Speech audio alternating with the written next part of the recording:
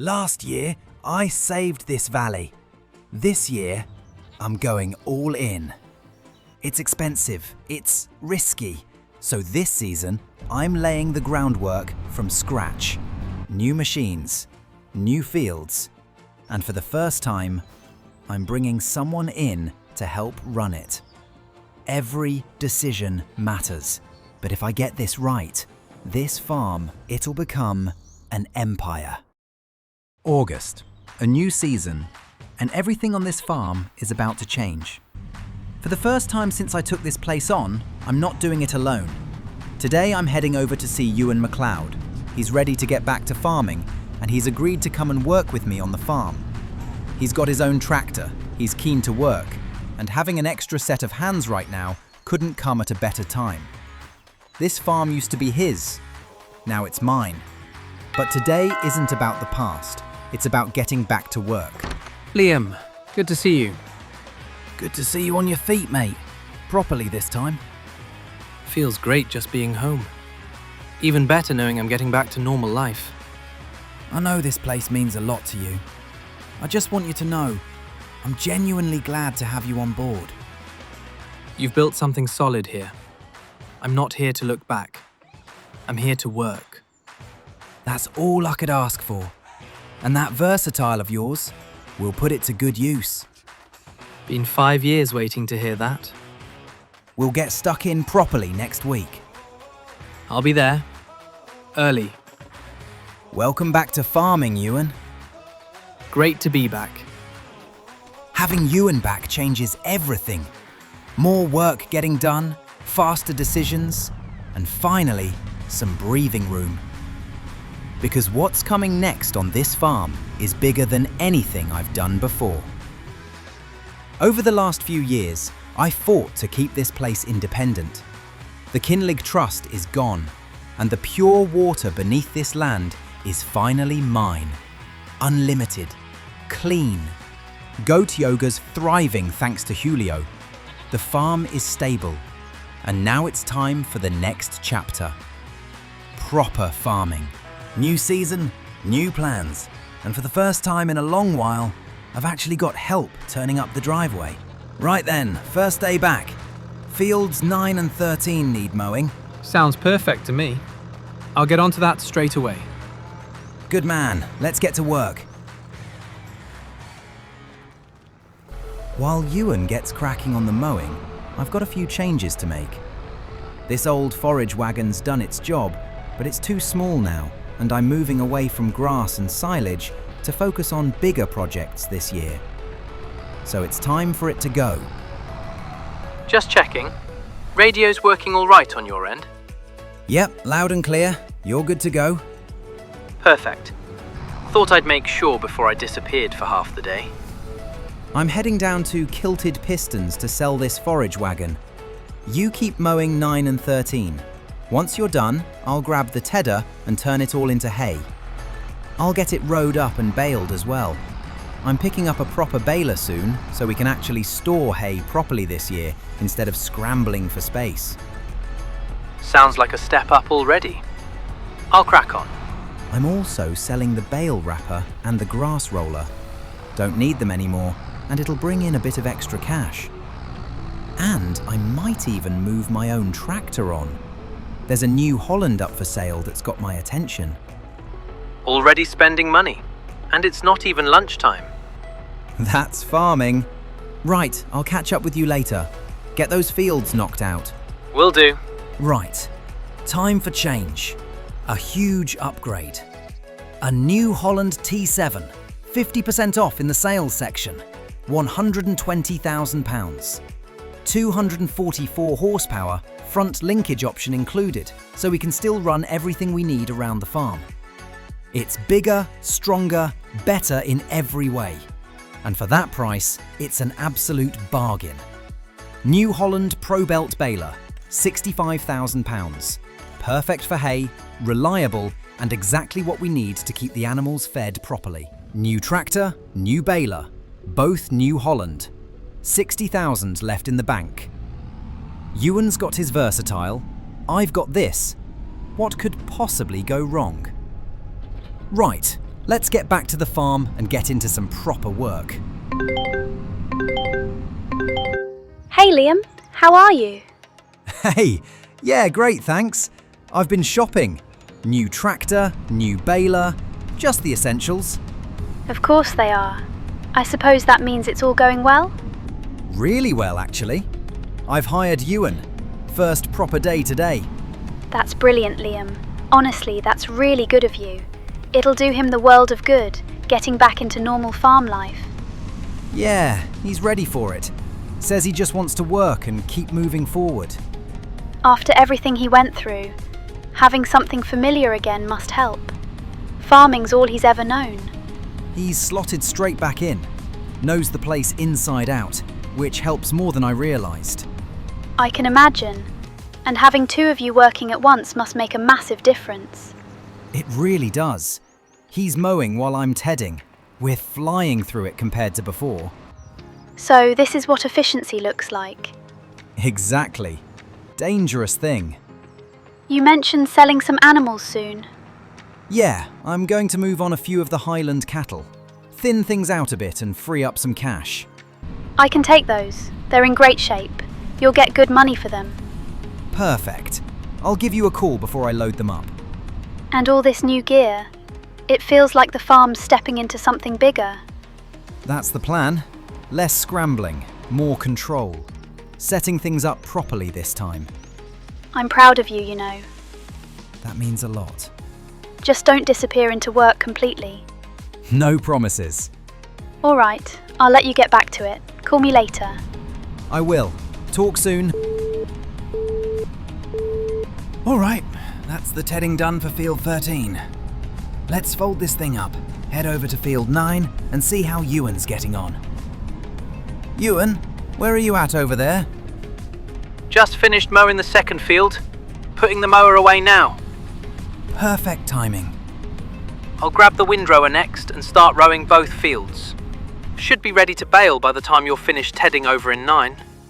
That's spot on. Honestly, this already feels way more efficient with two of us. Told you I'd keep busy. Once you've finished rowing both fields, fancy hitching up the winch and heading into the forest behind the goat paddock. Could do with getting some trees down and into the sawmill. Yeah, no problem at all. I used to do a lot of logging back in the day. I always thought that bit of forest needed clearing anyway. Good to see it finally happening. Perfect. Appreciate it. I'll crack on. This is exactly how I imagined it. Tedding done, mowing finished, rowing underway, and forestry ticking along in the background. Having two people on the farm changes everything. Right, time to get on with the baling.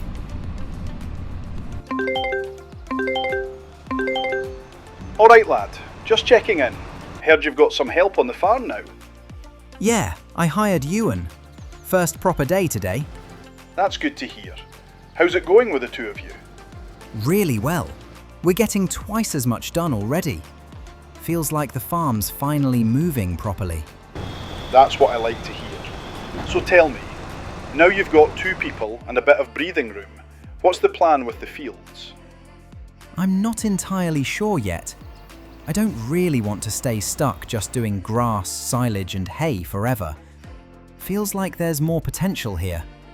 Funny you say that. I was thinking the same thing. Go on then. Have you ever thought about making your own fish food? Fish food? Aye, it's what keeps fish farms alive. And the stuff you buy in is usually poor quality and expensive. Right. I've got a fish food factory down at the docks. That's my main business. You bring me the ingredients, I'll process it for you. No charge. And what would I need to make it? 3 main things. Soybeans for protein, flour for binding, and some kind of oil. For the flour, you'd need wheat or barley, plus a flour mill. For soybeans, just a combine and the right planter. And the oil? Options there. Canola, rice, sunflowers or olives. Canola would mean more fields, especially if you're also growing barley. Rice works, but you've got short grain or long grain to think about. Sunflowers can be tricky, different headers, different kit. What about olives? Now you're thinking. Olive groves are a solid option if you've got the space. There's that big meadow next to the goat paddock, right by where that young fish breeding place is. That'd be ideal. You'd need a small tractor, a few orchard implements, plant the trees in March, and then harvest every October. You'd also need an oil mill eventually. That's a cost, but once it's set up, it pays itself back. And the fish side of it? There's a small fish breeding facility near your forest, just under 100,000, affordable. You start with young fish, feed them properly, sell them on, or hold on to them and scale up offshore later. That's how you build something serious. Feed control is everything. That actually makes a lot of sense. I thought it might. And remember, the factory's there whenever you need it. Drop the ingredients off, I'll sort the rest. I appreciate that, really. Anytime. Give me a call when you want to start moving on it. Ewan, you've done an unreal job this month. I'm going to head off for the day now. I'll see you next month. Sounds good. Thanks again, Ewan. Enjoy the evening. Will do. See you soon. Right, I'll hitch up the trailer, grab these hay bales, and get the cows fed before they start protesting. August's come to an end, and it's been a big one. New machines, proper hay made and stored, 44,000 litres of wood ready to sell, and the farm already feels more organised with Ewan on board. The cows are fed, the goats are happy, and goat yoga's ticking along nicely with Julio running the sessions. That steady income's becoming a real backbone for the farm. Having 2 people here has changed everything. More gets done, less gets rushed, and it finally feels like I can think a bit further ahead. September's coming up fast, and there's plenty lined up. More work, more decisions, and the start of something bigger. A full year ahead with Ewan on the farm, and I'm genuinely looking forward to it.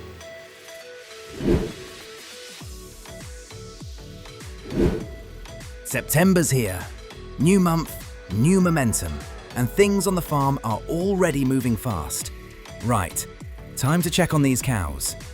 We've got 10 new calves on the ground, which is unreal. That's the signal I was waiting for. 10 cows, 49 months old, £3,000 each. Morning. Plan for today's pretty straightforward. I'm going to load up 10 of the older Highland cows and take them down to Fiona's market. Sounds good. Can you hitch up the trailer, load all the planks and beams from the sawmill, and run them down to the warehouse? Yep, I'll get onto that now. Perfect. Right, let's get set up. I'll be honest, I'm going to miss these cows. This is the first time I've sold any since I bought them nearly 5 years ago. They were the first proper livestock I ever had here. 49 months is a long time. They've given me 30 calves between them, kept the farm going in the early years, and now it's finally time for them to pay their way as well. That's farming. You can't keep everything forever. All right, girls, you've done well. Time to call Fiona and let her know. Hello? Hey, I'm on my way down with 10 Highland cows. Perfect timing. They'll fetch good money here. They're in great condition. Good to hear. I'll be there shortly. See you soon. That's 30,000 coming back into the farm. A tough decision, but the right one. Ewan, you back at the farm now? Yeah, just got back. Wood sold for about £50,000. Nice work. Any chance you can load up the lettuces and the dairy products and run those down to the warehouse as well? No problem. I'll take care of it. I'll park this trailer up once I'm back and then head down to Kilted Pistons. Time to pick up a new cedar and keep this year rolling. September's already paying off. Money coming in, work getting done, and the farm moving forward properly. Let's keep going. Right, that's the animal trailer dropped off. Job done. Time to head to Kilted Pistons and get ourselves a seeder. These fields are empty now, and September's the perfect time to get barley in the ground. I want a direct drill seeder. Something that lets me plant straight into the soil without worrying about cultivating first. All right, here we go. Let's see what this place has to offer. I'm torn between two options here. The Phoenix and the Aquila. The Aquila's wider, but it's £10,000 more, and I already have a fertilizer set up back at the farm. The Phoenix is 3 meters wide instead of 4, but with only 2 fields to plant, that's not a problem.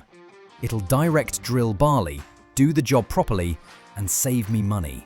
And we'll need seed to go with it. 3 pallets at 1,050 litres each. That gives me 3,150 litres.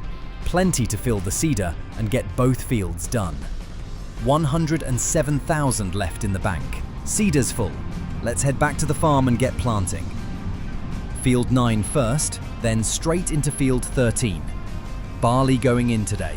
Let's get to work. Ewan, how are you getting on over there? I noticed the grass in the meadow was getting long, so I thought I'd crack on and cut it. I'll bale it up as well while you're planting. Look at you, taking initiative already. Figured I'd keep busy. Appreciate it. That helps a lot. Hi Liam, I hope I'm not interrupting. Not at all. I just wanted to thank you. Ewan's been so excited coming home from the farm every day.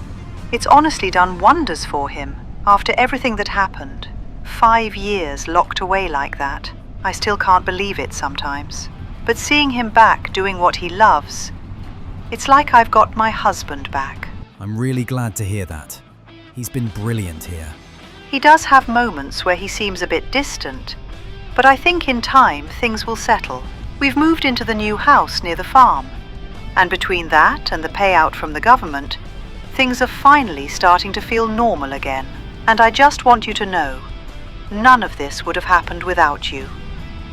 You didn't have to help uncover what the trust was doing, but you did, and I'll always be thankful for that. I'm just glad it all worked out in the end. So am I. Take care, Liam. Right, barley's planted, meadow grass baled. Everything's moving exactly how it should. Before the month's out, I'll collect the goat yoga income. £10,000 thanks to Julio running the classes. September's been a strong one. Crops in the ground, money coming in, and the plan rolling forward nicely. October's up next, and at this rate, we're only just getting started.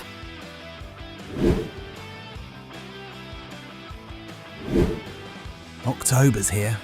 Colder mornings, shorter days, and winter not far off. Time to start thinking ahead and getting things ready before the weather turns. Morning, Ewan. Today's job is forestry. I want you out in the forest getting more trees down and into the sawmill. Cut what you can, get it winched out, and let's get that sawmill filled up properly for winter. Sounds good. I'll head straight out there and get stuck in. Perfect. Shout if you need anything. Right, Kilted Pistons first. Let's move this cultivator on. £5,600 back into the account. There's a trailer in the sales section, nearly half price. Perfect for next year's barley harvest, £19,000. Let's take it. All right, let's get this thing hitched.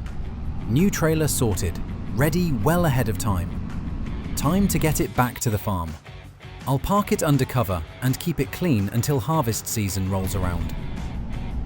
With that done, it's time to fertilise both barley fields and keep everything ticking along nicely. Liam, just thought I'd check in and see how you're getting on. Good to hear from you. Things are going really well, actually. I heard you've brought Ewan onto the farm. Yeah, he's settled straight back into it. Having 2 people here's made a massive difference. You've become a bit of a local hero, you know. Freeing Ewan, standing up to the trust. People haven't forgotten that. I just did what felt right.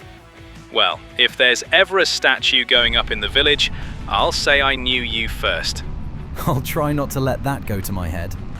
Seriously though, if you ever need a hand, advice, anything at all, just give me a shout. Happy to help where I can. I appreciate that. Means a lot.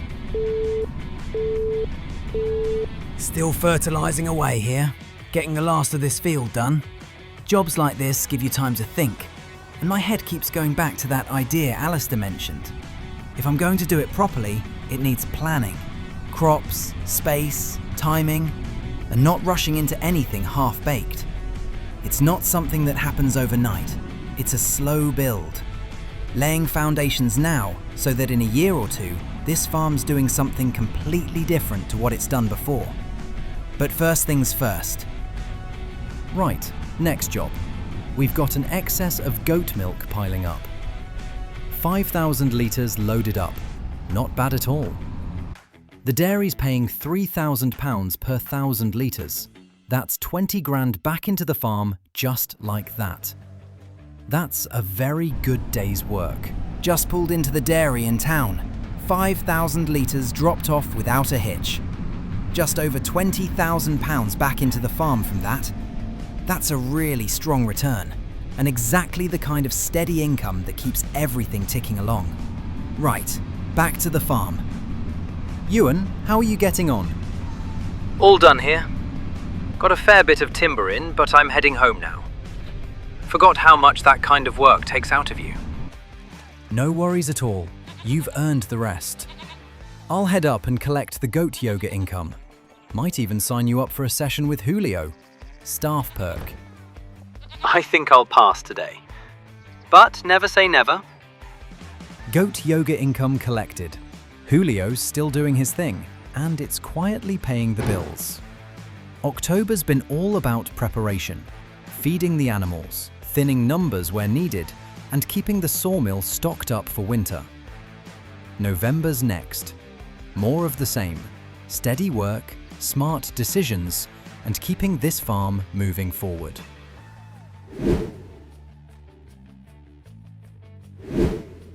November's here. Colder mornings, frost starting to hang around, and winter preparations well and truly underway. Right, time to check on these beautiful Highland cattle. The oldest ones are 24 months now, valued at around 3,000 each, which is great. We're not selling yet though. They're about 4 months away from calving, so they stay put. Everything's looking healthy. All right, let's go check on these goats. Goat yoga barn's full again. They've done really well. But this is a farm. It's a business. We only need to keep enough for the yoga sessions. The rest need to earn their keep. Morning. We're going to sell some goats today. Can you grab the animal trailer over by the paddock and bring it round? Yep, I'll get onto that now. I'll give Fiona a call and let her know we're bringing some goats down. While that's happening, I'll feed the cows and goats some hay and keep everyone happy. Hey you, what's up? We're sending a trailer load of goats your way today. 13 of the older ones. Perfect. They're in great condition. You'll get good money for them. Good to hear. Ewan's bringing them down shortly. I'll get the pens ready. And it's really good what you're doing for him. Yeah. Feels like the right thing. All right. See you later. Talk soon. All right, keep coming. Straight. Easy does it. And stop. All good. Set it down there and we'll get them loaded. Let me know when you're done. 13 goats loaded. Oldest ones. You're good to head off. Sounds good. I'll check back in later. Right. Let's feed the remaining goats some hay, then we'll check what timber we've got for the day. After that, I'll hitch up the trailer and get the wood and lettuces moved as well. Liam, good to hear your voice. Godric, yeah, same here. How are you holding up over there? Taking it day by day. Montana's changed. What do you mean? Nathan bought my old farm. Every field. Turned the whole place into a poplar empire. You're kidding me. Nathan, the mechanic. Grace told me everything was under control. Yeah, she may have lied to you. Rows and rows of poplar. Big money, big machines. I didn't even recognize it. That's mad. After everything. Yeah. Took a while to accept it. But I'm done fighting ghosts. So, what now? I bought a different place. Smaller, rougher, but it's mine. Starting again from scratch. Sometimes starting over's the only way forward. Exactly. I'm building something new this time. On my terms. You'll make it work. You always do. And you? Yeah, hired my first employee, Ewan. First full season together. Farms never run this smoothly. That's good to hear. Sounds like you're building something solid. We'll catch up properly soon. Don't leave it too long. Take care of yourself. The cows are looking great. They're in really good shape. Yeah, thanks for all your help this month. Not much else happening now. I'll let you know what's coming next. That's November wrapped up. Winter's coming in, the farm's stable, and we're set up well for what's next. And now, a massive thank you to our next-gen legends. Chris 47362, Mud and Chrome, Ewanisht 1296, and Vivid Shadow. Your support genuinely keeps this series going. See you in December.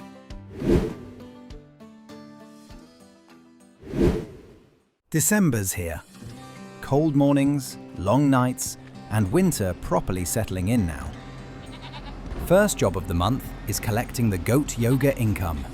9,000 from last month, 9,000 from this month.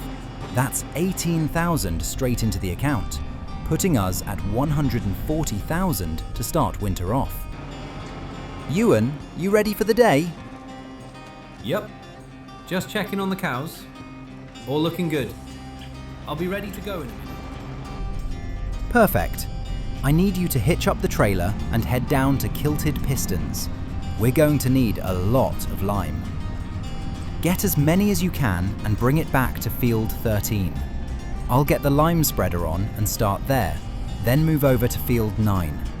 We'll probably need a few top-ups along the way. Sounds good. Lucky this stuff's cheap.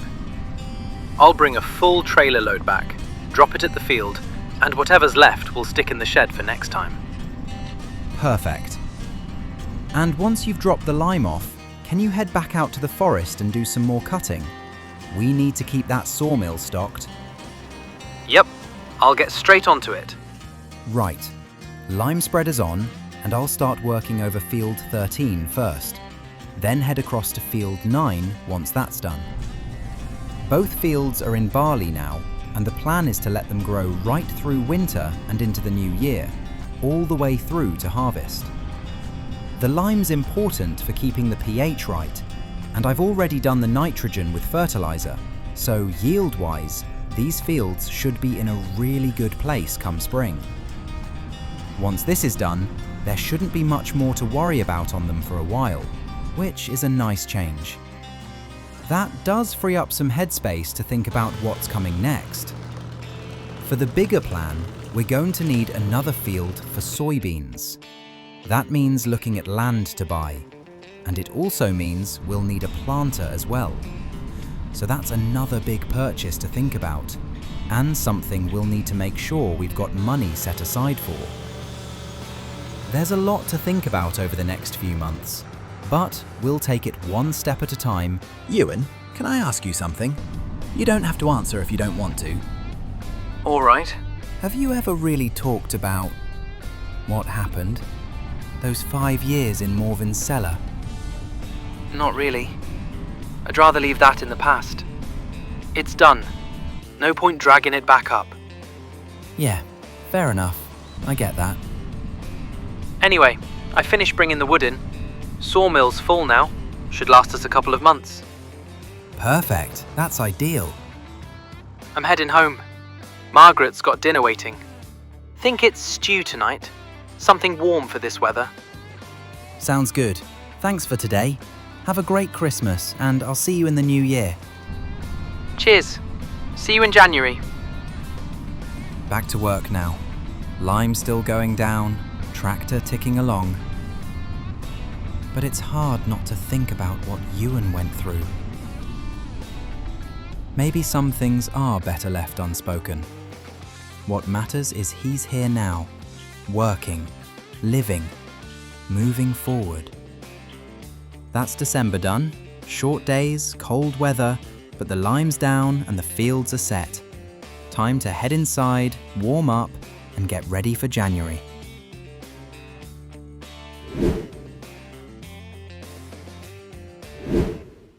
January's here. New year, same cold air, but the farm's in a good place. Morning, today's pretty simple. If you hitch up the trailer and sell the timber from the sawmill, I'll stay here, feed the animals, and deal with the wood chips. Sounds good to me. I'll get onto it. Perfect. Let's crack on. Right, with Ewan heading off to sell the timber, I'll stay back here and get on with my side of things.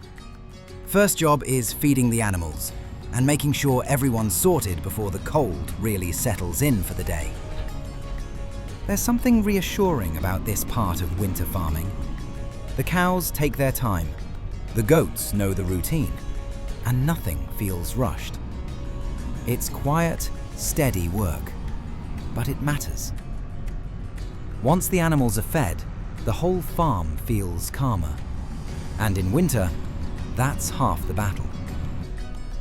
What I'm noticing more and more lately is how smoothly everything's running now. The beef cows are building value year on year. The goats are producing consistently, and goat yoga keeps bringing in money without putting pressure on anything else. The greenhouses are ticking over quietly in the background, and the sawmill's doing exactly what it should. None of it relies on one big gamble. It's lots of smaller systems, all supporting each other. That kind of balance is what lets this place grow without feeling like it's constantly on edge. Which brings me to the next job. Time to finally put this new trailer to work and move all the excess wood chips we've built up from the sawmill. January's the best time to sell them. Demand's high, prices are good, and it's a clean way to bring in cash when crop work slows right down. Closest sell point is the Logistics Centre Railroad. Short drive, low fuel cost, and they're paying £550 per 1,000 litres. We've got 57,000 litres to move in total. Once it's all sold, that's just over £31,000 back into the farm. Each trailer load holds about 18,000 litres, selling for just over £10,000 a run. It takes a few trips, but for winter income, that's hard to beat. Wood chips are one of those things you don't really think about at first, but over time, they become a really solid part of the business.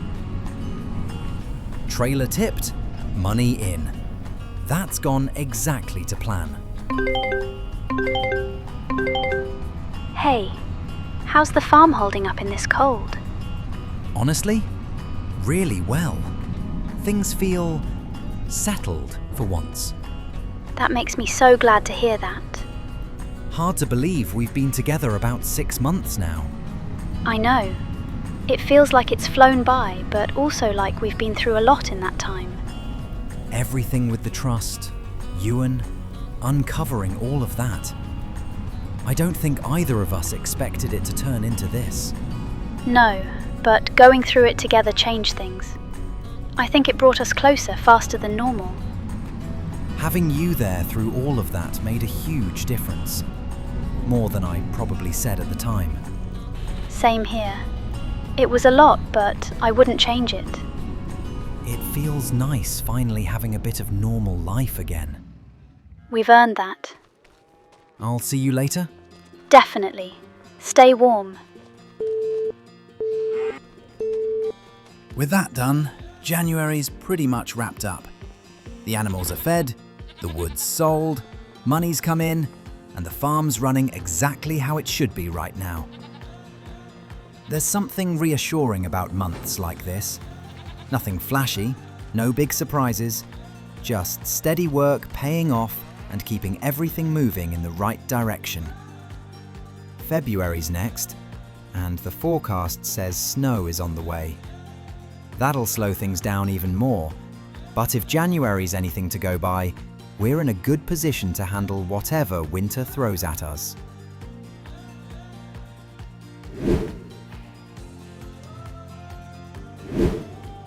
February's here, and the snow's arrived with it.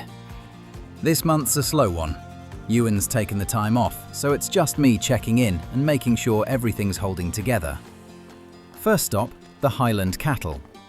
The 27-month-olds are doing really well, and there are another 10 calves due next month. Everyone's healthy, fed, and handling the cold just fine. The sawmill's ticking along nicely too. Plenty of wood stocked up, machines running smoothly, and nothing needing attention right now. The goats out in the paddock must be feeling the cold, poor things. But they're all fed, sheltered, and still producing plenty of milk, which is good to see. We're up to 60 goats out there now, and counting. All happy, all looked after, and doing exactly what they should be doing. The little dairy's chugging along as well. 1 pallet of goat butter, 1 of milk, and 1 of cheese all ready to go. For a quiet winter month, that's a solid result. The goat yoga goats are warm and comfortable in their barn, keeping people entertained and spirits up, even in this weather. And the goat yoga studio itself is still bringing in steady income, £7,000 this month. Not huge, but I'll never complain about reliable money in the middle of winter. Big thanks to the goats, and of course, Julio. That's pretty much February done. Not much action, but everything's stable, and that's exactly what you want in a month like this. Time to get out of the snow, warm up inside, and get ready for March.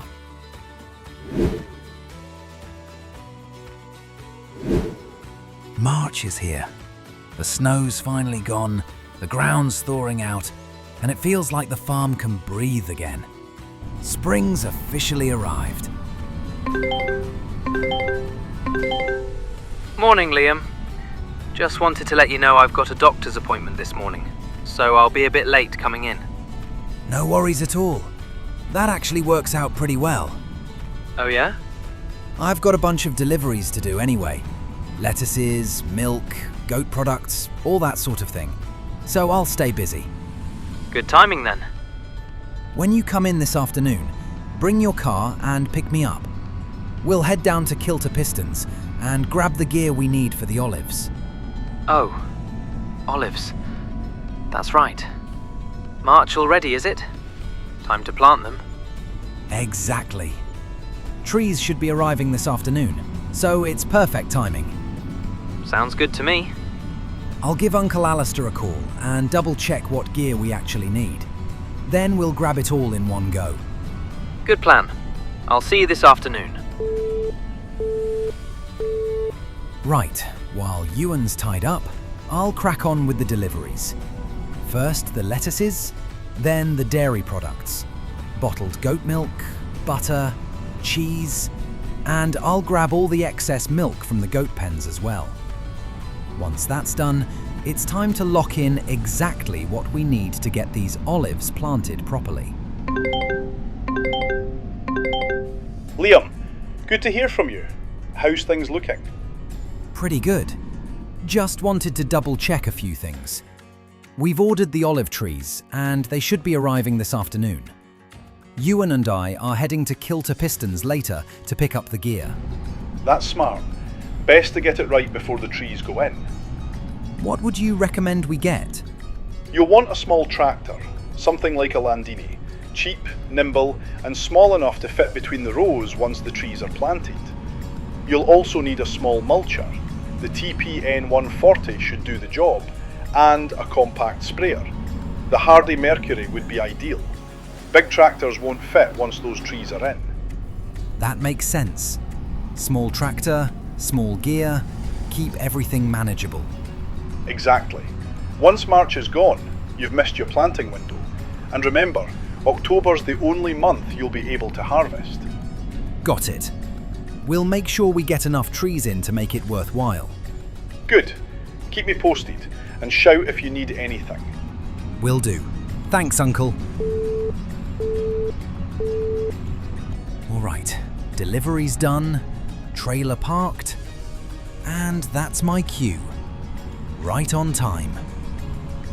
This is the part where things start to get real. Afternoon. Ready to spend some money? Very much so. I just got off the phone with Uncle Alistair, and he reckons we need to keep this simple and small. What's he thinking? Small tractor first, something light enough to get between the rows once the trees are in. Big tractors would be a nightmare once those olives are planted. Exactly. Then a small mulcher and a compact sprayer. Sounds like the right setup. All right, let's see what they've got in stock. This is it. Landini Rex 4 GT. 70 horsepower, compact frame, light blue. 42,500 pounds. Front 3-point attachment as well.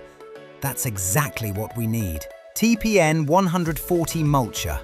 4,500 pounds. Simple, reliable, job done. Hardy Mercury sprayer. 4-meter working width, 28,000 pounds.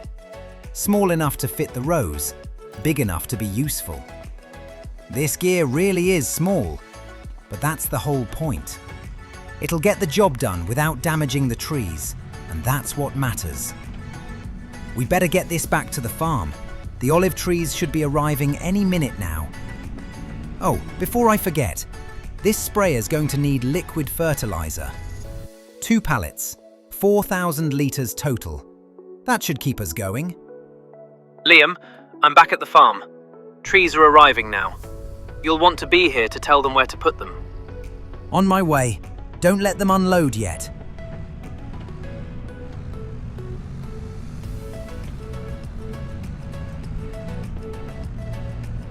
Right, this is going to look incredible.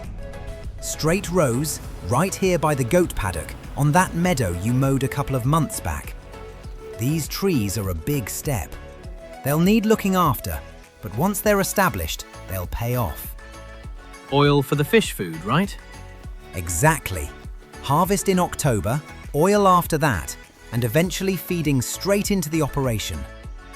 Best part is, we didn't even need to use proper field space, just land we already had.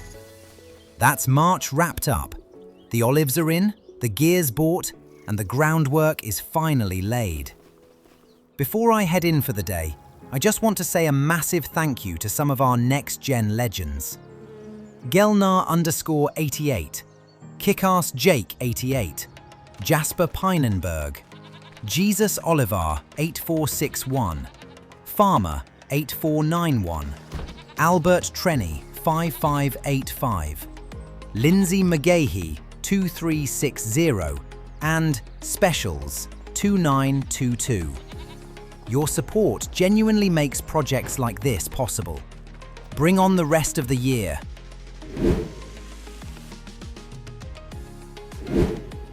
April's here, and spring's properly arrived now, and there's a lot to get through if we're going to keep this momentum going. First things first, let's check on these cows. 40 in the pen now, with the newborns doing well.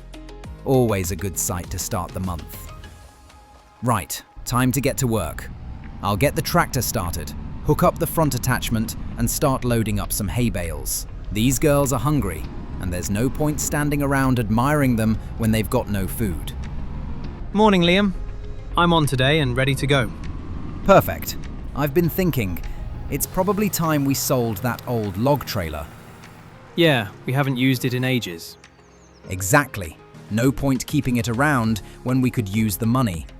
Take it down to Kilter Pistons and see what we can get for it. Should fetch around 30 grand, I reckon. That'll do nicely. Once you're done, head back here and we'll talk about what's next. All right, let's move into the next phase of the plan. I've been looking at Field 10, the one next to your place. Good size, decent shape, and it's right where we need it. If you're thinking soybeans, you'll need a proper planter. That seeder you've got won't handle it. Yeah, you're right. Let's see what the shop's got. Right, here we go. Horsch Maestro planter. 6.7 meters wide. £65,000. Pricey, but it'll do the job properly and get that field done in no time. That is a nice bit of kit. Brand new, clean, and exactly what we need for soybeans. And of course, I don't actually have any seed. 1 pallet of soybean seed should do the trick. All right, seed loaded, planter ready. I'll get this back to the farm and start lining things up. Once Ewan's back, we'll be in a good position to push on. Right, field 10. Sitting perfectly between fields 9 and 13. £130,000. We've got 230,000 in the bank, so that leaves us with 100 grand to play with. Let's do it. I'll grab the soil information as well. Always good to know what we're working with and keep an eye on the environmental score. That's field 10 sorted. First time pulling into this field properly. Straight past Ewan's place, through the gate, and here we are. It's a good looking field. Nice shape, decent size, and plenty of potential if we treat it right. This feels like the next big step. Planting soybeans here isn't just about this field. It's about everything timed together. The soybeans will go into the fish food. The olives we planted last month will give us the oil. And the barley growing out in fields 9 and 13 will be turned into flour. 3 ingredients, 3 different systems, all working toward the same goal. The only real bottleneck now is processing. We're going to need a flour mill to turn the barley into flour, an oil mill to turn the olives into oil, and eventually a combine harvester to actually bring the barley in. None of that's cheap. Those production buildings will easily cost over £200,000 each, and right now we've got just under 100,000 left. That probably means loans, or careful timing, or both. The one thing that helps massively is Uncle Alistair's fish food factory down at the docks. Being able to use that saves us a huge upfront cost and buys us time. As long as we keep building piece by piece, this should work. And that's it. Soybeans are in the ground. April's the last window to plant them, so I'm glad we got that done in time. With field 10 planted, April's been a big one. New land, new crops, and another piece added to the bigger plan. Before heading in, I'll check in on the goat yoga income from Julio. As always, that steady money keeps things ticking over while we build. There's a lot invested in the ground now. Barley growing, soybeans planted, olives settling in. From here on out, it's about looking after what we've put in. The olives are looking healthy. Still early days, but they're settling in nicely. I haven't taken soil samples here yet, so that's something I'll need to do soon to make sure we're giving them the best start. April's done. On to May.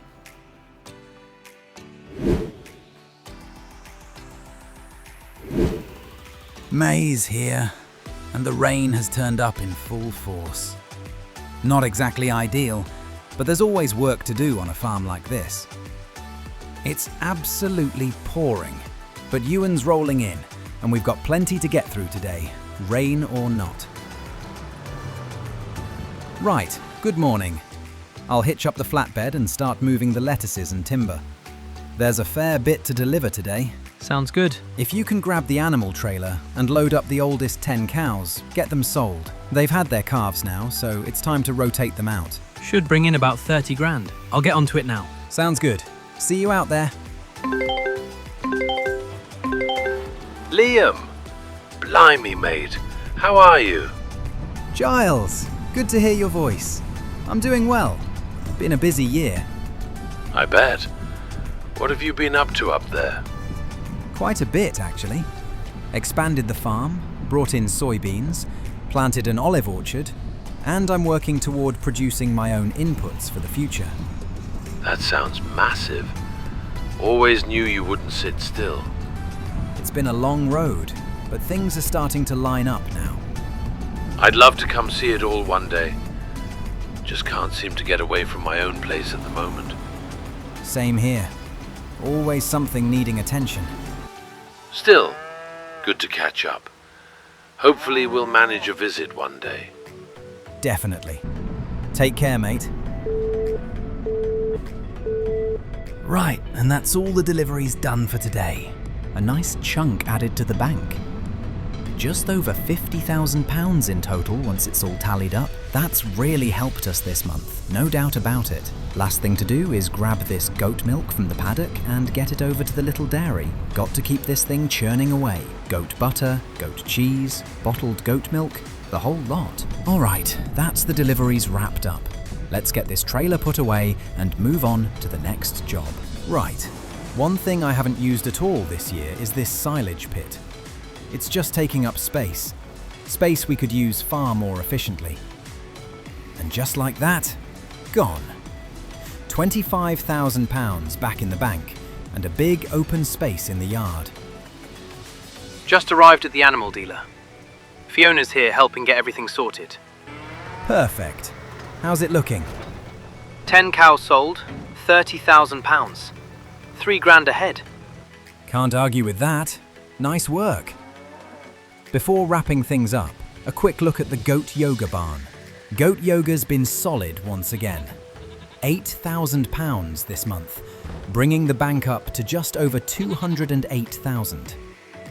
Between the cow sales, deliveries, and steady side income, May's been another strong month, even in the rain. That's May done. Onward into June.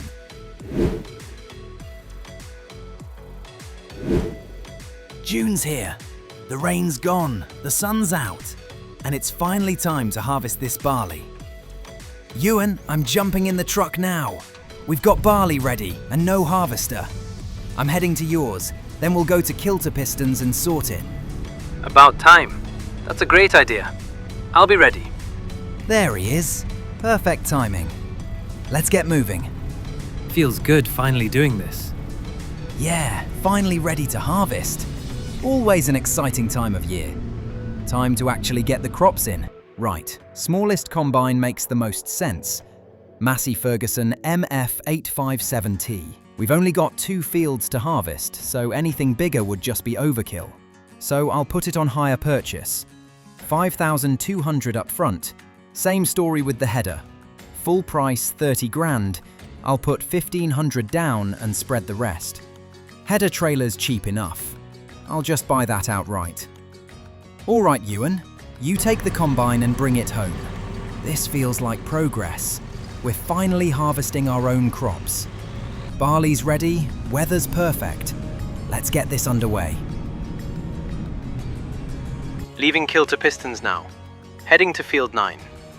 Perfect. Start in 9, then move to 13.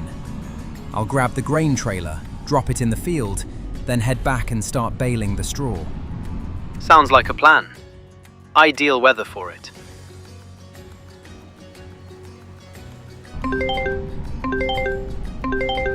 Hey, I heard harvest finally kicked off. It has. Barley's coming in nicely.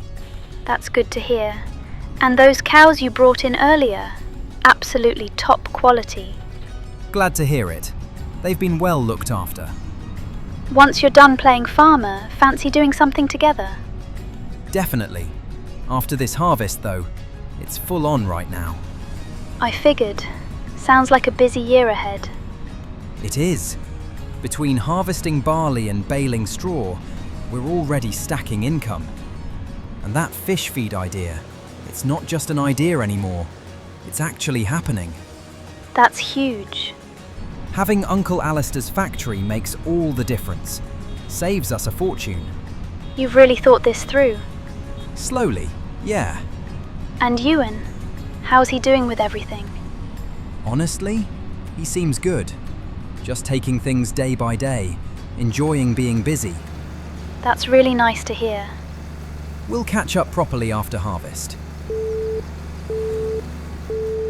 Right, that's the last of Field 9 unloading now. Barley flowing clean into the trailer.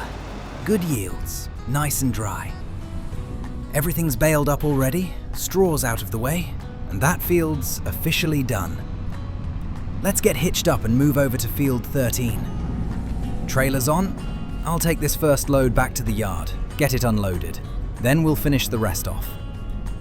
18,500 litres going straight into bulk storage. This shed used to be full of loose hay. Now it's bales instead, so this space is perfect for grain. Barley stored, clean and safe. Love it when things just work. All right, back out to the field. Let's wrap this harvest up properly.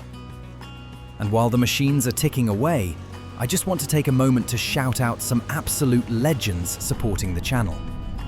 Valdis Yogi 2782, Nikolai Andra 6975, W Smith 201279, Abs_3369, Ricky Gaming 4923, and Nux 1983.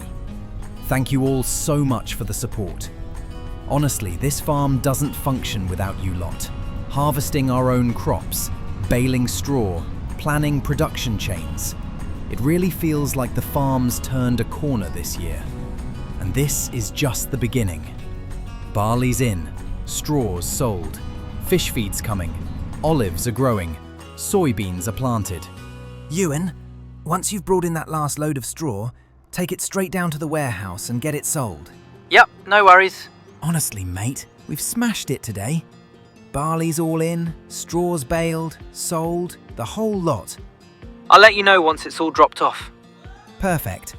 I'm bringing in the last trailer load now. Great having your help today. Go get some rest once you're done. Oh, don't worry, I will. Might even do a bit of goat yoga to loosen up after all that driving. You do that. All right, see you soon. See you, Liam. All right, and that's the last load tipped. 50,000 litres sitting in storage. That's plenty to turn into flour, and only the start. And of course, Ewan's in the goat yoga studio. Stretching's important after a big day. Glad it comes free with the job. Might have to make it mandatory. Anyway, enjoy yourselves. Ah, here we go. £10,000 from goat yoga this month. Not bad at all. June's wrapped up. Barley harvested, straw baled, money rolling in. One more month to go. Onward to July.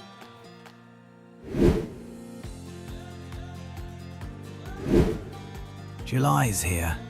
Harvest's behind us. And now it's finally time to focus on these olives.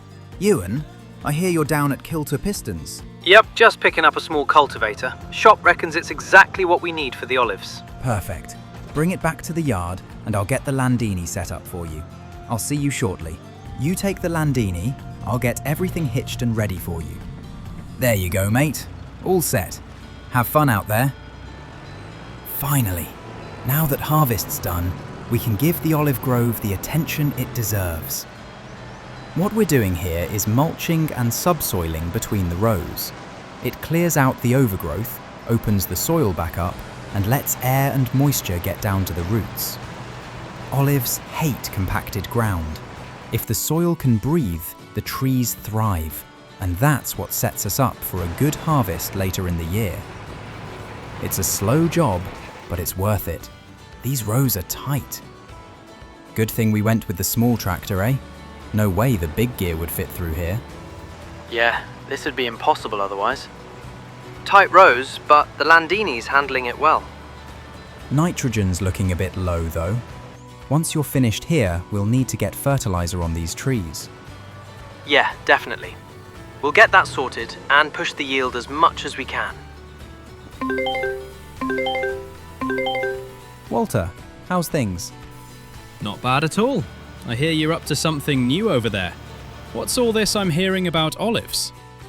Planted them back in March.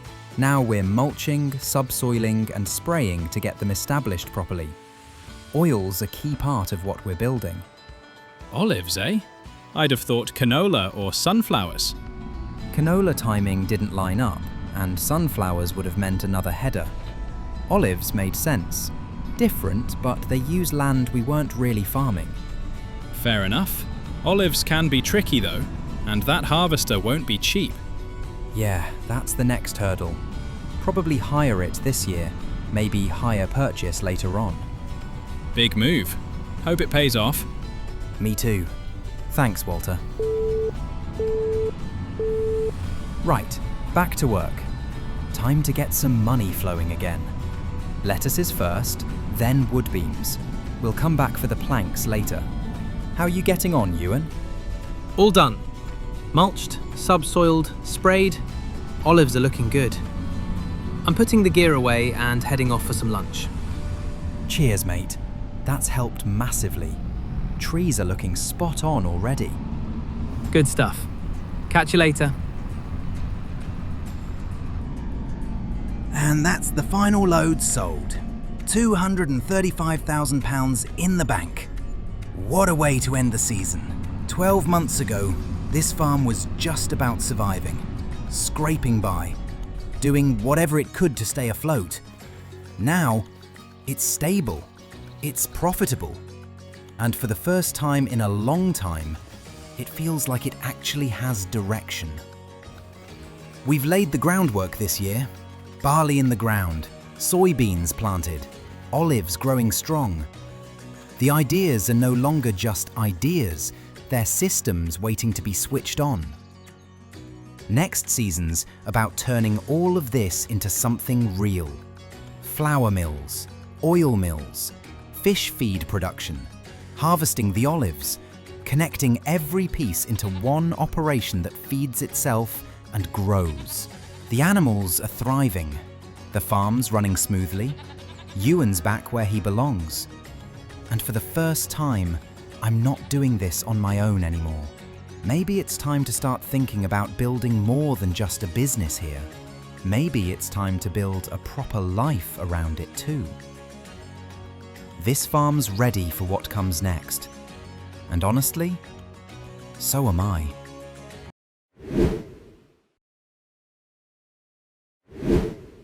August's here, and we're into a brand new year on the farm. This is the season where everything we've been building toward finally starts to matter. Olives are nearly ready, soybeans are in the ground, and the fish food plan we've been talking about for years is no longer just an idea. It's becoming real. Last season was all about foundations. We planted olives, expanded the fields, brought soybeans into rotation, and proved the farm could actually run as a business. Morning, mate. Busy month ahead. Morning, Liam. Feels like things are finally getting serious now. I'll be feeding the cows and checking the stock this morning. The soybeans, though, weeds have gotten away on us. Can you head to Kilted Pistons, load the small sprayer with herbicide, and get that field sorted? Yeah, that's no problem. Might take a bit longer with the small sprayer, but it'll do the job. Perfect. Right, let's get to work. First job of the day is feeding these Highland cattle. They've been patient, but they're definitely ready for breakfast. 2 bales should keep them happy for now. They're looking good this year. Healthy, calm, and right on track. This year's going to be expensive. Olive harvester, oil mill, flour mill, none of that comes cheap. There's a good chance we'll need to talk to the bank, maybe take on some debt, but that's the reality of growing something properly. The difference now is we've got steady income. Lettuces, lumber, livestock. The farm's carrying itself while we invest in what comes next. Once the olives start producing oil and the barley's turned into flour, everything feeds into the same system. Soybeans, flour, oil, all heading down to Uncle Alistair's fish food plant. From there, fish breeding, and one day, full aquaculture in the loch. It's a long road, but for the first time, every part of the plan actually connects. While Ewan's out spraying the soybean field, I'll finish checking the animals and head over to the goats next. Numbers are growing again out there, and we need to stay on top of it. August's just the beginning, but it already feels like this is the year everything changes. Right, forks away. Time to check on the goats.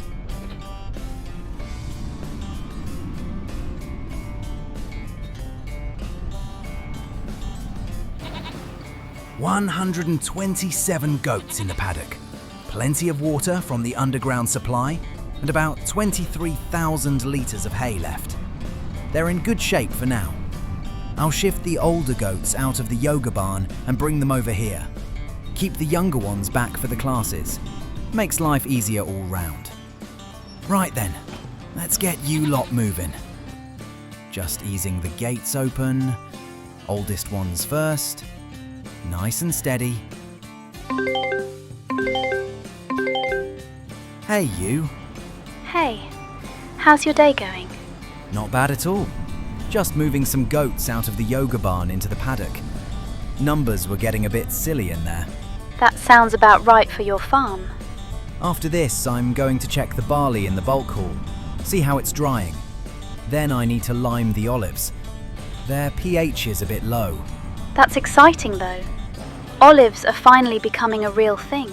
Yeah, feels like it's all starting to connect. What are you up to today? I'm down at the animal dealer. Repenning lambs, checking weights, sorting paperwork. Busy, but I love it.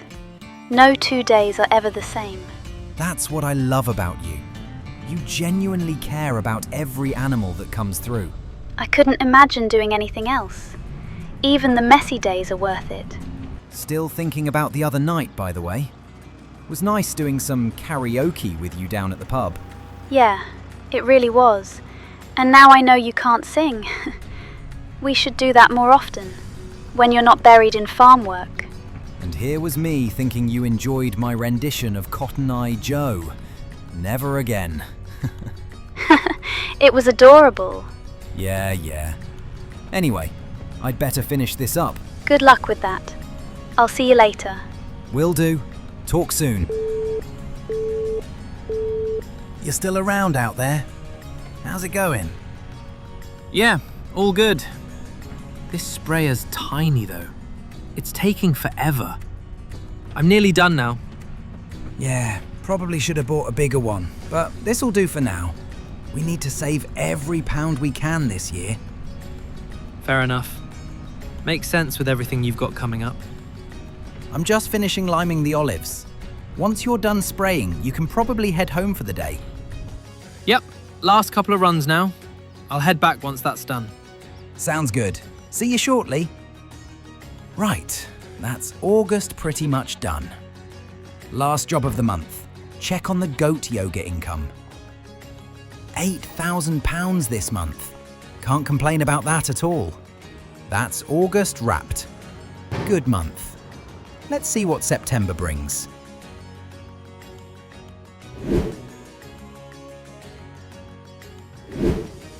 September's here. Olives are growing nicely now. Not long until harvest. And of course, pouring rain. Classic Scottish September.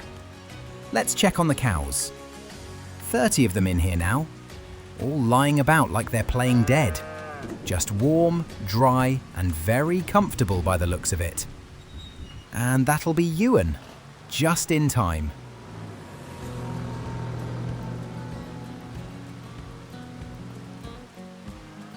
Morning, Ewan. Cows are looking spot on. Yeah, they're in great shape. Can't complain at all. I'll be picking up the lettuces today and taking them down to the warehouse, along with the timber from the sawmill. While I'm gone, can you hitch up the cedar and get barley planted in fields 9 and 13? This rain should leave the ground perfect. Yep, sounds good. I'll get straight onto it. Right then, let's get to work.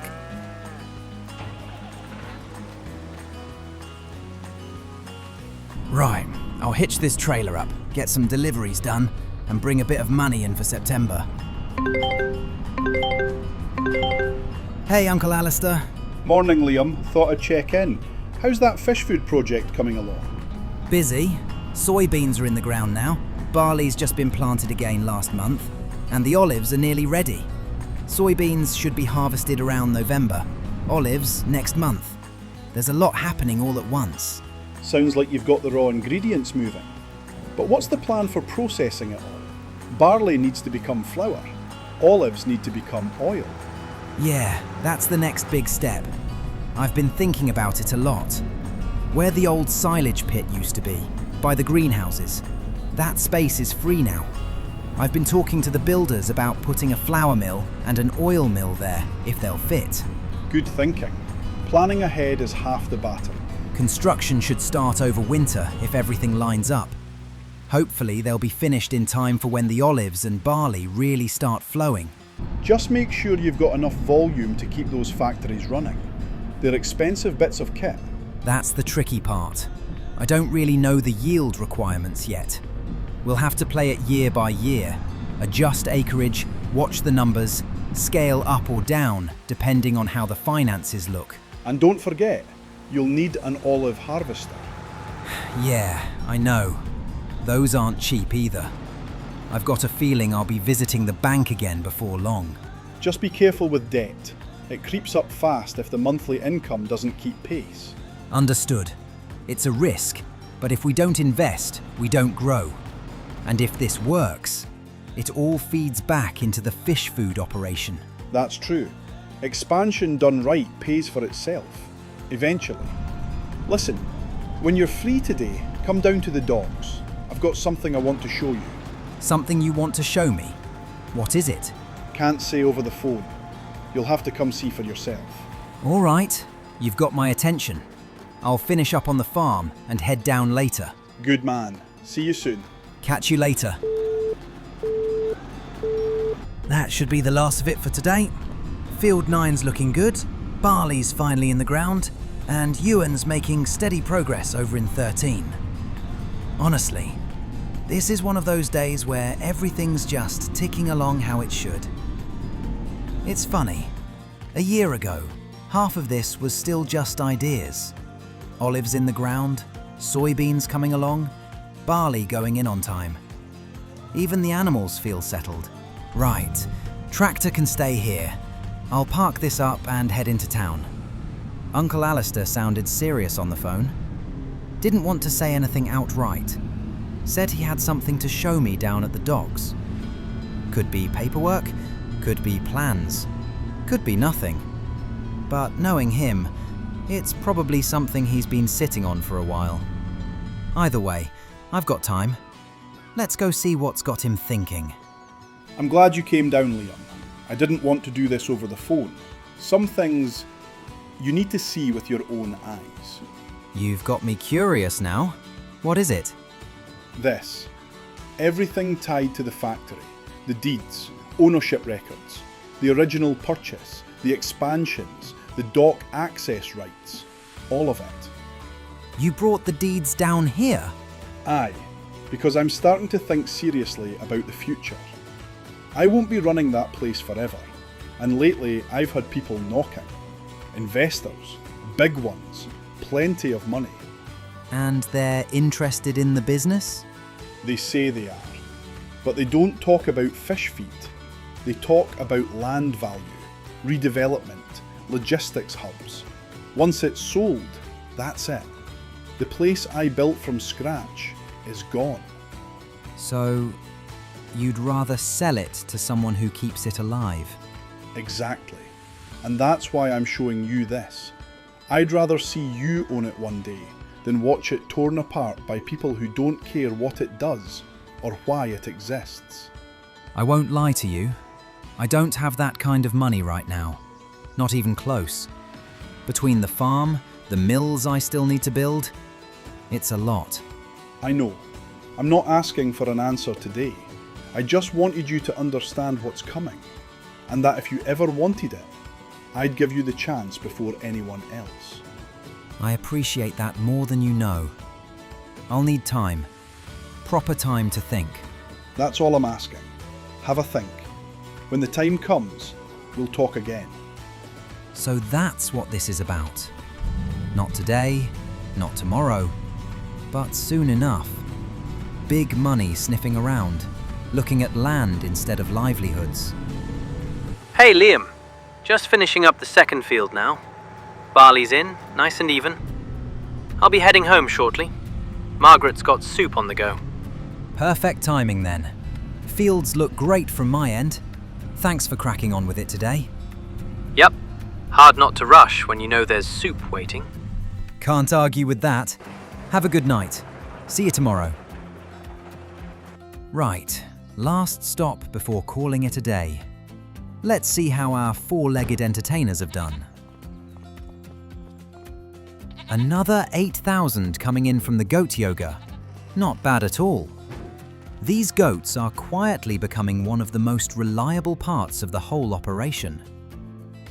September's wrapped up nicely. Crops are in, animals are settled, and there's bigger questions on the horizon. But we'll tackle those when the time comes. Onwards into October.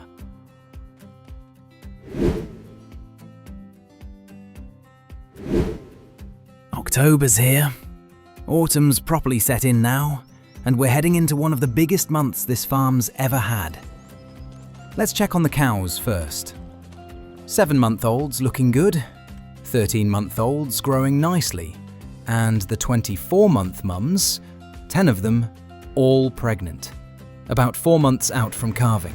Just in time. That'll be Ewan. October means olives, and right now we don't have a harvester. Yeah, I was wondering how you were planning to tackle that one. There's no way we can buy one outright. Budget just won't stretch that far.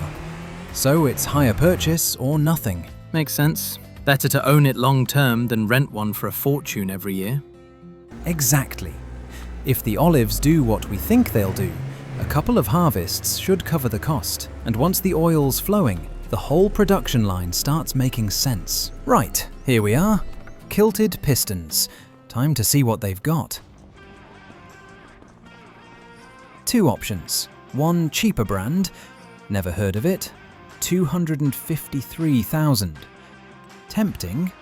And then there's the New Holland, 306,000. More expensive, but it's a name I trust. I've already gone New Holland with the tractor. Might as well stick with what I know. 182 horsepower, 4,000 litres of olive capacity, 4 miles an hour working speed, 5% deposit, 15,000 up front. Monthly repayments are going to sting, 25,000 a month. That's not small money. But this is the cost of moving forward. Well, here it is. New Holland Browd 9090X Olive. Never driven one of these before. Never harvested olives before either.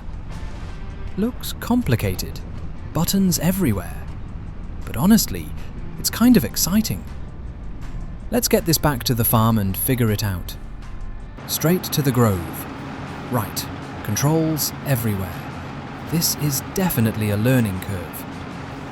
New Holland tractor, New Holland olive harvester. If nothing else, we're committed now. Alright, here goes. How's it going out there? You figured it out yet? I think so. Olives are flying into the back and the trees are clearing, so that feels like success. That's a good sign. I'll hitch up the flatbed and start hauling timber from the sawmill. We're going to need the cash after that purchase. Yeah, no kidding. This year's getting expensive fast. Once the timber's sold, I'll head back into the forest and get some more trees down. Perfect. Cheers, mate. And just like that, we're harvesting olives. One more piece of the puzzle finally moving into place. Right, that's 4,000 litres full. Time to unload this harvester into the trailer Ewan parked up for us. Alright, here we go. Look at that, olives flowing straight in, filling the trailer nicely. 4,000 litres. Love to see it. Right then, back onto the rows. Plenty more to get through today. Hello, Liam speaking. Hi, Liam. Sorry to call out of the blue. My name's Callum Reed. Walter gave me your number. Oh yeah? Right. And what can I do for you, Callum? I'm a local land consultant. I work around Kinlaig and the surrounding estates. Forestry, production land, infrastructure, that sort of thing. Walter mentioned you've been expanding pretty aggressively this past year. I suppose you could say that. We've had a lot on the go. Olives, soybeans, forestry, livestock, and now I hear talk of production chains and processing facilities. That's not something many farms around here attempt. It's definitely not the easy route, but it's the direction we're heading. That's exactly why I wanted to reach out. Farms that try to do everything themselves usually struggle. Farms that plan 5 years ahead, they tend to survive. And where do you fit into all this? Let's just say I keep an eye on land movements, sales that don't make the listings, sites with long-term potential that most people overlook. I won't lie, expansion's on the table, but money's tight right now. I expected that.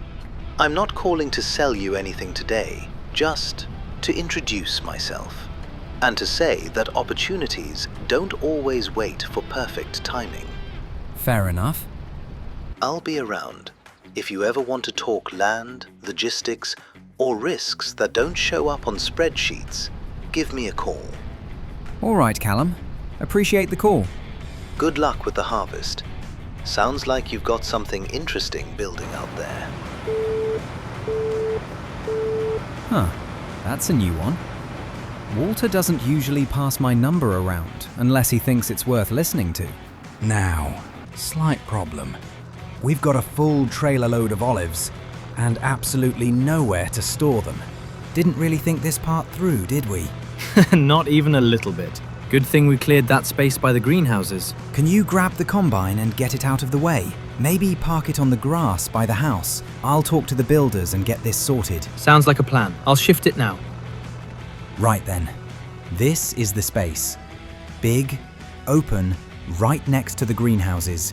£240,000 for the oil mill. But if this plan's going to work, this is non-negotiable. And there it is. Just like that. A full-scale oil processing mill. Big blue building, fits nicely in the yard. Drop-off point right at the front, collection area around the back for bottled oil. And back here, a small office. Somewhere to manage logistics, production, and all the boring but important stuff. All right, let's fire this thing up. Olive oil production is live. 240 cycles per month. It takes 25 olives to produce 10 litres of oil. We haven't crunched the numbers yet, but we will. How many olives we need depends entirely on how much fish food we plan to make at Uncle Alistair's factory. For now, we get this running, see what the yields look like, and adjust the orchard size if we need to. Here we go. Look at that. Olives tipping straight into the mill. Months of work finally moving into the next stage. Right, your turn to enjoy the new harvester. You can finish off the olive rows. I'll take it easy for a bit with the tractor and trailer. Sounds like a plan. Plenty still to do, but this feels like a big step forward.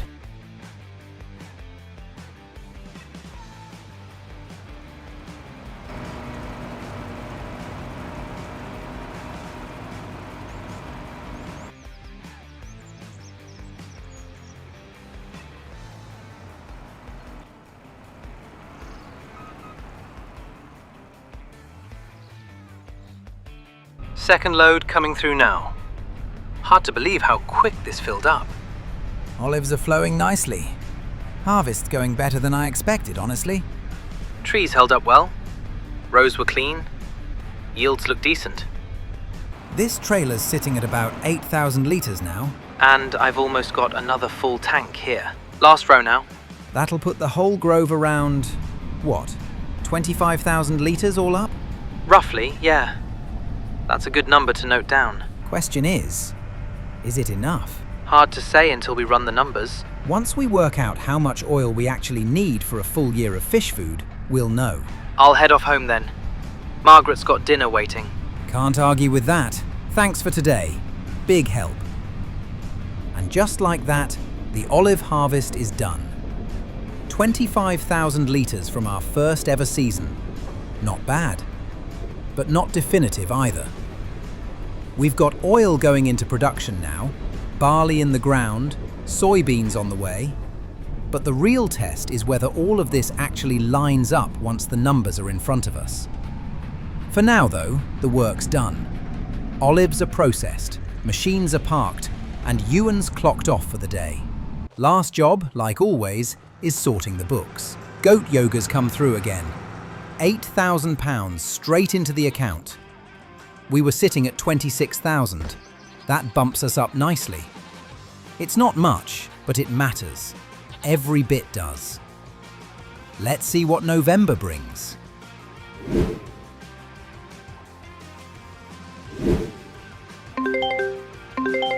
Hi Liam, it's John from the bank. I'm calling about your account. We received your loan payment this month, but it was late. I need you to check your accounts today and make sure there are sufficient funds by the end of the month. This is the first time you've missed a payment, and we can't allow that to happen more than 2 months in a row. I understand.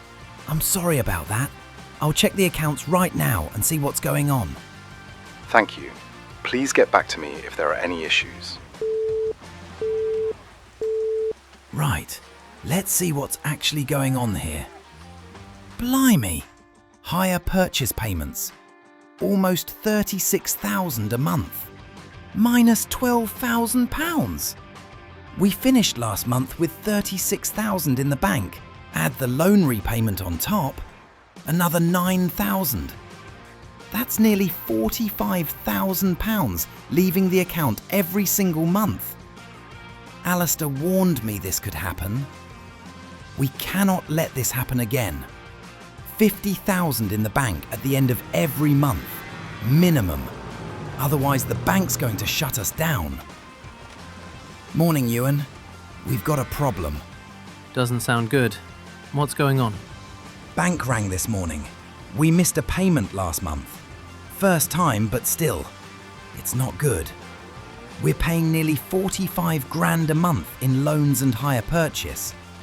Didn't fully clock how heavy that was going to be. Right. So this month's about damage control. Exactly. Once the rain clears, can you prep the combine and start harvesting the soybeans? While you're doing that, I'll run deliveries. Lettuces, goat milk, dairy products. Feed the animals. Keep everything moving. Sounds like a plan. Hopefully we can at least break even. We need to. Hey, how's it going? Hey, you don't usually sound like that. What's going on? I'm starting to worry, Fee. The loans are hitting harder than I expected. Higher purchase on the harvester, the oil mill, the combine, plus the main loan. We're bleeding money every month right now. Liam, that's a lot of debt. I know, but we were investing in the future. Productions take time. Investing's fine, but only if you can survive the short term. You need breathing room. Cash, now. I've been looking around the farm, and honestly, the animals might be the answer. What do you mean? I've got over 200 goats. Too many. And we don't have the fields to keep making hay. Hay's running low already, and winter's even started yet. Selling goats would make sense. My bosses would take them. Good quality stock too. I've even thought about selling the beef cows, resetting the animals completely. Keep the goat yoga goats, sell the rest, start fresh once finances stabilise. That's not failure, Liam. That's survival. Sometimes stepping back is what lets you move forward again. I hate the idea, but I hate the idea of losing the farm more. Whatever you decide, I've got your back. We'll make it work. Yeah, thanks. Okay, I'll see you later, yeah? Yeah, definitely. Bye. Right, enough talking. Time to earn. If this month doesn't turn around, we'll have to make some hard calls. While I'm running these last deliveries, I just want to take a moment to thank the people who genuinely keep this farm moving. The next-gen legends. You know who you are.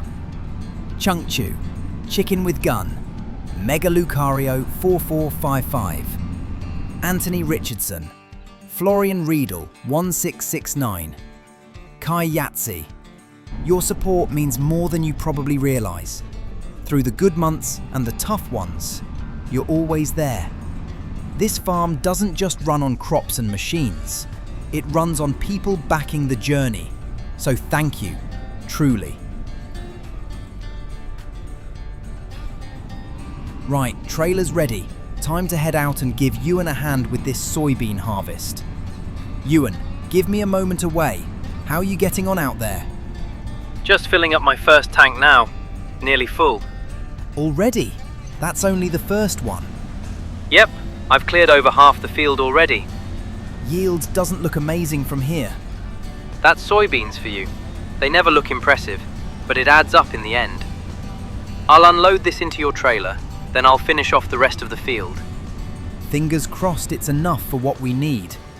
If this comes up short, it puts a bit of pressure on the whole fish food plan this year. Let's see where we land before we panic. Worst case, we adjust next season. That's farming. Yeah, one step at a time. Watching those soybeans come off, this is where all the planning finally turns into numbers. We've got olives in the mill, barley ready for flour, soybeans coming in now. But the margins are tight. Too tight. If this works, it changes everything. If it doesn't, we rethink, adapt, survive. Farming's funny like that. One good harvest can erase months of stress. Just a heads up, Liam. I've put the combine away now. I'm heading out to the forest to bring in a few more trees. Sawmill was running a bit low. Yeah, that sounds good. I'll grab the goat yoga income first, then I'll join you out there. If there was ever a month we need that money, it's now. Too right. I'll see you out there in a bit. Right. Let's see what we've got this month. £7,000. Not as much as last time, but still a solid, steady income. These goats keep quietly saving the farm. 172 goats in the paddock now. At this rate, we'll be pushing 200 before long. The sawmill's sitting at 25,000 litres of wood. We'll push that up a bit more before month's end, give ourselves a buffer. Ewan's been hammering this forest. We're a long way back on this right-hand side now. Clearing this area is step one. This is where the quarry goes one day. Not yet though. Too many other productions to fund first. The quarry, the dairy, they'll come once the fish food starts paying its way. For now, we've got enough money to see us into December. Winter won't be easy, but we're still here. Let's bring on December.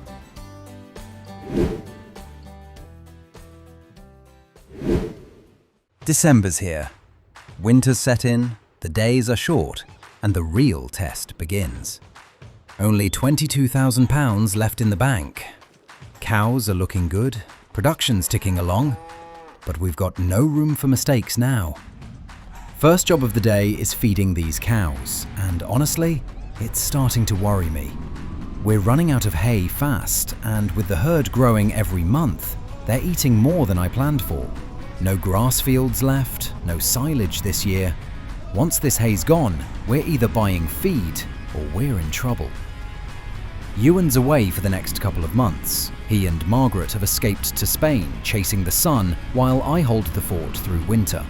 Should be fine though, no big field work. Just buying, selling, feeding, and keeping this place alive.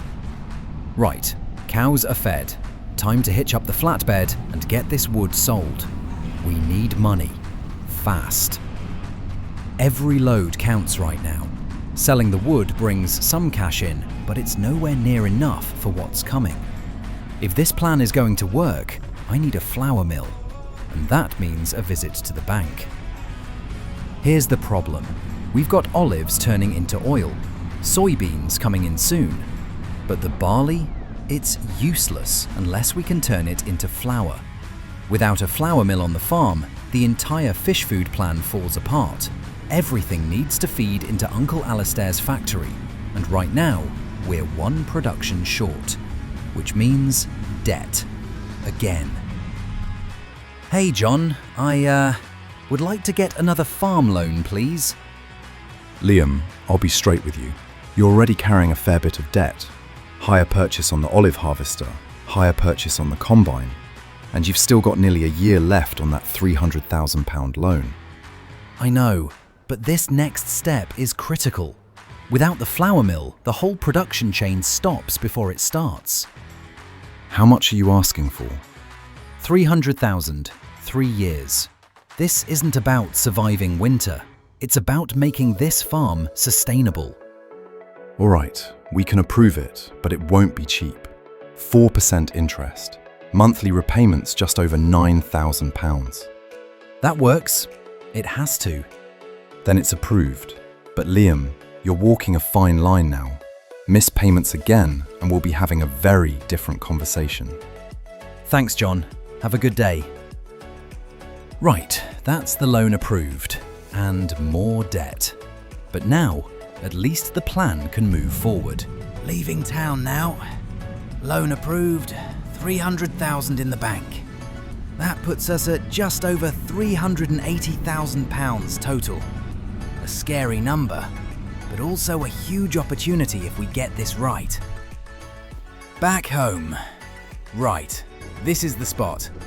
Plenty of space here, close to the oil mill, easy access for trailers. This should be perfect.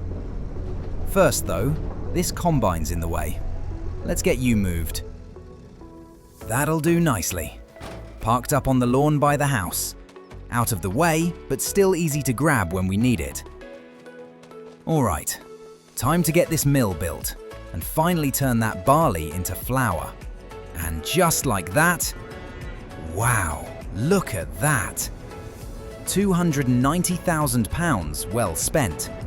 The flour mill is finally up, sitting right beside the oil mill. This looks incredible. Barley goes in at the front here, pallets of flour come out the back. Storage space is perfect, layout makes sense, and it ties everything together exactly how I pictured it. This is the missing piece of the puzzle. Let's get inside and see what this thing needs. Alright, barley flour production on. It takes 30 units of barley to produce 22 units of flour, running up to 480 cycles per month. For now, let's get this thing moving. A few more jobs to tick off before calling it a day. Trailer first. Let's get some barley in here and give the mill something to chew on. 50,000 litres sitting in bulk storage. This trailer will take 18,500 litres. There we go. Let's get this tipped in and start making some flour. Perfect.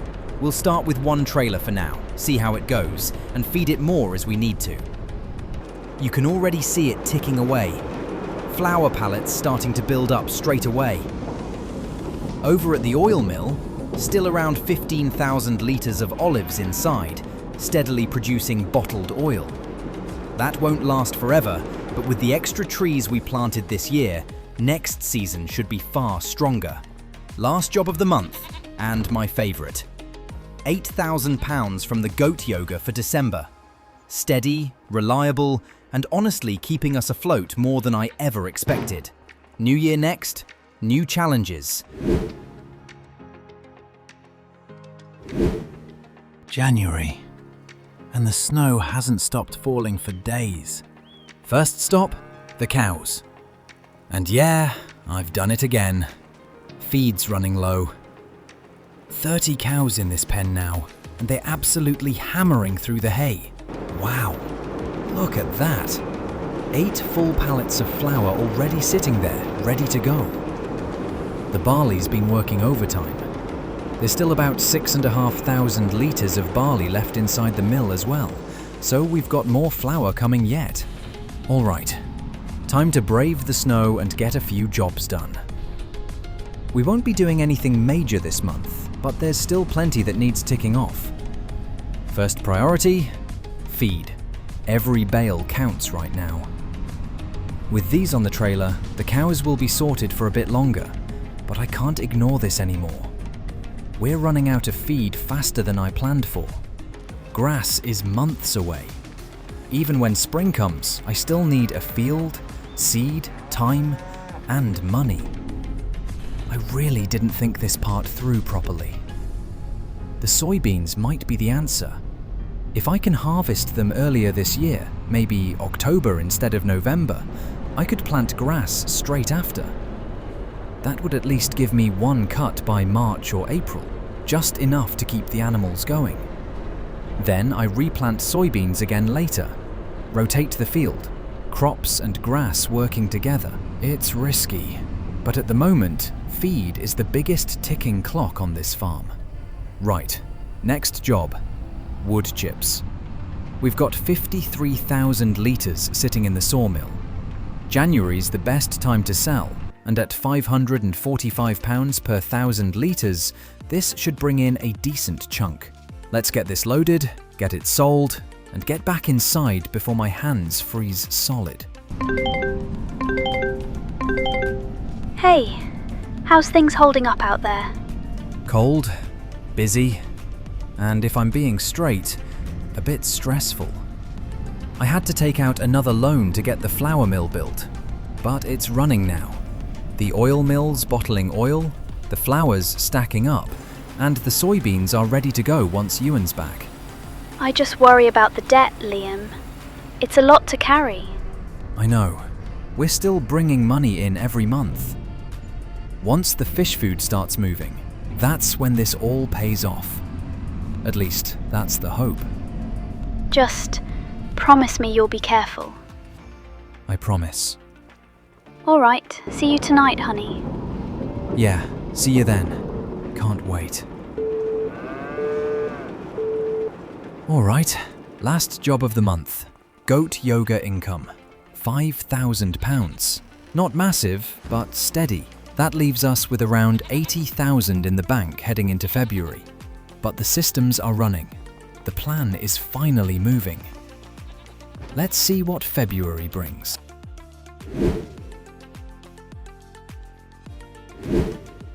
February's here. The snow's finally cleared, but winter has well and truly settled in now. And better yet, Ewan's back. Holiday done, rested up, and ready to get stuck back into farm life. Ewan, good to have you back, mate. January was interesting, to say the least. Took on another loan, got the flour mill built, oil mills running, but it's been tight. How was Spain? Warm. Too warm. Nice break though. Margaret loved it. Feels good to be back doing something useful again. Good timing too. This month's a big one. If you hitch up the flatbed and load the flour and oil, I'll follow behind with the soybeans. Sounds like a great plan. Right then, time to get moving. Look at that! 18 full pallets of barley flour stacked and ready. Oil mill next. 9 pallets ready to go, with another 4 almost finished. All right, soybeans next. 15,000 litres loaded into the trailer. That should be enough to get the first proper run going. Time to call Uncle Alistair. Uncle, we're heading your way. You at the factory? Aye, I'm at the factory now. Everything's prepped and ready for you. Perfect. We're on our way with the flour, oil and soybeans. The whole lot. That's brilliant to hear. See you shortly. All right, here we are. It's just up here on the right, Ewan. Pull in and unload. I'll follow straight behind. Got it. Once this is done, I'll head back and get some more trees into the sawmill. That'd be perfect. See you back at the farm. Right, soybeans unloaded. I'll head inside and make sure everything's set up properly. Fish food production activated. 60 soybeans, 8 olive oil per 100 fish food, 120 cycles a month. This is it. Ah, Liam, you made it. Already getting yourself acquainted with the setup, I see. Yeah, everything's here. Great to finally see it all together. That's what I like to see. I'll have the lads prioritise your batches and keep everything separate. This'll be your run. Let's see what this idea can really do. Thanks, Alistair. I really appreciate it. Right, back to the farm. A couple more small jobs to wrap up the day. And just like that, the plan is finally in motion. Right, Yoga Goat's looking hungry again. Let's get you some more hay before anyone starts complaining. A few bales in, nice and easy. That should keep them happy for a bit. Next job, deliveries. Warehouse run. Wood, pallets, whatever we can move. Every pound counts right now. All right, let's get to work. Afternoon, Liam. Heard Callum Reid gave you a call. Yeah, he rang out of the blue the other day. Said you passed my number on. Just wanted to understand why, and whether I should be listening to him. I don't mind people reaching out, but things are getting serious on this farm now. Fair question. I wouldn't give your number out lightly. Callum's sharp. He's not a farmer, but he understands land, logistics, long-term value. He's been sniffing around opportunities up this way for a while. When he asked who I trusted to actually build something, not flip it, your name came up. That's good to hear. Still, timing's everything. I've expanded fast. Oil mills running, flour mills running, fish foods finally started. But the cash flow's tight. Yeah, I figured. That's why I thought you two should at least talk. You've always played the long game, Liam. Callum respects that. I appreciate that. I do want to expand, just not recklessly. I'm clearing the forest behind the olives and goat paddock next. Thinking quarry, maybe a stonemason down the line. That's a smart move. You've got clean water under that land, pure stuff. Quarry plus water access, that's easy money if you do it right. No hauling water in, no extra costs, just pump and process. Exactly my thinking. But again, it all costs to start. You also mentioned Alistair when you called earlier. Yeah, he's thinking about selling the fish food factory eventually. Wants me to have first refusal, but I just can't afford it right now. He mentioned investors though. That's what's bothering me. I thought it might. I do know them, Liam. You do? One of them, anyway. Sebastian Calder. He's Ryan Calder's cousin. That's not what I expected. He's not Ryan Calder himself, if that's what you're thinking. Different cloth entirely. Smarter, more polished. But that doesn't always make him safer. That's exactly what worries me. He's a businessman first. If something stops making sense on paper, he'll strip it down and move on. Alistair wouldn't want that, and neither would you. No, that factory needs to keep doing what it was built for. Sounds like I need to tread carefully, with Callum and with Calder's cousin. That's all I wanted you to know. Talk to them, listen, but don't rush anything. You've built something real there. Don't let anyone convince you otherwise. Thanks, Walter. Really, that helps more than you know. Right, last job of the month. Goat yoga income time. £8,000. Not flashy, but steady. That puts us just under 85,000 in the bank. Not comfortable, but enough to keep moving. March is next, and things are only going to get bigger from here.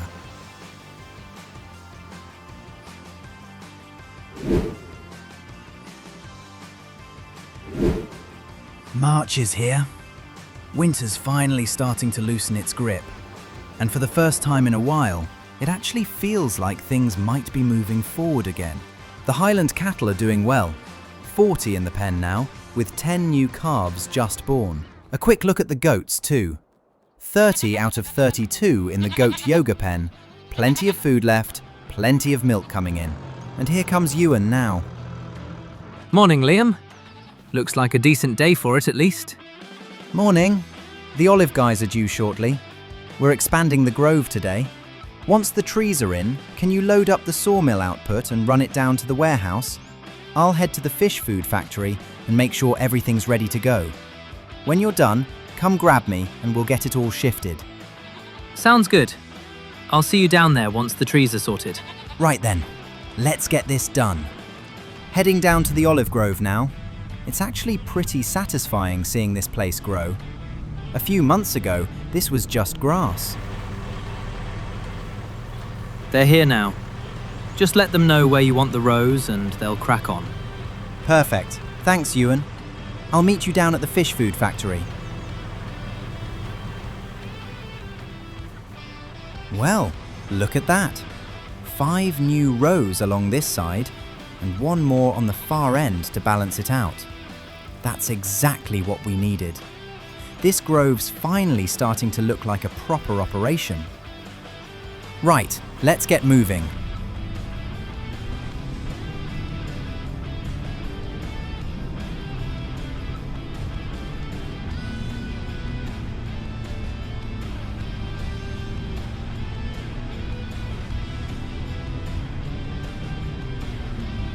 There it is, the fish food factory, all ready in the loading bay. 5 full pallets of fish food, 2,000 litres per pallet. That's honestly incredible to see. Ewan should be here any second. There we go. I can't believe it's actually come together. Flour, oil, soybeans, it's all finally working. Only weak point is the soybeans. Everything else looks solid, but we're definitely short there. Yeah, we'll need more field space eventually. Just not something we can afford right now. One step at a time. I'll get this down to the warehouse and sold. All right, and time for me to get back as well and get some things squared away for the day. Liam, sold it. About 18 grand for that batch. Not bad at all. 18,000. It's not massive, but it proves the system works. And this is only the beginning. Thanks, Ewan. That's March wrapped up. The fish food is flowing, the olive grove's expanded, and for the first time this season, it feels like we've built something that can actually last. Now we prep for spring and summer, April through August. More growth, more pressure, and a lot more riding on this plan.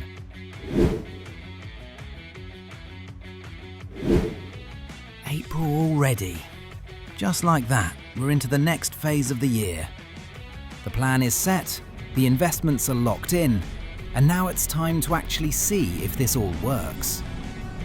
Barley to harvest in the coming months, soybeans to get in the ground, wood to keep selling, products to keep moving, and maybe some tough decisions around animals if money gets tight again. Morning, Liam. Yep, I'm just about ready to go. What do you want me starting on? If you can hitch up the planter and get the soybeans planted in field 10, that'd be perfect. Yeah, sounds good. I'll give the tractor a quick wash first, and then I'll head straight out. Nice one. After that, if you're up for it, head back into the forest and get a few more trees cut down and into the sawmill. No worries at all. I'll crack on with that once the planting's done. Perfect. Let's get to work. While Ewan's out there planting the soybeans, I'll get on with a few jobs of my own. First up, I want to check on the barley and then get some deliveries done. We need money moving this month. It feels good finally being in this part of the year. Things are growing, plans are in motion, and for the first time in a while, it doesn't feel like we're just reacting to problems. Now look at this barley. This field is in incredible shape. Yield sitting at about 121%. Nitrogen is spot on. pH levels are good. Honestly, I couldn't have asked for better. The only thing we're missing right now is more soybeans. Ideally, I'd love to buy that field between 13 and 10 and really scale this up properly. But that's just not realistic at the moment. The money isn't there, and after the year we've had, I'm not taking on any more land until things stabilise. Speaking of money, we're sitting at just £27,000 in the bank. That's not comfortable. With the loans and higher purchase repayments ticking over every month, we really need to be clearing at least £50,000 consistently, or things could get messy again. Right, let's get these deliveries sold. There we go. Wood beams, planks, long planks, all sold. Just over £40,000 back into the account. That puts us at £68,000, which feels a lot healthier already. I'm back in the forest now, getting a couple of the bigger trees loaded into the sawmill. Nice work. How's it looking down there? Really good, actually. That space is opening up fast. Won't be long before this whole side is cleared out. That's good to hear. We'll need to think long term about keeping enough timber for the sawmill, but that's a problem for another day. Yeah, plenty on our plates already, and then I'll head home and get some rest. Sounds good. Thanks for today, mate. I'll see you next month. Right, last job of the day, and probably the most predictable one on this farm now. Goat yoga. £5,000 straight into the bank. Not massive, but reliable. That brings us up to £73,000 heading into May. Not a huge month, but a solid one. And just like that, April comes to a close. A solid month, no disasters, no big shocks. Let's see what May brings.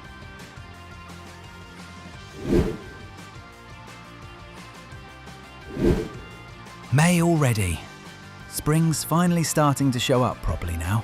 The mornings are brighter, the air feels lighter, and for the first time in a while, it actually feels like the farm is waking up again. Morning, Liam. What's the plan today? We've got to move the older goats out of the goat yoga pen and into the main paddock. Then, we're going to sell most of them. Oh, that's a shame. All right. I'll hitch up the animal trailer and get started. Thanks, mate. I'll give Fiona a call and get some help lined up. Well, this isn't how I imagined this season going. But if we want to keep this farm alive, we need to make at least 50 grand this month just to stay on top of the loans. We don't have crops ready. We don't have much product to move. And the goats, they're about to run out of food. Sorry, guys. I really am. You've done your job. At least we've still got some goat milk to shift. Every bit helps right now. Right, time to call Fiona. Hey, everything okay? Yeah, sort of. I've made the call to sell the goats. Most of them. Oh, that's tough. It is, but there's a lot of money tied up in them, and they breed like crazy. Once we get a grass field sorted and can make our own hay again, we'll build it back properly. Right now, it's the only move that makes sense. How many are we talking? Around 300. 300? I didn't realise the herd had grown that big. Yeah, it got away from me a bit. All right, I'll send a livestock lorry down straight away. They should be with you within the hour, and you'll have payment by the end of the day. We'll take good care of them. I know you will. Talk soon. And just like that, here they come. We started this farm with maybe 10 goats in that yoga barn. 10. Watching it grow into hundreds was incredible. They've been one of the best income streams we've had, especially early on. At least the goat yoga side isn't ending. We're keeping the lambs. We'll start again, just slower. smarter. Still, the pen's empty now. Feels strange, but the money was needed. £111,000 sitting in the bank already. And once everything clears, we're just under £150,000. About £120,000 from the goats alone, plus the milk.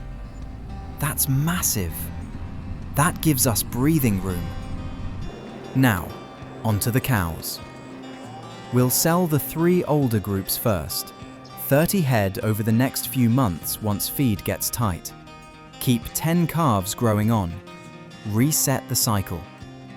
It's not ideal, but it'll help clear debt and keep us moving forward. Sometimes farming isn't about growing bigger. Sometimes it's about knowing when to step back. Last thing for the month, goat yoga income. £5,000 straight in. That puts us just over £150,000 in the bank as we wrap up May. A hard month, a necessary month. Let's see what June brings.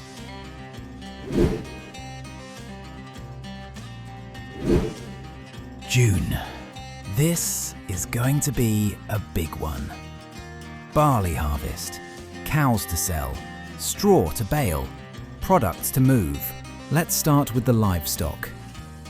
We're selling the 3 older groups of cows today, the 32-month-olds, the 21-month-olds, and the 15-month-olds. 30 head in total.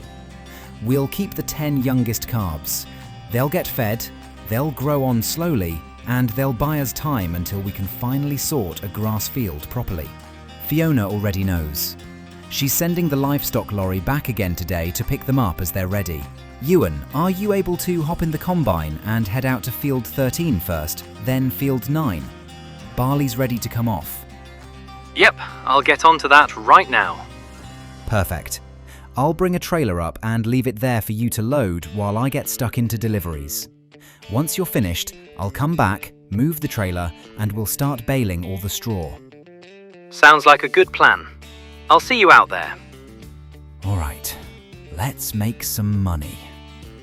£95,000 in the bank after last month.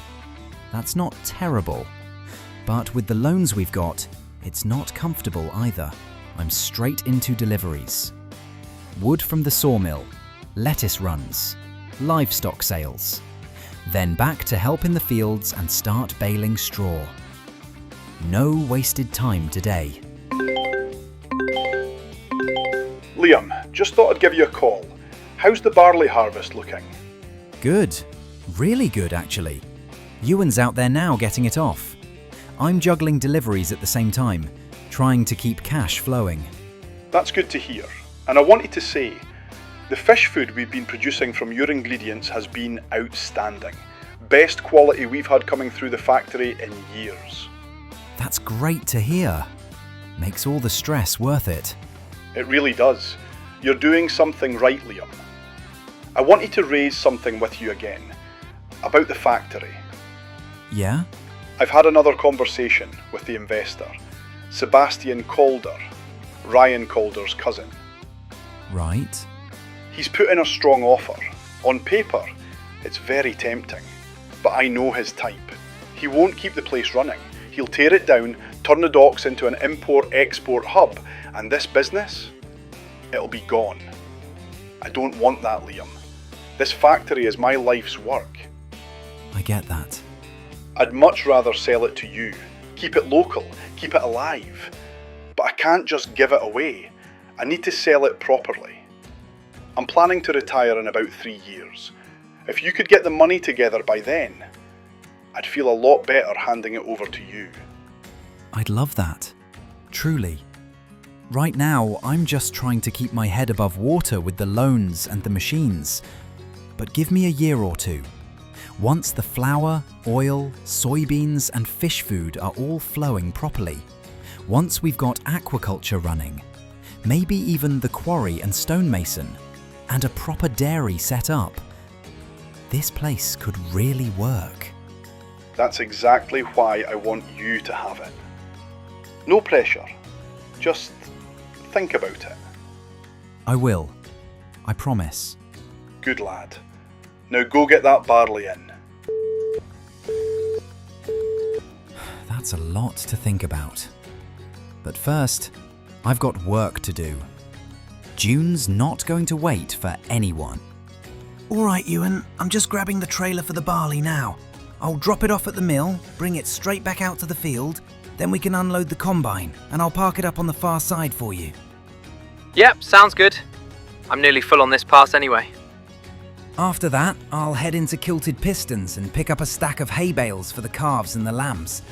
That should keep them going for the next couple of months at least. Good thinking. That'll take a bit of pressure off. Ewan, can I ask you something a bit more serious? Yeah, go on. I've always wondered, and I've never wanted to push you, but you never really talk about what happened when you were down in that cellar. Yeah, I figured this day would come eventually. It started with pressure. That's the easiest way to put it. Morvin, the bookstore owner, she wasn't just running a shop. She was the head of the Highland Land Trust. I didn't know that at first. She sent Ryan Calder to me, told him to have a word. They wanted the farm, wanted me out. He did the same to me. Yes, this land is what Thewi wanted. I refused to sell. Didn't matter how much pressure they applied. Then they started asking questions about the water. The underground supply? Some of the purest water in the Highlands. Once I realized what was under this place, I knew why they were pushing so hard. I didn't even know the full value of it back then, but they did. I've tapped it into the greenhouses, the goat paddock, but that's about it for now. Eventually I want it feeding into a quarry if we get one. Really make use of it. That water's a gold mine if it's used right. The kidnapping happened fast. I was in the bookstore one afternoon, same as always. She offered me a drink. I woke up underground. Cellar, concrete, dark, no windows. Days would pass without seeing her, sometimes weeks. She'd leave food, barely enough. Just enough to keep me alive. I still can't believe she did that to you. She was convinced she was doing the right thing. Said the land belonged to the trust. Said I was in the way. That's when I realized she wasn't just corrupt. She was dangerous. Ryan knocked me out up at the castle ruins once. I remember hearing her voice. That was the first time I knew she was involved. That was no accident. I hid the evidence as a backup, buried it, drew the map. I never got the chance to give it to anyone before she took me. You finding it, that saved me. Margaret never gave up. She always knew something was wrong. She did. She just didn't know where to look. And she was terrified of being wrong. What you did, buying the farm, following the clues, putting it all together. You didn't have to, but you did. I owe you my life. You don't owe me anything. I get to be back here, close to Margaret, on the land. No pressure, no ownership weighing me down. Just farming again. It's over now. Morven's behind bars. Ryan's gone. The past stays where it belongs. You've made this farm into something I never could have.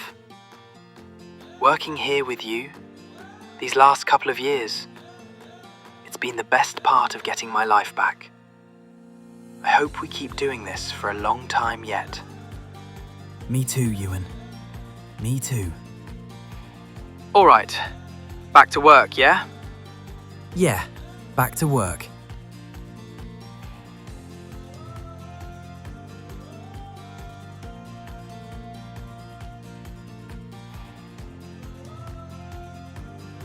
That's a lot to take in.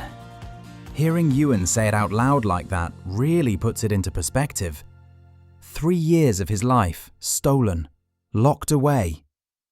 And yet here he is, back on the land, doing what he loves, finding peace in the simple rhythm of farming again.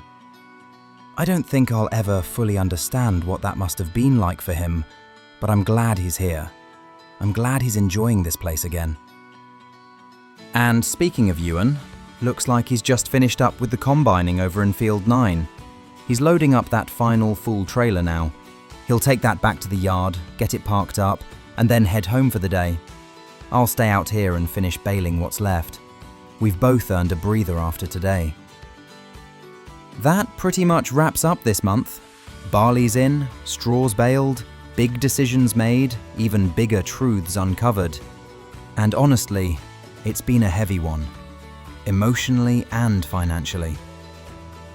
Next month, I'm giving Ewan some time off. He's earned it. Harvest like that takes it out of you, and after everything he's been through, he deserves a proper break. I'll handle things solo for a bit, nothing too crazy, just the small but important jobs. I'll be collecting the straw bales, keeping an eye on the animals, making sure the productions are ticking along properly, and spending some proper time on the olive grove. Those trees are going to be a big part of what comes next, and they need attention. July's about consolidation, catching our breath, making sure everything we've built so far is actually working the way it should. No big risks, no major purchases, just steady progress. After everything that's happened this month, I think that's exactly what this farm needs. And as always, last job of the month, goat yoga. Let's see, there we go, another payout. £275,000 sitting in the bank now. That's a strong place to be heading into the next month, especially after everything we've taken on. Alright, that's June wrapped up. Time to see what July brings.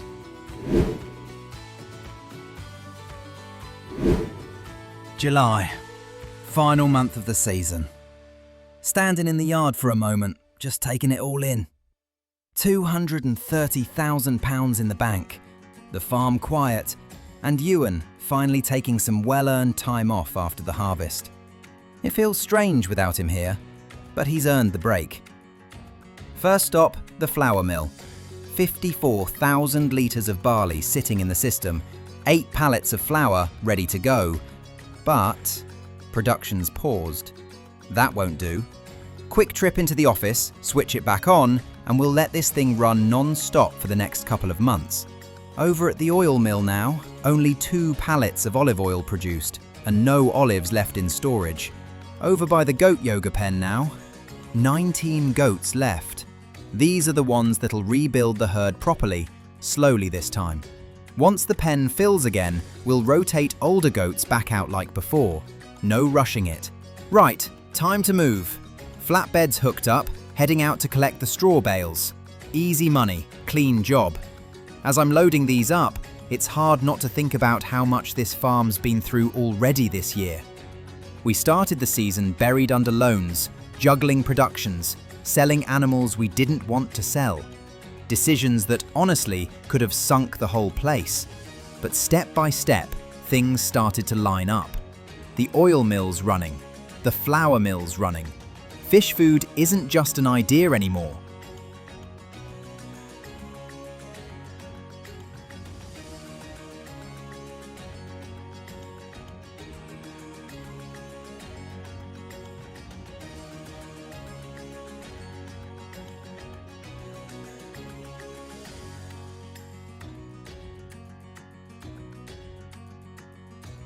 Straw sold, trailer put away. Now for the job we've ignored too long. The olive grove. We expanded it, but we haven't cared for it properly yet. Weeds are creeping in, soil's compacting, and if we don't fix that now, yields will suffer later. Into the Landini. Mulcher on the front, subsoiler on the back. Small tractor, perfect for tight rows. Mulching keeps weeds down and nutrients where they should be. Subsoiling opens the soil, lets the roots breathe. Olives need space below ground just as much as above. Row by row, it starts to look right again. Clean lines, healthy soil. 6 extra rows planted, and next season, these trees should finally start paying us back. That brings us to the bigger picture. Next year is where all of this either works or it doesn't. We've got the oil mill, we've got the flour mill. Once the soybeans come off, grass has to go straight in. Feed security comes first now. Ideally, we buy the field next to 13, put grass in there too, and rotate properly. If the fish food runs consistently, we're looking at around 20,000 a month. That's the foundation. From there, the fishery behind the olive grove becomes real. Instead of selling fish food, we use it ourselves, control the entire chain. And once that's running, aquaculture on the loch is the next step. Salmon changes everything. But there's still one decision hanging over this farm: the fish food factory. If I don't buy it, someone else will. And if the wrong person gets it, it won't exist for long. So, what comes next? Do we double down on fish food? Move into quarry and stone? Build a proper dairy? Or try to do it all, carefully, one step at a time? I don't have every answer yet, but for the first time in a long time, this farm feels like it's finally pointing somewhere real.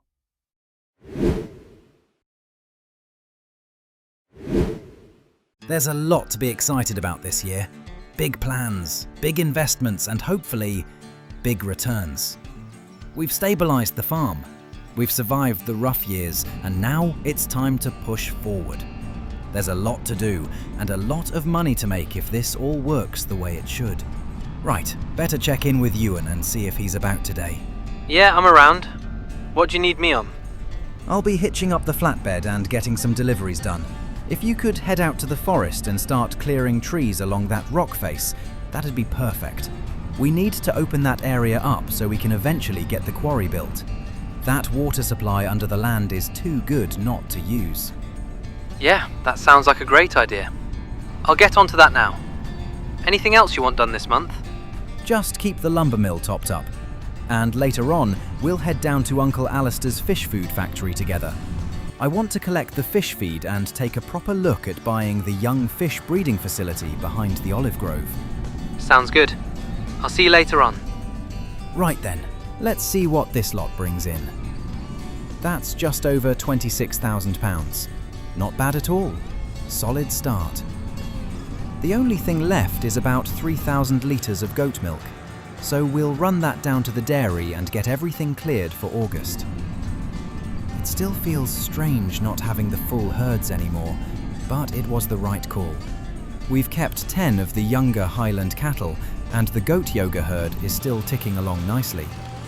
Once we get grass planted again through the soybean rotation, feeding won't be such a worry. One cut of grass a year from that rotation could make all the difference. Right, next job. Let's load up the remaining olive oil and flour. Once that's on the trailer, we'll meet up with Ewan and head down to the fish food factory.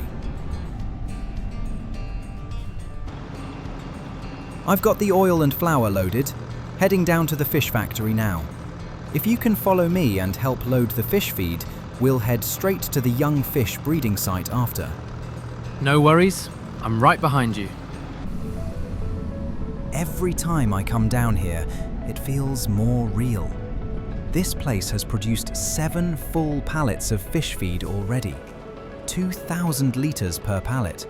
That's 14,000 litres ready to go. If this keeps up, the aquaculture side of the farm could finally become something serious. It's come together well. Hard to believe all the steps it took to get here.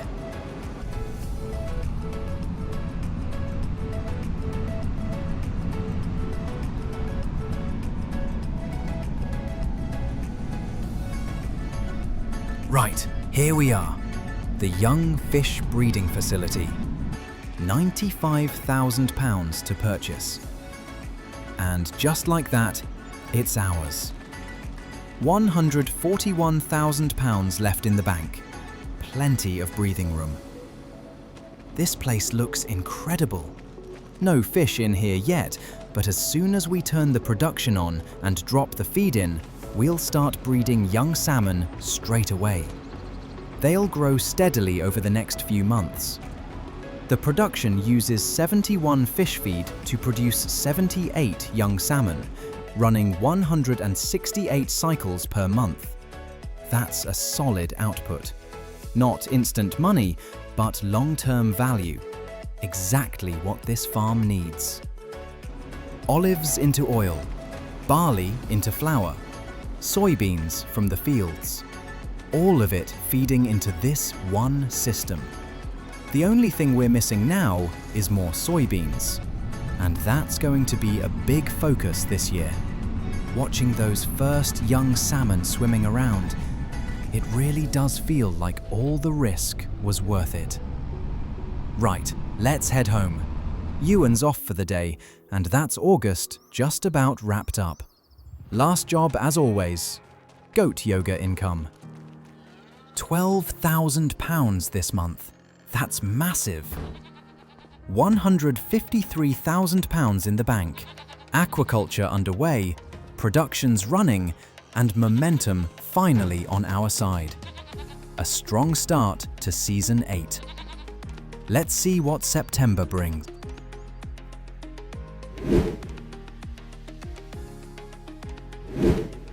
September already.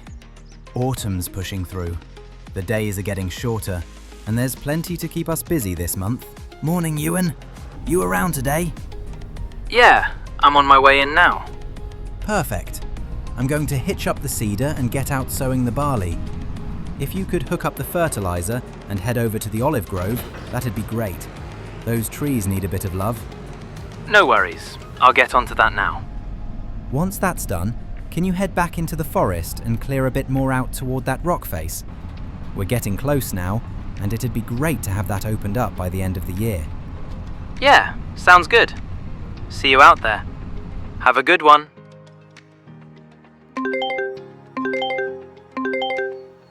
Hey you, how's your day going? Busy, but good. Just wanted to check in. By the way, those goats you sent through, they sold really well. They went to a good home, called The Restaurant. Right, well, at least everyone wins. Well, everyone except the goats. Still, I'm glad it worked out. That money really helped steady things here. It definitely did. How's the farm looking today? Good, actually.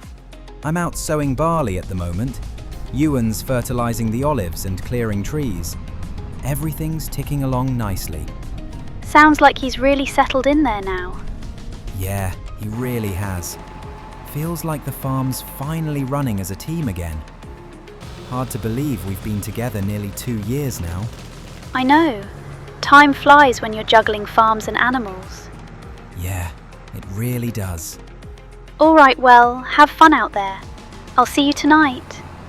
Yeah, see you then.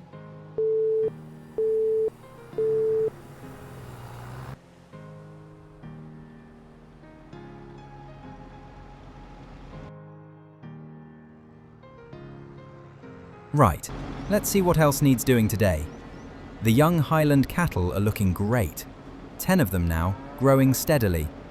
Plenty of feed in there too, about 55,000 litres.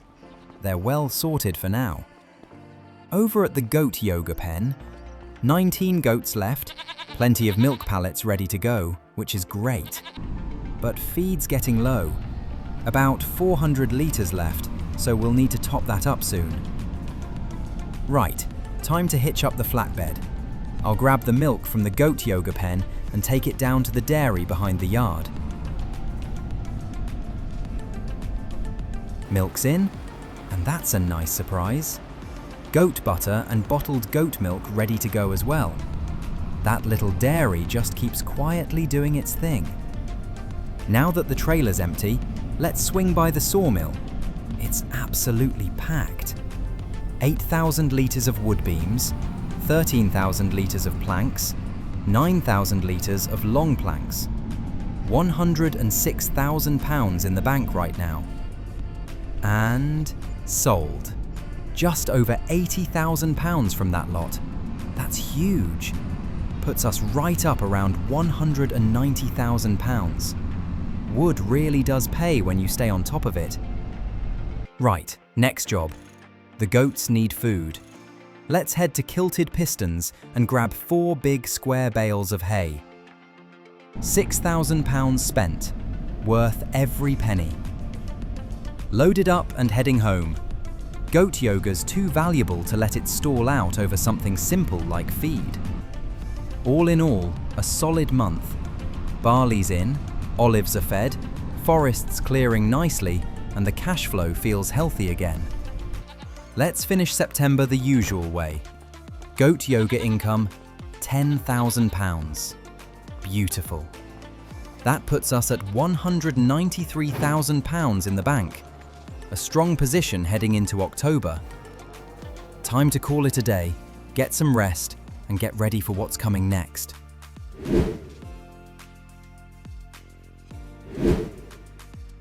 October already.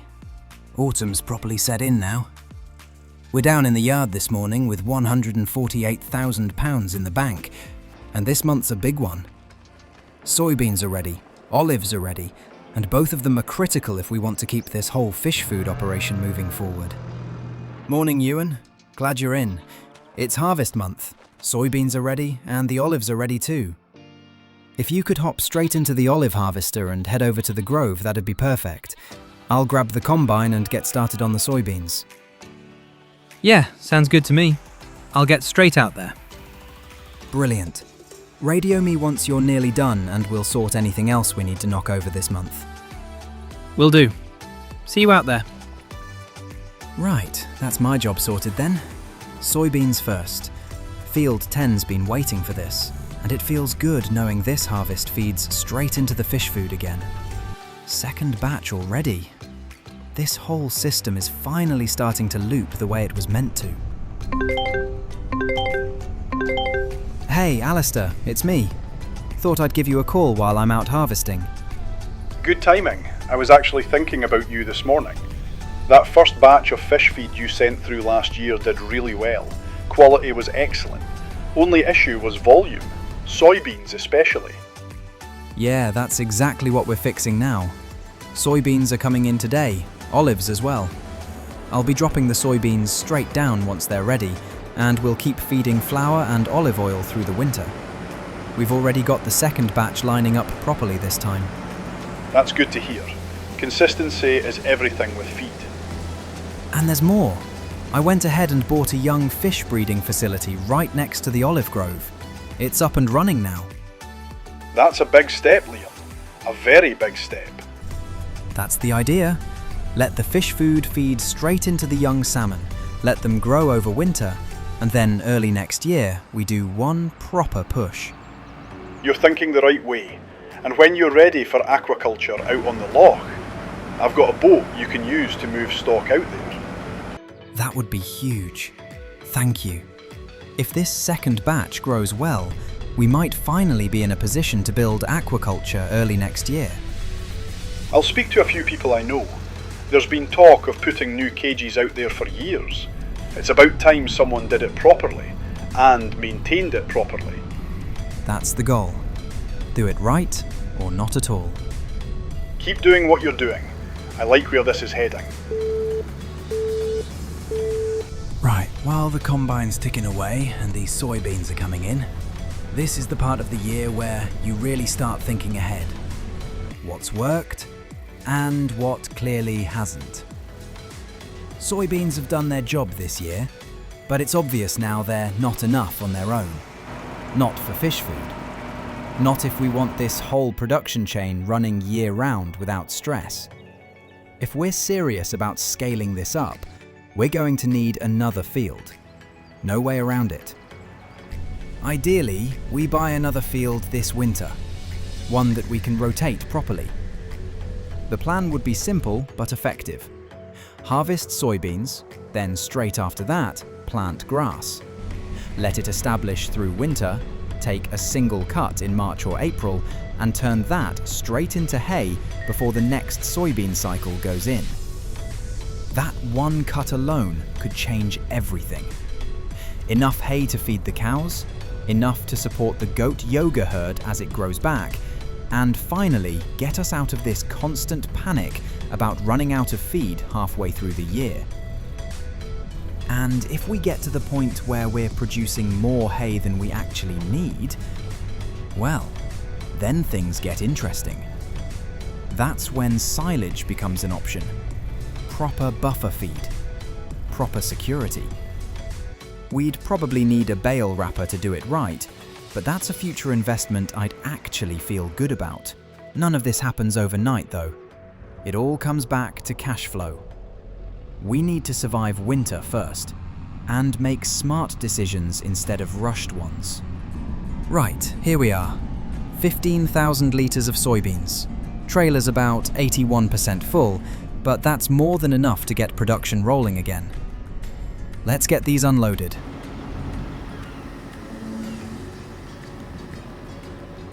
Olive oil's sitting at 9,000 litres, flour's at 21,000 litres, and now the soybeans are in as well. That's a solid base. This should keep fish feed running nicely over the next couple of months. Once that's done, it all moves straight into the breeding facility. Trailer away, soybeans are done for now. Ewan's still down at the olive grove. A few rows left by the look of it, unloading straight into the oil mill. Those extra rows really are paying off already. How are you getting on down there? Just a couple of rows left now. Yield's been good. Those extra rows definitely made a difference. That's great to hear. Once you're finished up, head home. Thanks for the help today. Will do. Catch you later. While I'm here, let's have a quick look at the young salmon prices. Best price is July. £1,600 per 1,000 litres. 2,000 litres per pallet. Yeah, definitely worth growing these out properly. No rush. October's been a big one. Soybeans harvested, olives coming in, fish feed back in motion, and young salmon growing quietly in the background. November's about keeping cash flowing.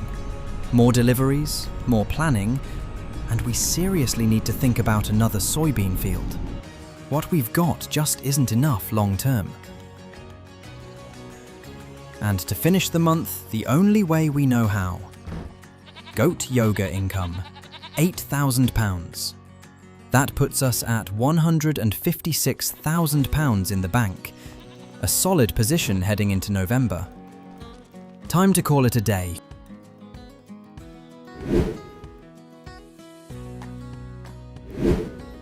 November, and we've got one job that cannot wait. Grass. Ewan's already out there getting started, sowing grass in field 10. While he's doing that, I'm hitching up the flatbed trailer and getting some products sold. We need more money, and we need another field. Simple as that. We're sitting on £135,000 right now, and if we want soybeans to last all year for the fish feed plan, one field just isn't enough. Right, lettuces first. Get them loaded up, and then straight onto the barley flour. The mill's been producing like a machine, and if there's one thing we can do this month, it's turn that flour into breathing room. All right, let's move.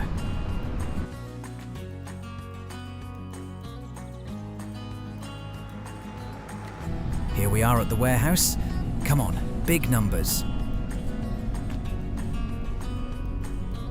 Oh wow, look at that! Trailer back at the farm, and now the real decision. Fields. Ewan's planting grass in field 10, but the bigger issue is soybeans. So the next field we buy matters. First option, field 14, owned by Ben. But I'm not sure it's big enough to actually solve the problem. Field 17, behind the house, not happening. Field 12 across the railway, £322,000. Even worse, no chance. That leaves field 16. Good size, good position. Close to the yard, the greenhouses, the mills, and it's just over £200,000. That's the first option that feels like it actually makes sense. Hey Ewan, quick question for you while you're planting. I've been looking at a few options and field 16 keeps standing out to me. Good size, good position, not too far from everything. What do you reckon? No, you're not wrong. 16's a solid field.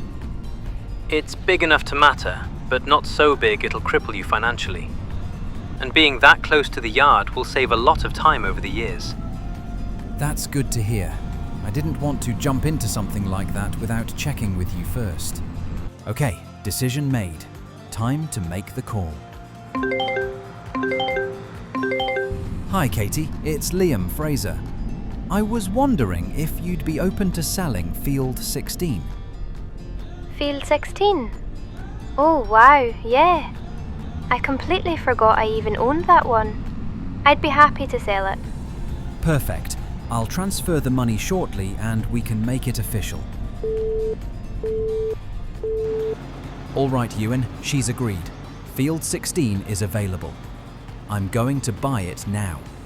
If you can start getting it planted once it's ours, that'd be perfect. Nice. That's a big step forward. I'll get onto that now before winter sets in. Brilliant. I'll head back to the forest and start feeding the sawmill again. Right, winch on, down to the forest.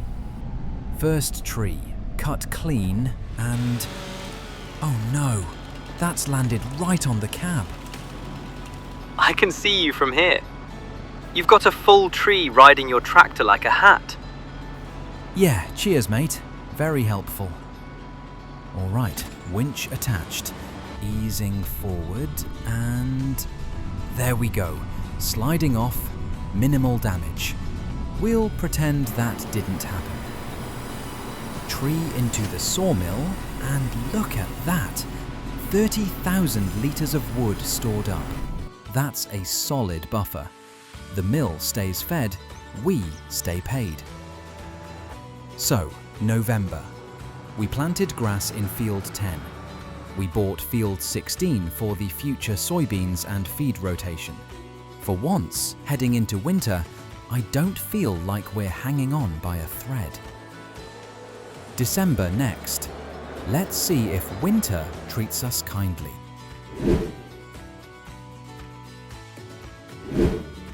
December's here, and winter has really set in now. The mornings are darker, the air's colder, and everything feels a little slower around the farm. Ewan's already out working hard today, getting wood deliveries done while the ground's still passable. As for me, I'm going to start by hitching up the trailer, loading up the remaining barley we've got sitting in the bulk hall, and getting it into the mill so it can turn into more flour. How are you getting on out there, Ewan? Just dropped the last load of wood at the warehouse.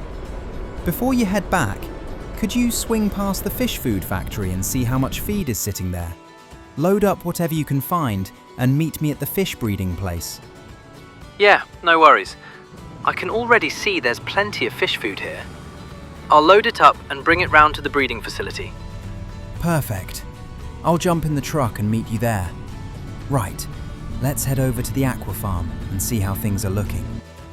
I'm keen to check how many salmon we've produced so far and get this new batch of fish food into them. If we can keep this ticking through winter, we'll be in a really strong position when aquaculture becomes an option. Wow, just look at this place. We've got 24,000 litres of fish food stored and already 7 crates of young salmon ready to go. That's 14,000 litres of fish already. When you go inside and see them swimming around, growing bigger every day, it really hits you how far this has come. They're doing really well. You can already see the difference with consistent feeding. Yeah, this is exactly what we hoped for. If we keep this steady through winter, it's going to pay off big time later on. Back at the farm now. Quick check on the cows. 10 left in the pen, and about 47,000 litres of feed still there. Over at Goat Yoga, we're up to 31 out of 32 goats again. Plenty of food, but it's time to start moving some back out to the paddock and get that cycle going again. I'll hitch up the animal trailer, move a few goats out, and get them breeding again properly. Ewan's still out in the forest, clearing trees and feeding the lumber mill while I get this sorted. 10 goats out in the paddock now. Feels good seeing things moving forward again, even in winter. Ewan's heading home for the day, and we're sitting at £66,000 in the bank. Last job of the day, as always, Goat Yoga. £8,000 collected, taking us to £74,000 as we close out December. That's the year done. Winter's here, the foundations are set, and January's going to be about pushing forward again.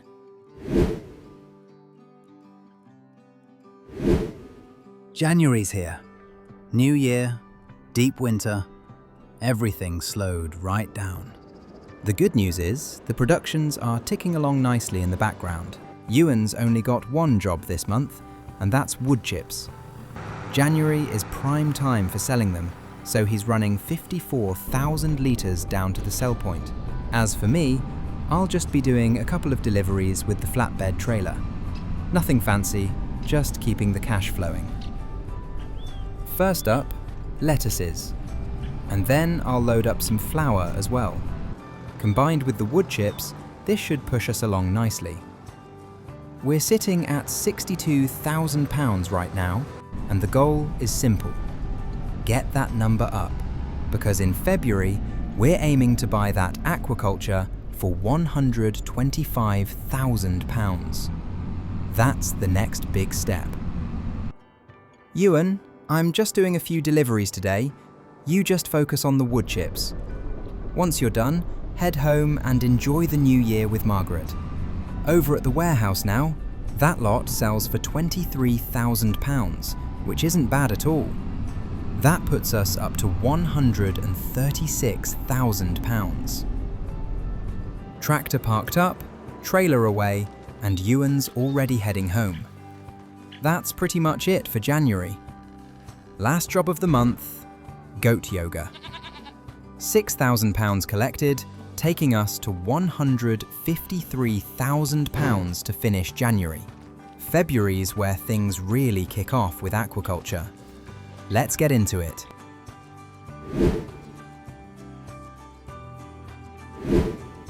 February's here, and this month, it's all about fish. This is the one I've been waiting for. Ewan's already on his way in. He's hitching up the flatbed and heading straight down to the breeding facility to collect the young salmon. I'll follow behind in the truck. If this works the way it should, this changes everything for the farm. And here they are, 14 crates of young salmon, each holding 2,000 litres. That's 28,000 litres of fish ready to go. Right, time to head down to the docks and see Uncle Alistair. Uncle Alistair, good to see you. We've got the fish ready and Ewan's parked up at the dock. Tell me you've got good news. You're right on time. We've been working on it quietly for months. The aquaculture is ready. Out in the loch, best water I could secure, far enough for clean flow, close enough to manage. Load your fish onto my cargo ship. Here are the keys. You and Ewan can handle the rest. You're trusting me with the ship? I trust you. Bring her back when you're done. You'll need her again when it's time to sell. July's the best time to sell the salmon. Exactly. Bring them back here to the fish market. Best price, no travel. That makes things a lot easier. And I haven't forgotten about buying the fish food factory. Once this starts rolling... I'm holding off for you, though I did get an offer from an overseas bloke. Name's Nathan. Says he wants a look. All right. Thanks again, Uncle Alistair. I won't forget this. Time to get these fish moving. Right, Ewan, let's get these loaded. 14 crates, all going onto the ship. Once they're in, we head straight out to the loch. Sounds good. I'll help guide them on. Using the crane now. Easy does it. Can't believe I'm loading salmon onto a cargo ship. All right, now it's Ewan's turn on the crane. Makes it look easy when you're watching, but it definitely isn't. I'll start strapping these down while he gets lined up. One more crate to go now. Let's get this last one lifted. Nice, that's it. Final crate loaded, all secured. That's everything on board. Let's get this boat moving. Starting her up now. Listen to that. All right, here we go. First proper run out into the lock. Heading out now. Aquaculture straight ahead. Hard to believe we're actually doing this. I'll hop out here. Ewan, you've got the crane. I'll stand back and watch you work. Easy, easy. Yep, you've got it. That's perfect. First crate down, no issues at all. Right, let's get the production running. Activating salmon production now. 36 young salmon into 26 full salmon. 120 cycles a month. If the numbers are right, this is going to add up very quickly. And that's the last crate in place. All stacked, all running. Great job, Ewan. This looks incredible. Yeah, this is something else entirely. Aquaculture's live. Fish are in. Boats heading back. March is back on land. Grass cutting, product selling, soybeans to plan. But for now, this feels like a real turning point. Spring is finally starting to show itself. Winter's backing off, and it feels like the farm's waking up again. Today, I'll be hitching up the flatbed trailer and getting a few small jobs done while things start to warm up. Yeah, sounds good. I'll hitch up the fertilizer and head out to the barley fields. They could definitely do with a feed now that spring's coming in. Perfect. I'll get the flatbed sorted, move a few bits around, and shift some wood while you're out there. Let's get stuck into it. Hey Liam, it's Callum. Just wanted to check in and see how things are going. I've been keeping an eye on the area and noticed you've expanded a bit recently. Yeah, things are moving along. I picked up Field 16 not too long ago, which gives us a bit more flexibility. But for now, I'm not rushing into anything else. That makes sense. I also noticed the forest behind your place is thinning out quite a bit. Any plans back there? Possibly. I've been thinking about putting in a small quarry. That's a solid idea. If you need any advice around land use, permits, or future purchases, just give me a call. I appreciate that, Callum. I'll definitely keep you in mind as things develop. All done here. Barley's fertilized and looking good. I'm going to head home and call it a day. Sounds good. I'm finished up as well. I'll grab the goat yoga income for the month and wrap things up on my end. See you next month. All right, goat yoga's paid out 5,000 this month. Not massive, but it's steady. That puts us at just over 143,000 in the bank. March done. April's coming up next, and with grass cutting back on the cards, things should start picking up again.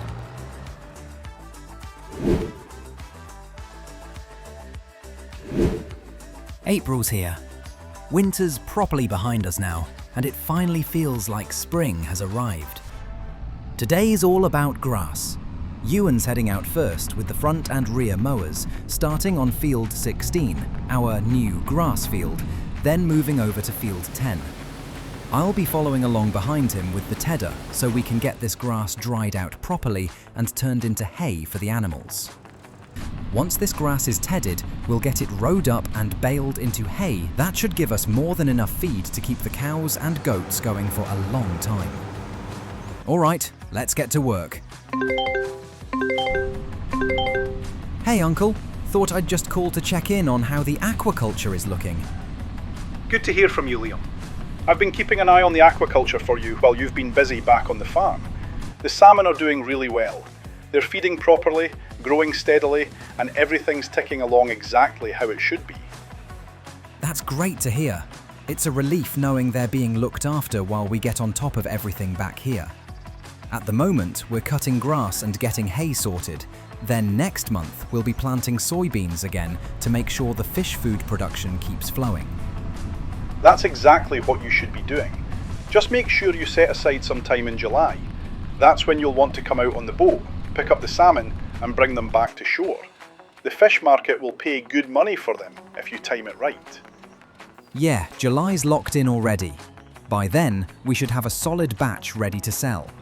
Between that income, the farm productions, and maybe even getting the quarry going, things are finally starting to look a bit healthier financially. I'm glad to hear that. Like I told you before, I've had another investor come through to look at the fish food factory. He's from the US and he's put in a very strong offer. I've told him I'm not making any decisions just yet, but I can only hold him off for so long. I understand. All I can ask is a bit more time. If everything goes to plan, especially once the salmon money comes in this summer, I'm confident I'll be in a position to buy the factory from you by the end of next year. I'd love nothing more than to keep it running as it is and let you retire knowing it's in good hands.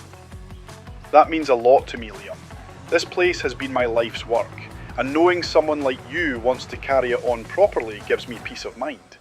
I'll do what I can to keep the other offers at bay for now. Let's hope everything keeps moving in the right direction. Thanks, Alistair. I really appreciate that. I won't let you down. Back on the farm now, both fields are done. Field 16 and Field 10 have been fully mowed, tedded and baled using the new Holland baler. The yard's stacked with fresh hay and we're officially set for animal feed for the next year or two at least. Ewan's finished up for the day and headed home. Big job done, and it feels good seeing this place properly stocked again. Right, last job of the month, same as always. Let's check in on the goat yoga income. All right, there it is, £12,000 this month. That's a really solid result. That puts us at £142,000 in the bank as we head into May. Things are finally starting to feel like they're coming together.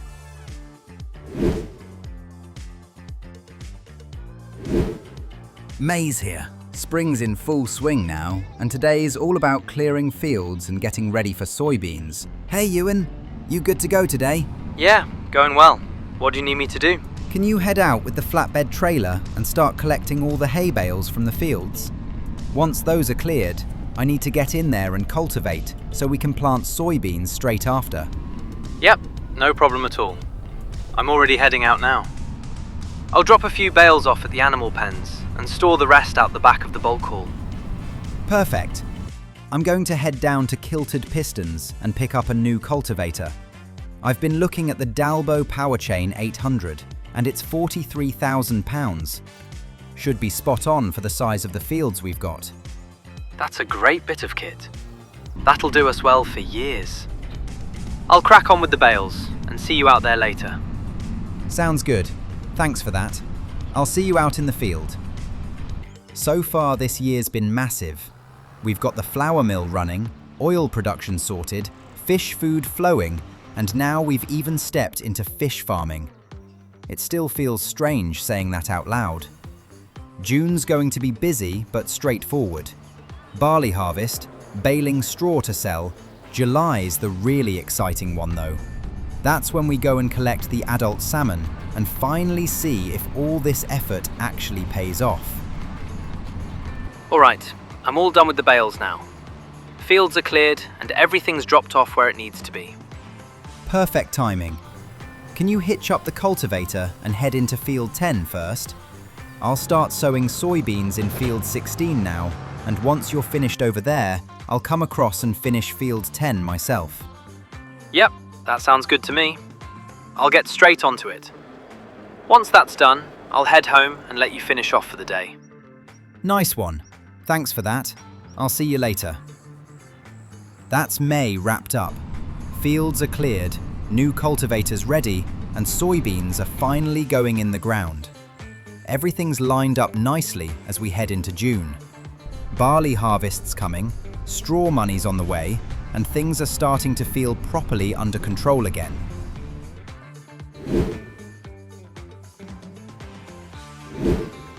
June's here, and it finally feels like harvest season again.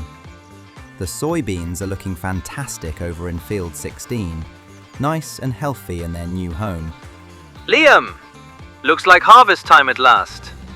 It is. Can you hop in the combine and head out to field 13 first, then field 9 and get the barley harvested? I'll park the trailer up in the field for you, then I'll grab the baler and start baling all the straw straight after. We should be able to smash this out pretty quickly. Yep, no worries. I'm in the combine now. Barley's looking really good, nice and dry. Should be a pretty straightforward harvest today. Before I forget again, £8,000. Still a nice bit of steady income as always. Right, back into the tractor and out to field 13. Let's get this straw baled up. Hey you, what are you up to? Out in the fields again. Ewan's combining the barley and I'm baling straw. Things are finally settling down here. We've got fish to sell next month, goats back out in the paddock, and the herd's starting to build again slowly. It actually feels like the farm's got a future now. That sounds amazing. And I can't wait to see those salmon. You've come a long way. Anyway, best get back to work. Yeah, talk soon. Liam! All done here. Harvest's finished, and I'm heading off now. Nice work today. Thanks for that. Really good harvest. I'll bring in the last trailer load and drop it straight at the mill for you while you finish baling. Perfect, thanks. That helps a lot. That's June wrapped up. Barley's in, straw's baled, money's ticking over, and everything's lined up nicely. Next month's a big one though. July's all about selling salmon and seeing if this whole fish farming plan actually pays off.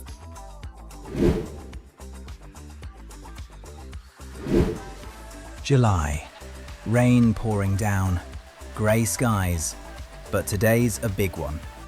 Final jobs of the year, and it's finally time to see what all this fish work has been building toward. Ewan's already keen and ready, selling off the lettuces first, then doing a couple of wood deliveries before heading down to the docks to meet me. As for me, I'm jumping in the truck and heading straight out to the aquaculture. Let's see what we've actually got. Rain's really coming down now. All right, here we are at the docks. Uncle Alistair's boat waiting right where he left it. Big bit of kit, but it's done the job before. Let's get this started. Hopefully the weather holds just enough to make the run out to the aquaculture smooth. And there it is, the aquaculture. I can already see the crates lined up. Looks like a decent batch ready to go, and there's still plenty of young salmon growing for the future. 7 crates ready today, each one holding 2,000 litres of salmon. That's a solid amount. Let's get these loaded up and see what this year's really worth. One by one, lift it up, swing it across, down it goes. Right, that's the last crate. All strapped down, locked in tight. Let's get this boat turned around and head back to shore. Heading back into the dock now. I'll radio Ewan and see where he's at. Hey Ewan, how are you getting on? Yeah, just finished the last of the deliveries. Dropping off the straw now, and I'll head straight down to you. Perfect. I'm unloading the salmon onto the dock now. We'll get them straight onto the trailer and take them over to the fish market. Look at this, stacking them all up here. Crates full, quality looks great. Bank balance is already sitting at £246,000, and we haven't even sold these yet. July's the best month to sell. Nearly £3,900 per 1,000 litres at the fish market. Each pallet's about double that. This is exactly why we waited. Let's get them sold. And just like that, £78,000 in. That puts us at £325,000 in the bank. That's a proper result. it's hard not to think about what comes next. More aquaculture? Finally move into the quarry and stonemason? Or do we take the big step and buy Uncle Alistair's fish food factory and carry that legacy forward? Or maybe all three? Whatever you decide, I reckon you'll make the right call. You always do. Yeah, we'll see. One season ends, another one starts.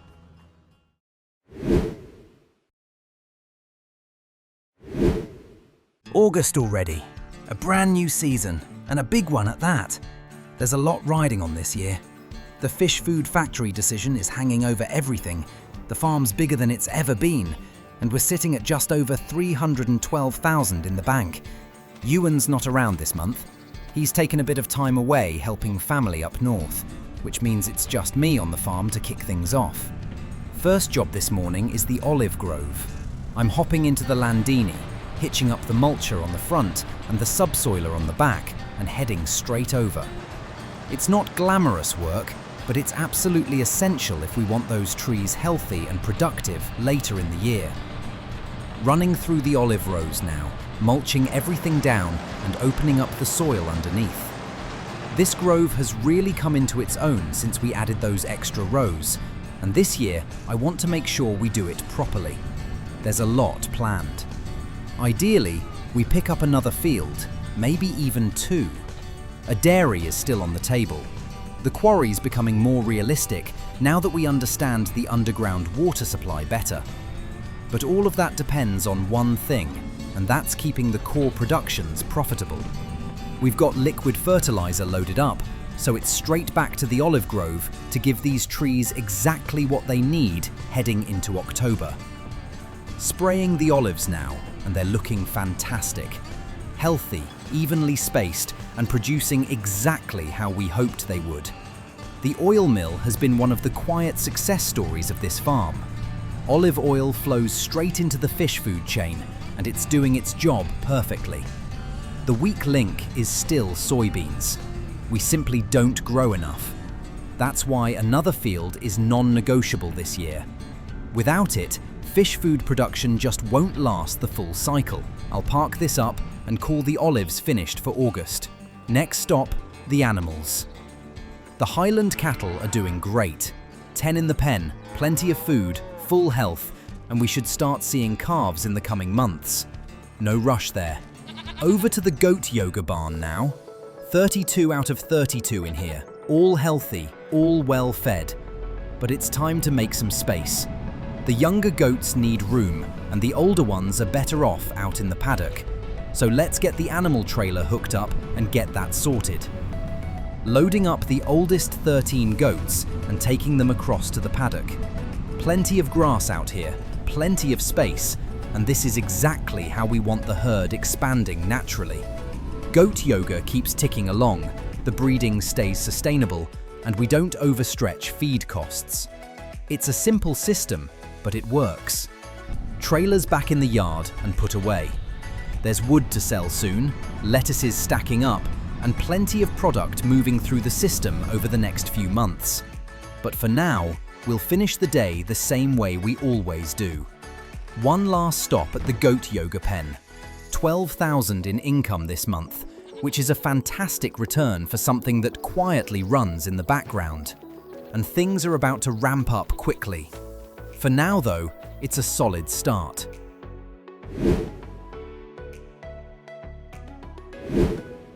September's here. Another season turning, another chance to keep pushing this place forward. The weather's holding nicely, and more importantly, Ewan's back. That's a relief. There's a lot to get done this month, and barley planting is top of the list. Ewan's already heading straight out with the seeder, getting started on the barley fields. As for me, I'll be shifting product today. Lettuces, dairy goods, and then a full wood delivery once everything's loaded up. If we keep this pace, winter shouldn't be an issue at all. Hey Ewan, how's it going? You settled back in all right? Yeah, all good. Family up north are doing well. Nice to see everyone, but I won't lie, it's good to be back. Too much sitting around drives me mad. I figured you'd say that. How's the barley looking? Really good, actually. Ground's in great shape. Seed is running smooth, and it shouldn't take long to get through the lot at this rate. Perfect. I'm shifting produce today while you handle that. Lettuces, dairy, and then I'll get onto the timber once you're done in the fields. Sounds like we've both got full plates then. At least next month we're into olives. That's always a good one. Yeah, October will be busy. After that, winter jobs, forest clearing, and keeping fish food production rolling. You planning any time off later in the year? Maybe a little over winter. Nothing major. I'll still be around when needed. That works perfectly. All right, I'll let you crack on. Shout if you need anything. Will do. Catch you later. With Ewan busy planting, I focus on clearing stock. The lettuces come off first, followed by dairy products. Everything's moving smoothly, and the numbers are stacking up nicely. These steady months really make a difference. Soybeans are looking excellent. Strong growth, healthy color, and solid nitrogen levels. If this holds, November's harvest should be one of our best yet. I load the sawmill output next, beams, planks, and long planks, and haul it all down to the warehouse. The sale goes through cleanly, and suddenly the bank balance jumps up to £383,000. That's a huge milestone. This farm finally has momentum. With the timber sold, I swing back past the mills. 18 pallets of barley flour are ready, along with 5 pallets of olive oil. Rather than sell them off, I decide to move everything straight to Uncle Alistair's fish food factory. The soybeans will follow in November, and I want production ticking over well before winter really sets in. After unloading at the factory, I head back to the yard. Last job for the day is shifting goat milk into the small dairy. It works, but it's tight. Definitely not future-proof. With the money we have now, upgrading the dairy is starting to feel inevitable. Winter might be the perfect time for that. September wraps up nicely. Barley's planted, products are moving, fish food production is lining up, and the farm's stronger than it's ever been. October brings olive harvest, and after that, winter prep begins in earnest. For now though, this feels like a solid step forward.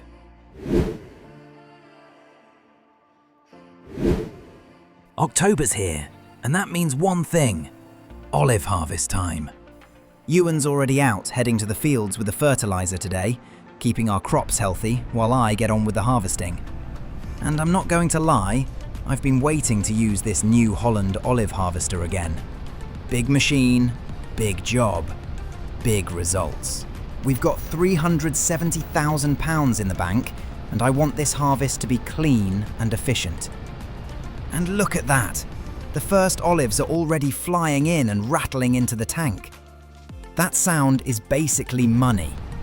Every litre we collect here is fuel for the oil mill, and every bottle of oil we produce is another step toward keeping the fish food factory running steady, which means more salmon in the cages by the time July rolls around. Hey, how's harvest going? Are you out on the olives today? Yeah, it's going well. This harvester still feels ridiculous to drive, but it does the job. Good. And have you thought any more about Uncle Alistair's factory? The fish food place? I have. Honestly, I think I should buy it. I want to. I'm just trying to get everything on the farm running perfectly first, so I'm not juggling chaos while taking over a whole business. That makes sense, but you're already proving you can run big systems. You've basically built a supply chain from scratch. If the investors get it, they'll change everything. That's the worry. And I heard one of the investors sniffing around might be Nathan, from Montana, Godric's rival. Bad news. Nathan? I don't know anything about him. Why is that bad? Because he doesn't buy things to build them up for people. He buys them to own them, strip them, reshape them into whatever makes him the most money, even if it ruins the community. If he's coming here, it won't be for fish food. It'll be for the land, the docks, the access, import, export. Something bigger. Well, I'm with you. If you want that legacy protected, you'll do it. Just don't carry it all alone, okay? Yeah, I won't. Thanks, Fee. I'll call you later. And now, straight back out to the grove. Row by row, keep it moving, keep it clean, keep it consistent. Liam, all done. Fertilizing's finished up, everything's looking good. I'm going to head home for the day. Nice work. Yeah, you get off. I'll finish the harvest, keep unloading into the oil mill, and make sure the olive oil production's running non-stop. Good stuff. Next month's the soybeans, yeah? Exactly. Soybean harvest in November, straight into Alistair's factory, and then fish food production starts rolling again properly. That's the last piece we need before winter sets in. See you, mate. Have a good one. And just like that, October's wrapped. Olives harvested, oil mill running, fields fertilized, and everything is lined up for winter. Next month is the big one, soybeans. Once those are in, the fish food factory can run at full pace again, and that means more salmon growing out in the loch, ready for us to cash in when July comes around. For now, I'll clean the machine up, park everything away, and head home. November's going to be busy.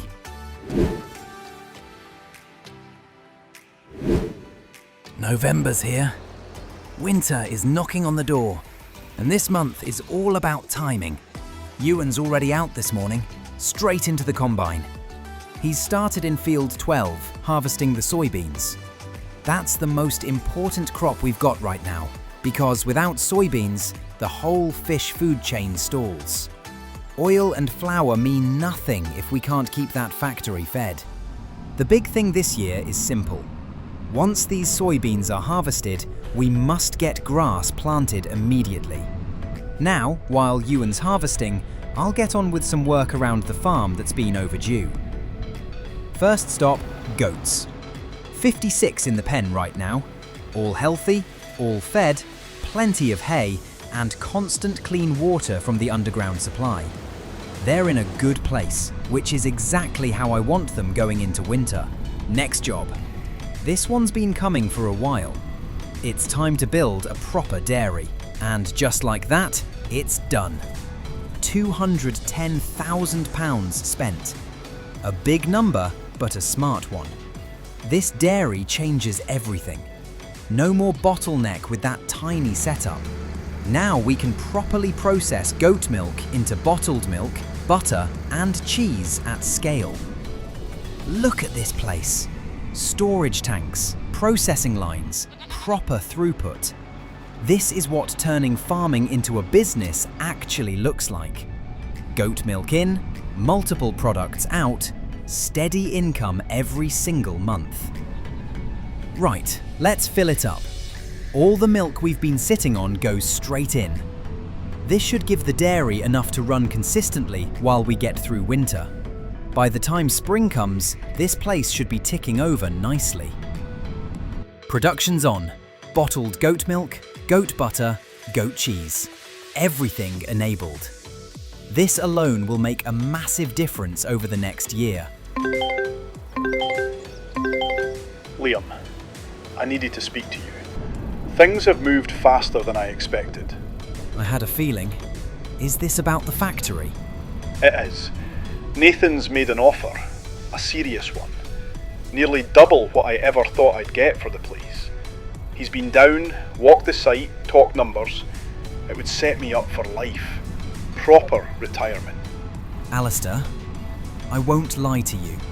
If he gets that factory, it won't stay what it is. He won't run it for the farmers.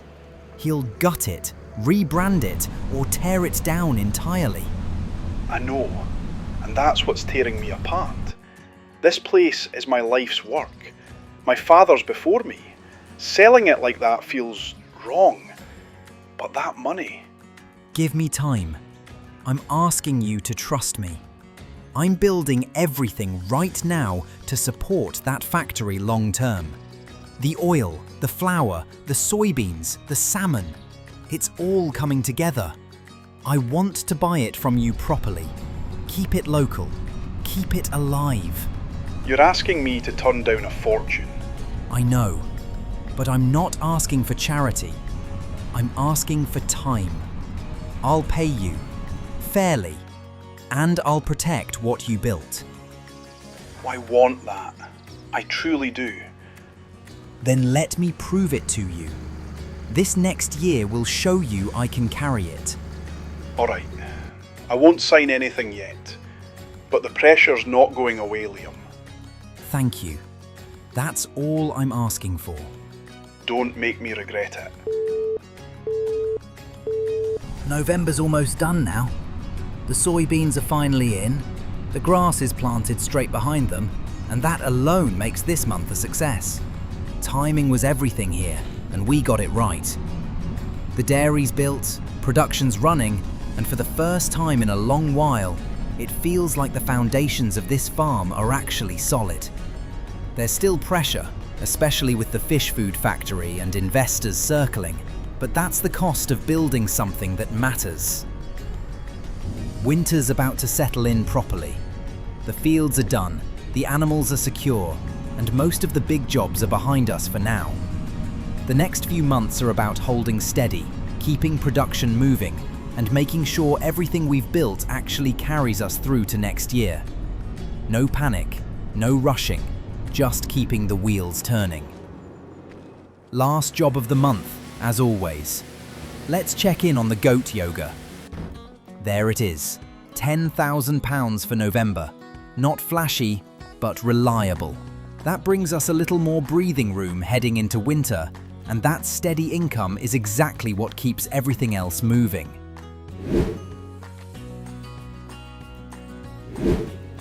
It's December now. Proper winter's set in. Ewan's away this month, so it's just me holding things together, keeping the deliveries moving and making sure production doesn't slow down. Nothing flashy, just solid work to close out the year properly. First job of the day. We've got 21 pallets of barley flour ready to go, all produced right here on the farm. I'll grab the 4 pallets of olive oil as well. Barley, olives, oil, flour, all coming from the same land. Right, here we are. Let's start unloading. 1 pallet at a time, straight into the factory. Flour in, oil in. Now, before we head off, let's grab whatever fish food we've got ready here and get it over to the young fish breeding facility. Right, fish feed loaded. Final pallet on. Strap everything down nice and tight and let's get moving. It's moments like this that really make it feel worth it. Soybeans from the fields, barley turned into flour, olives pressed into oil, all feeding straight into fish production. Everything finally links together. Right, on to the next job. Lettuces are ready again, so let's load those up and get them down to the warehouse. While we're on the road, let's talk numbers. We're sitting at 141,000 in the bank right now. Once these lettuces are sold, we should be just under 180,000. That should be enough to comfortably get us through winter without worrying about the loan repayments that are nearly finished now. Last proper job for the month is getting back into the forest. We need to start clearing more space where the quarry's going to go. The sawmill's only sitting at 2,000 litres right now, so that needs a top-up anyway. 1 load in, that gets us to 13,000. Not bad, but I want at least 15. This is the exact area we'll be opening up for the quarry. Tapping into the underground water supply, producing stone properly, and eventually feeding straight into a stonemason. Roofing, castle stone, construction materials. Another long-term income stream. Final job of December. Let's head up to the goat yoga office. Steady as ever. And there it is, £10,000. That brings us up to 187,900 in the bank. December's done. The year's done. Everything's in place. and January's waiting.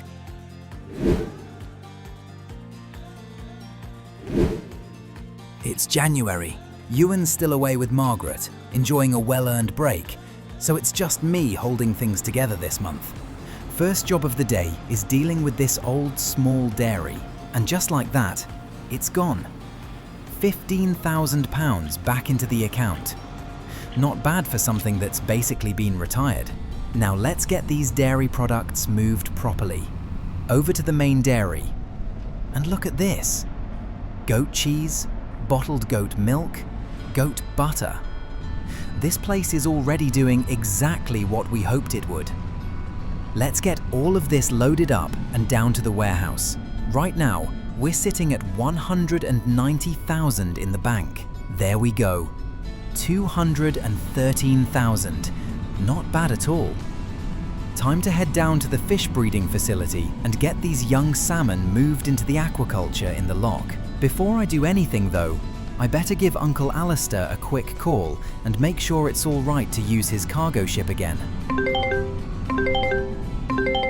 Liam, good to hear from you. What can I do for you? I'm moving a batch of young salmon over to the aquaculture today.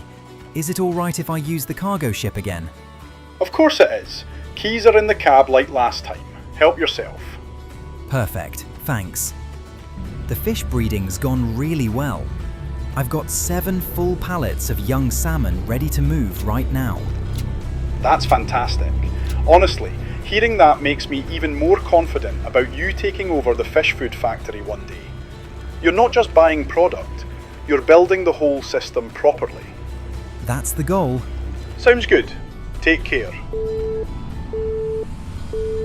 Next job is the sawmill. Over the last couple of months, wood chips have been stacking up nicely. 48,000 litres ready to go. January's a great time to sell them, so let's get these down to the sell point and turn a byproduct into profit. There we go. That pushes the balance up nicely. While I'm heading back, it's probably a good time to think about the rest of the year. This is where things really start to accelerate. This month, we're building the quarry. February's more deliveries. March, some spraying and liming. April, that single cut of grass we planted after the soybeans. And looking at the animals, we've already got plenty of hay. So maybe it's time to invest in a bale wrapper. Turn that grass into silage instead. Back at the yard now. Let's give the tractor a quick wash, keep everything tidy. If you look after the gear, it looks after you. Before we wrap the month up, let's check in at Goat Yoga. £8,000 this month. Steady, reliable, and always welcome. Now, the big one. We've cleared enough space, we've got the rock face, we've got the money. It's time. Just like that, the Kinlaig Quarry is up and running. All it needs is water, and we've got that in abundance. Underground supply connected. Unlimited water. Big stones ready to be produced all year round. This is a massive step forward. January's done. Quarry's built. Salmon are growing. Production is stacked. And now, we head into February.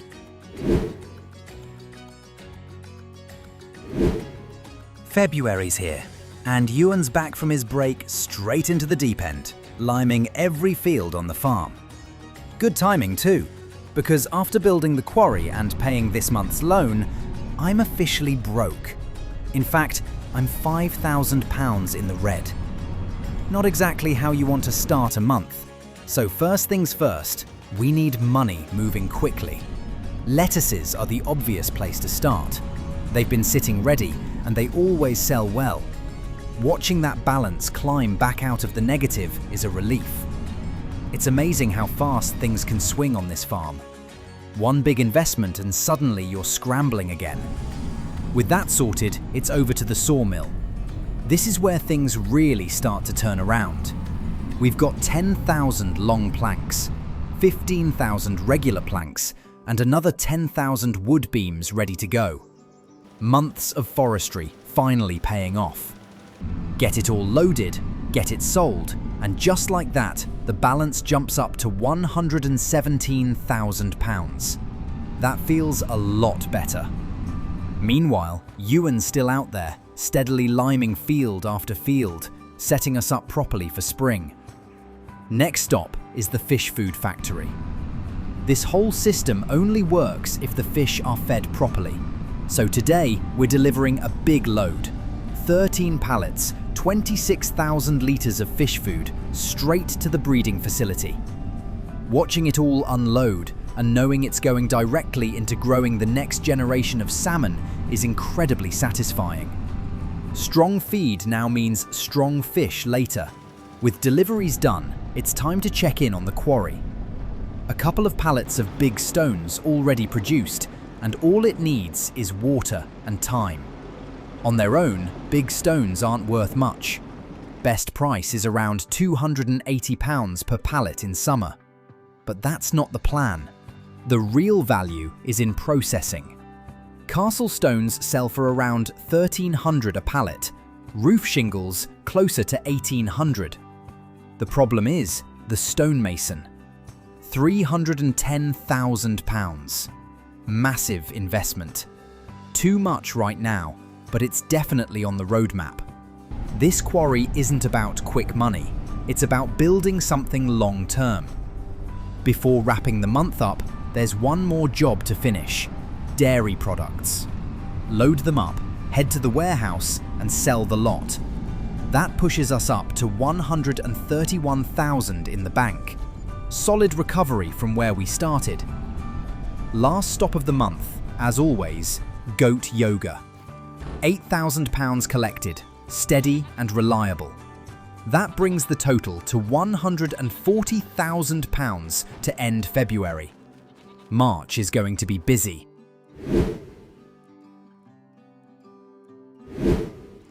March has arrived, and it already feels like things are starting to wake up again. Ewan's been straight into it this morning, hitching up the fertilizer spreader and working his way across every field on the farm. As for me, I was going to hitch up the flatbed and do the usual deliveries. But plans changed. Instead, I'm heading down to the fish breeding facility to move the young salmon. Uncle Alastair's heading out into the loch anyway today, and he's agreed to take them out to the aquaculture for us. There's not many this time, so it saves us the whole process of loading the boat, sailing out, unloading, and bringing it back again. So here we are at the dock. Alastair's already got the boat prepped and ready. Let's get these pallets of young salmon unloaded onto the gravel here by the building. 5 pallets ready to go. I'm sure he'll appreciate it. And honestly, it's nice to get a break from doing this part ourselves for once. I'm going to put the flatbed away now and hitch up the winch. We're running low on wood at the sawmill after a busy couple of months, so it's time to get that topped back up. Now that the quarry space is cleared, we can also start opening up the area next to it, bringing more trees into the lumber mill and building up a decent buffer again. Around 30,000 litres should see us comfortably through the next couple of months. That just about wraps up March. Everything's ticking along nicely. Final job of the month, as always, is the goat yoga income. Let's see what we've got. £10,000. That puts us at £137,000 in the bank as we head into April, with grass cutting just around the corner.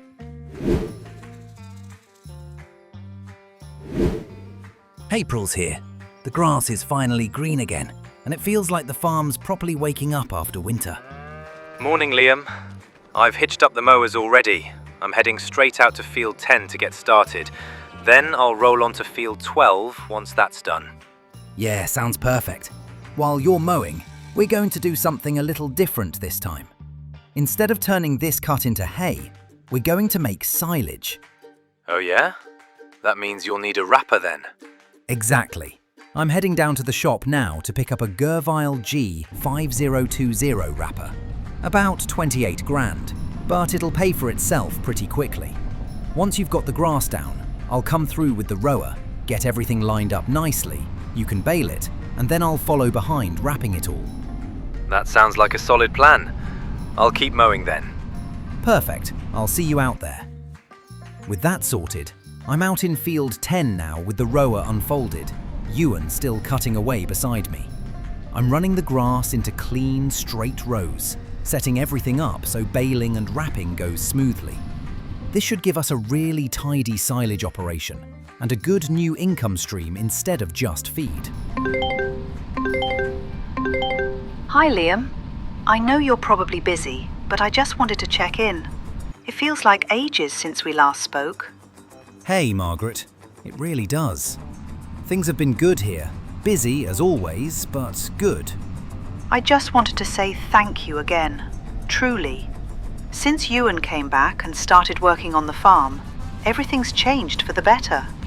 He's happier than I've seen him in years. Being out here every day, it gave him his life back. That means more than you know. I'm just glad he's here and that things turned out the way they did. I've also heard some talk around Kinlaig about the fish food factory and that investors are circling. Yeah. I really hope you can buy it. Keep it local. Keep it in the family. We've seen what happens when outside money comes in and does things the wrong way. I'll do everything I can. I promise. I know you will. Take care, Liam. Right, back to work now. The baler's been busy, and I'm wrapping bale after bale as they come off the field. It's slow work, but satisfying. Ewan will grab the trailer once he's finished baling and bring everything in while I keep wrapping. These bales will sit up by field 12 for a few months, fermenting properly into silage, ready to sell later on. That should bring in a solid return.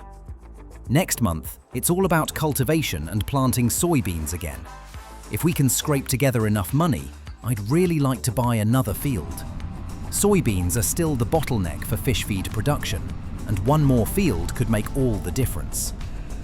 Last job of the month, as always. I head into the goat yoga office, take a breath, and collect the income.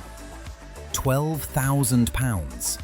That puts us at 107,000 in the bank as April comes to a close. A yard full of wrapped bales, fields prepped for the next step, and everything lined up for what's coming next. That was April.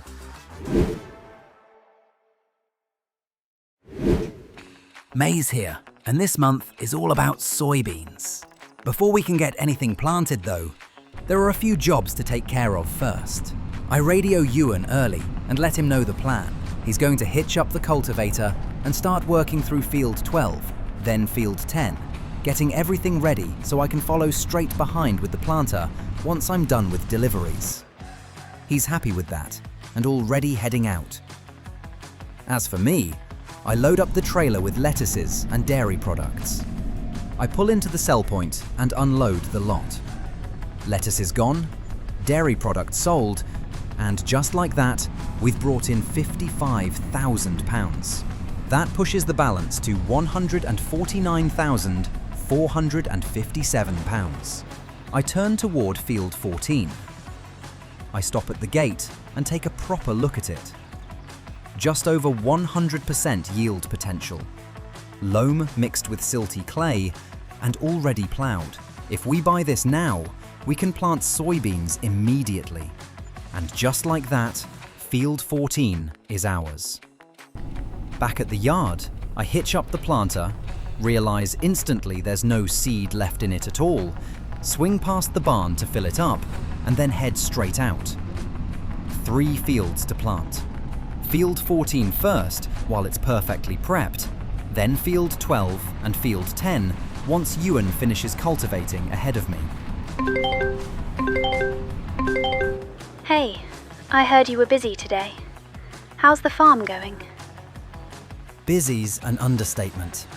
We've just bought another field, field 14, purely for soybeans. You actually did it. That's huge. That should really help with the fish feed, shouldn't it? Yeah, that's the idea. We've been bottlenecked for months. This should finally let the fish food run year-round, especially once we buy the factory. I'm really proud of you. It feels like everything's starting to line up now.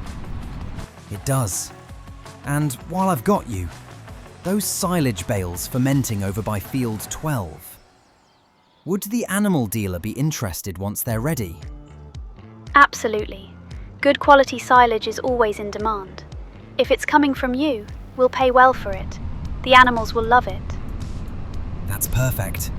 Between that, the dairy, and the salmon in July, it finally feels sustainable. And the salmon are still on track? Yep, growing well. July's going to be big. I can't wait to see how it all turns out. Me too. Thanks, Fee.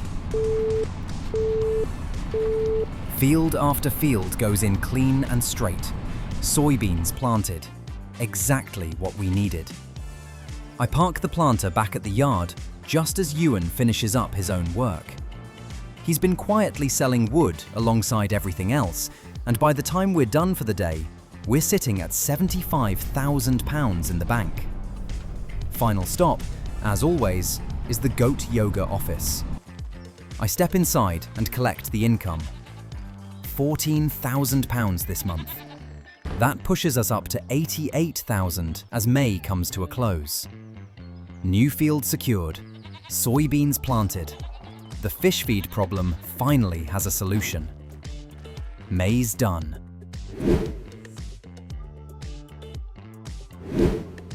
June's here, and this month is all about the barley harvest. Ewan's already on the move, straight into the combine and heading out to field 13 to get started. It's going to be a busy one. Before I head out to start baling, I want to do a few checks around the farm. The Highland cattle have had their calves. 10 mums, 10 brand new calves, all tucked in together. I wander over to the goats next. The goat yoga barn is completely full, 32 out of 32. So it's definitely time to move some of these older girls back out to pasture. First job of the day for me is hitching up the animal trailer. I load up 13 of the oldest goats and take them over to the paddock. Once they're unloaded, I stop for a moment and look around. 102 goats out here now, happily grazing, plenty of grass, plenty of space, and producing a serious amount of milk. Exactly what we want. I take it straight over to the dairy and unload it, topping up production for bottled goat milk, goat cheese, goat butter, everything ticking along nicely. With that sorted, it's time to get into the harvest work. Ewan's a few rows ahead now, so I hitch up the baler and start following behind the combine, picking up straw as it drops. We'll bale it all, load it up, and sell it straight away. It won't make us rich, but every bit helps. Liam, Nathan's back in town. I had a feeling he would be. What's going on? He's pushing harder than ever. He's upped the offer again, couple of thousand more. He's been walking around the factory talking like it's already his. That doesn't sit right with me at all. He wants a proper meeting next month, at the factory. I don't want to do it on my own. I'm worried I'll get pressured into saying yes. All right. Once I sell the salmon in July, I'll come straight over. We'll do the meeting together. That would mean a lot. I really don't want to sell it to him. But the offer's tempting. If you're not ready within the next year, I don't know what choice I'll have. Leave it with me. Everything on the farm is finally lining up. I'll make it work. Loan if I have to. All right. I'll arrange it for July. By the time I'm done, Ewan's already wrapped up the harvest. We put the gear away, sell off the straw, and after everything's tallied up, we're sitting at £81,500 in the bank. Last job of the month, as always, is the goat yoga income. I step into the office and collect it. £12,000 this month. That pushes us up to £93,500 as June comes to a close. Next month is July, salmon sales, and a meeting that could decide the future of this farm.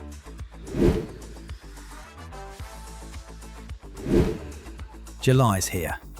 final month of the season. And this is the one everything's been building toward. Ewan's not around this month. He's tied up helping family out west after a bit of flooding took out their yard. First job of the day is hitching up the flatbed trailer and heading straight over to the young fish breeding facility. 20 pallets of young salmon. 40,000 fish swimming around in these boxes. From nothing to this. Pulling in beside Uncle Alistair's cargo ship now. This thing still feels massive every time I see it. 4 pallets per row, 5 rows deep. Everything lined up clean, strapped down tight, ready to move. That's 20 pallets secured. At the moment, we've got about 80,000 in the bank. I ease the ship out of the dock and point her toward the aquaculture. As we head out, it really hits me how close this whole operation has come to running year-round. We've had a couple of hiccups along the way, but if the fish food factory was running at full capacity, we'd probably need 3 or 4 aquaculture pens per breeding facility to keep up. That would mean more trips, more logistics, and a lot more work. Arriving at the aquaculture now, I unstrap the young salmon and start unloading them into the intake. Straight into the system, straight into growth. And now, this is the big part. These salmon. A full year's worth. Pallet after pallet ready to go. 2,000 litres per pallet, and a lot of them. Nearly 10 years since I first arrived in Kinlaig, leaving Godric's farm after the accident. Finding this abandoned place, saving Ewan's life, and now here we are, breeding our own fish, producing our own feed, running multiple businesses off one farm, 16 pallets on the trailer, 32,000 litres of salmon. I check the prices quickly, 3,877 per 1,000 litres. This is it. And there it is. Just under 180,000 in profit from the salmon alone. Unreal. Now, it's time. I've got 5 minutes before the meeting starts. Uncle Alistair and Nathan. Let's see how this goes. Thanks for coming down, both of you. I won't beat around the bush. This place has been my life's work. I'm not getting any younger, and I need to know what happens to it when I step away. And that's exactly why I'm here, Alistair. This factory has potential. Real potential. Location like this, access to the docks, existing infrastructure.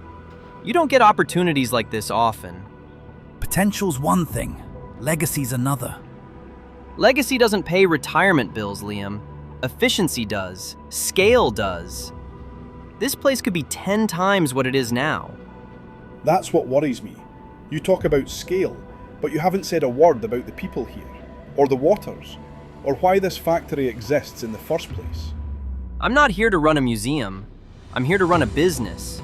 Streamline production, bring in outside investment, centralize operations. The dock alone makes this a gold mine.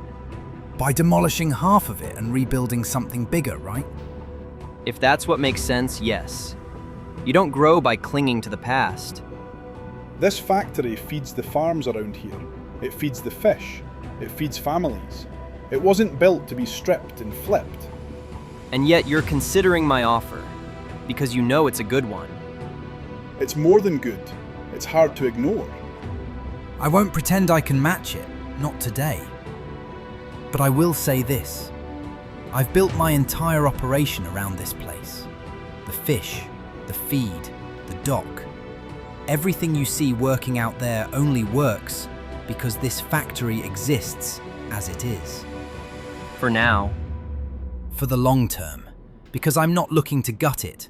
I'm looking to take it forward without destroying what makes it work. And how long until you can afford that, Liam? A year? 2? While Alistair waits? That's the question, isn't it? Give me time. One more season. Let me prove the numbers. Let me buy it properly, not carve it up. Or I buy it now, Inject real capital, and this whole coast becomes a hub. Bigger ships, bigger contracts, bigger returns. And what happens to the factory then? It evolves. Or it disappears. Enough. I've heard what I need to hear.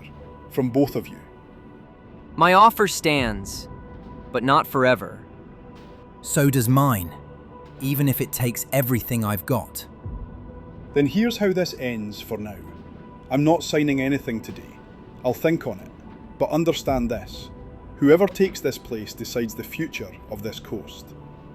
Then choose wisely. We will.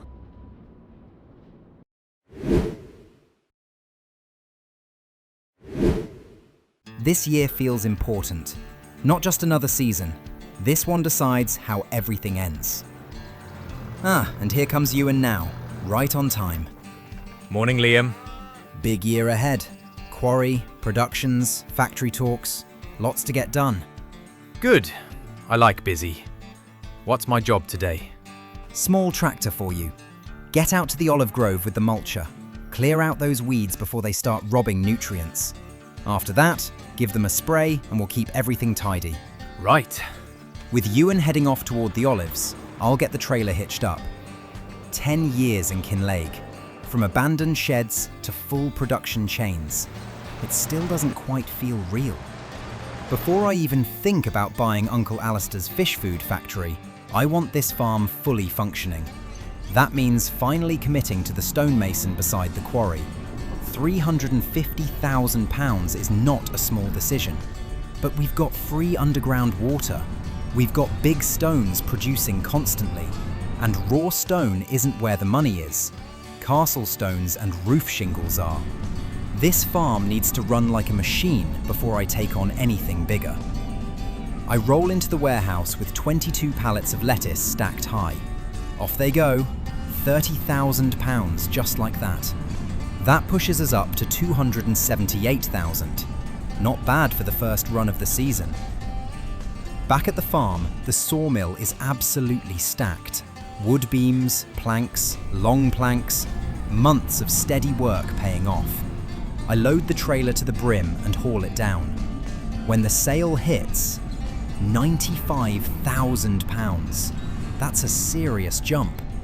I'm straight back to the yard again, grabbing 3.5 pallets of goat milk and running them over to the dairy. Keep production flowing. Then around the front to collect what's been produced. 2 pallets of bottled goat milk, 5 of butter, 4 of goat cheese. Another run to the warehouse. £24,000 added. I check the balance, just shy of 400,000. Right, no more hesitation. 350,000 invested. And there it is. The stonemason stands beside the quarry, solid and ready. It looks like it's always been part of the plan. I walk around it, taking it in. Free water from below. Endless big stones from the quarry. This isn't reckless, it's strategic. Opening up production now. Castle stones, roof shingles, both selling for far more than raw big stones. That's the move.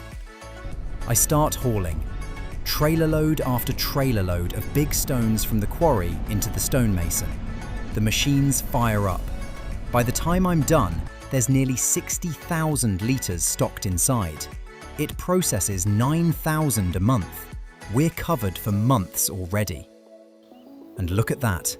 Ewan's just finishing up with the olives. Great timing. Hey Ewan, how's it looking out there? All done now. Olives are looking clean again. Perfect timing. Bet that building cost you a chunk. It did, but it's the right move. This place needs to stand on its own before we take on the factory. You've never steered us wrong yet. All right, last job of the month. Time to collect that sweet, sweet goat yoga income from the office. Let's see here. £10,000, steady as ever. And that's August done. Quarry running, stonemason processing, olives prepped, productions flowing.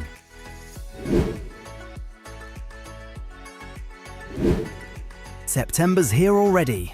This month's all about getting the barley back in the ground. Now it's back to proper farming. Ah, Ewan's here. Morning.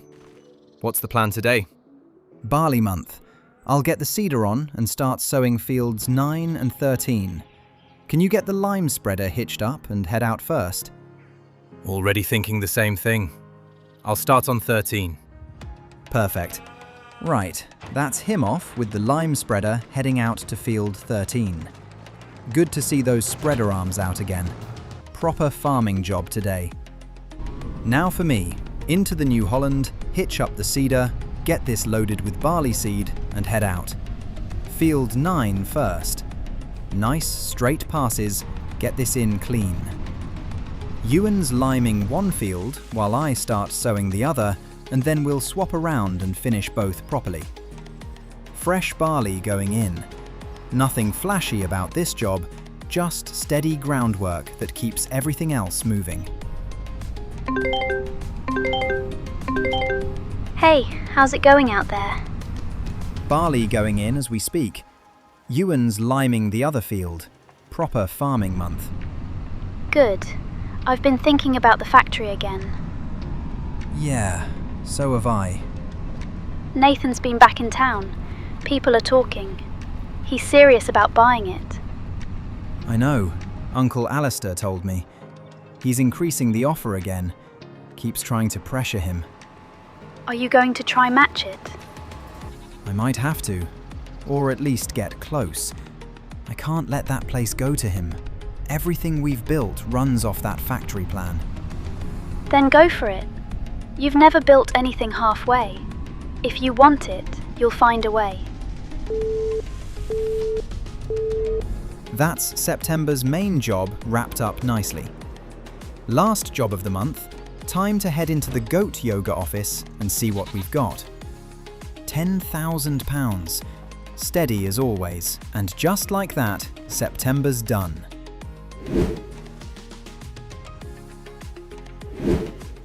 October's here. Olive harvest month. One of my favourite times of year. Now it's time to see what we get back from it. And here comes Ewan. Morning. Big day today. Big one. You take the New Holland harvester straight into the olive grove. Work up and down the rows, nice and steady. I'll get the trailer parked up beside you so we can unload as you fill up. Perfect. Right, into the tractor. Hitch the trailer on and head over to the grove. Ewan's already got the harvester running, working through the rows nicely. I park the trailer up where he can easily unload once he fills the tank. Now, before I help with unloading, I want to check on the stonemason. Over here now, and look at that. Several pallets ready to go. Castle stones stacked neatly. Roof shingles lined up beside them. Right, flatbed trailer on. Time to make some money. First stop, dairy. Load up the goat cheese, bottled goat milk, and butter that's built up. Nice steady flow from that building now. Now over to the stonemason.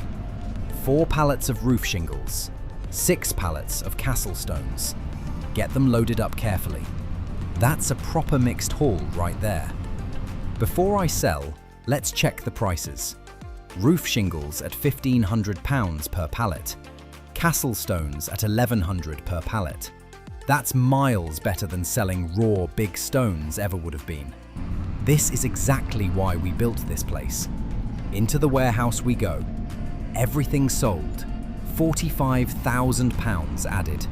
That brings us up to £83,500 in the bank. Not bad at all.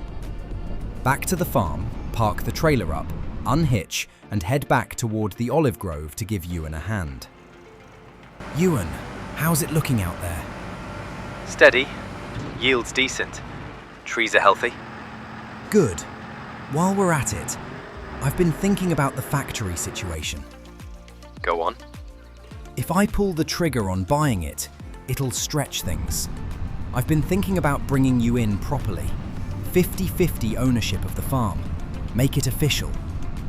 That's not a small offer. You've been here through everything. Feels right. I'd need to look at my finances, talk to Margaret. But I won't lie, I'm interested. No rush. Think about it. This year's a big one. All right, and that's harvest wrapped up clean. Next job. Move the stored barley from the bulk hall over to the grain mill. Get that flour production going again for fish feed. Everything needs to be ticking before soybean harvest next month. 3 fields of soybeans coming up. That'll be a big one. October's been solid. Olives harvested. Stone products sold. Dairy steady. Big conversations starting to shape the future. Right, time to head into the goat yoga office and see what we've got this month. £10,000 again. And just like that, October's wrapped up. November's coming.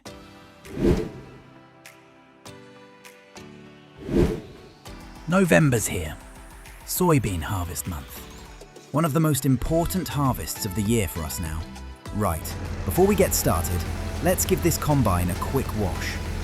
No point taking a dirty machine out into the field for one of the biggest jobs of the year. Get it cleaned up properly. There we go. Good as new. Now out to field 12, just near the yard. Header on, locked in, and away we go. Soybeans are looking good this year. 3 full fields to get through. 12 first, then 14, and finishing up on field 10. Ewan's going to pop along shortly with the tractor and trailer to help with unloading as I fill up. Once each field's cleared, he'll follow behind with the cultivator. We upgraded that cultivator recently with the seeder attachment, which is brilliant. 8-meter working width, and it cultivates and plants grass in one go. 2 jobs done at once. Perfect for this time of year, when we want to get grass back in quickly before winter really sets in. Plenty of soybeans going into the tank. Straight down to the fish food factory once we haul them out. That's the key thing here. These aren't just crops anymore. They're part of a bigger system. Sun's sitting low, but we'll get it finished. Lots of soybeans coming in again. Right, that's it. Harvest finished for the year. All 3 fields cleared and cultivated straight back into grass behind us. Perfect timing as winter creeps in. Now it's time to hop into the tractor and haul this final trailer load of soybeans down to the fish food factory. This is the last missing ingredient. Once this goes in, production can start properly again, and we'll have fresh fish feed ready for the young salmon next month.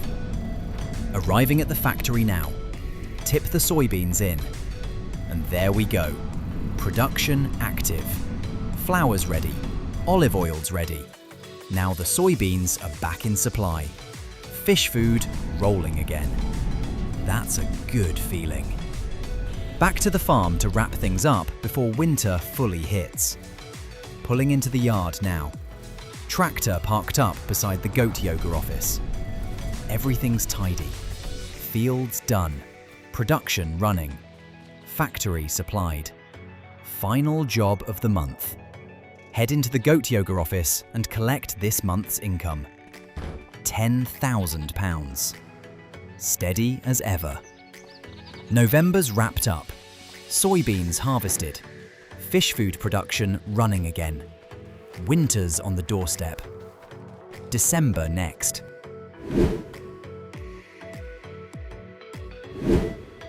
Morning, Liam. Winter's here. What needs doing? Morning. Not a massive month. We're running low on timber though, so if you can get into the forest and bring some trees into the sawmill, that'd be ideal. Keep it topped up. I'll grab the flatbed and start shifting some product. Keep the money flowing through winter. Sounds good. I'll get cutting. Right, first job, lettuce. 35 pallets stacked high. That's a full trailer load. Let's get these down to the warehouse. Rolling in now. Unload the lot. And that's about £54,000 added. That brings us up close to 138,000 total. Good winter buffer already. Back to the farm. 6 pallets of goat milk waiting to be moved. Load them up and run them over to the dairy. Get production topped up again. Straight from there over to the quarry. A few trailer loads of big stone pallets coming out and straight into the stonemason for processing. Keep that building fed and busy. While I'm here, I'll load up what it's already produced. 8 pallets of castle stones, 7 of roof shingles. Nice tidy haul. Down to the warehouse again. Sell the lot. Around £27,000 added. That pushes us up to about 164,000. Back at the farm now. Ewan's still out in the forest. Sawmill slowly filling up again. Good to see. Next job, barley flour and olive oil from the mills. Load both onto the trailer and head down to the fish food factory. Arriving now. Flour tipped in. Olive oil unloaded. Production ticking along nicely. And there's the finished fish food ready to go. I'll take this straight over to the young salmon and get them fed before the month ends.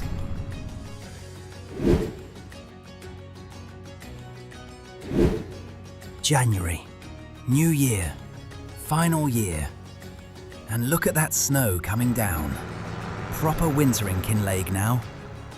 Hard to believe this is the final stretch of the journey. Everything we've built over the last 10 years comes down to what happens next. Morning. Snow doesn't slow you down, does it? Not a chance. What's the plan? Head down to the fish food factory and grab the next batch of feed pallets. Get them over to the breeding shed for the young salmon. After that, those silage bales stacked beside field 12. Get them loaded and sold. Perfect. I'll get on it. Good man. I'll handle the wood chips this month. Keep things ticking over. Steady winter month then.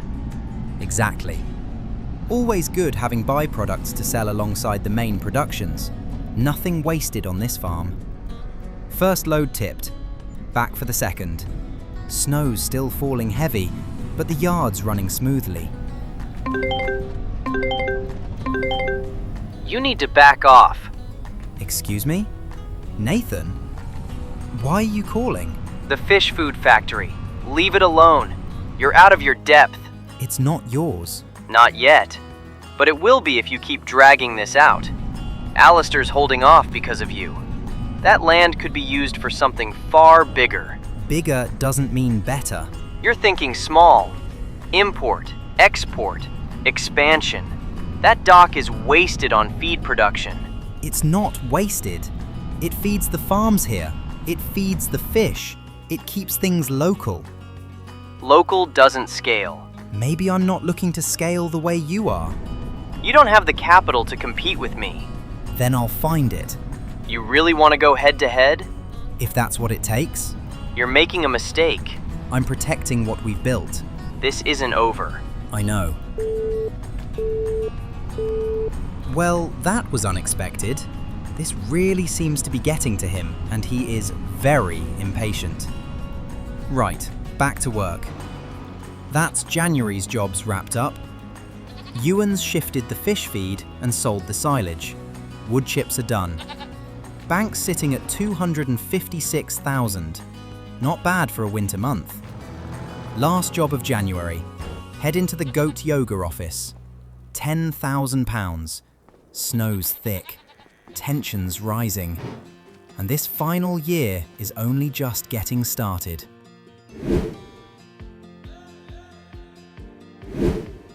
February's here. Snow's settled now. Hard frost on the ground. Proper winter silence around the yard. Ewan's off this month, taking a bit of a break while things are quiet. There's just one thing on my mind. Trip down to the docks. Time to speak to Uncle Alistair face to face. Pulling in now. And there he is. Glad you came down, Liam. Had to. Things are getting serious. I take it Nathan called you too? He did. Tried to pressure me into backing off. He called me again as well. I didn't like the tone of it. He's getting desperate. He's also increased his offer. How much? 500,000. That's a big jump. It is. And I won't lie, it's tempting. That would set me up comfortably for the rest of my life. I get that. I really do. So tell me honestly, What's your plan? I'm thinking long term. Ewan and I have been talking, potentially going 50-50 on the farm. That frees up capital, lets me focus more on production, scale the fish side properly. You'd bring him in as an owner? He's earned it. And it means I can offer you more than your original asking price. Not 500, but something strong, something fair. You'd get a proper deal, and you'd know it stays in the family. That matters to me.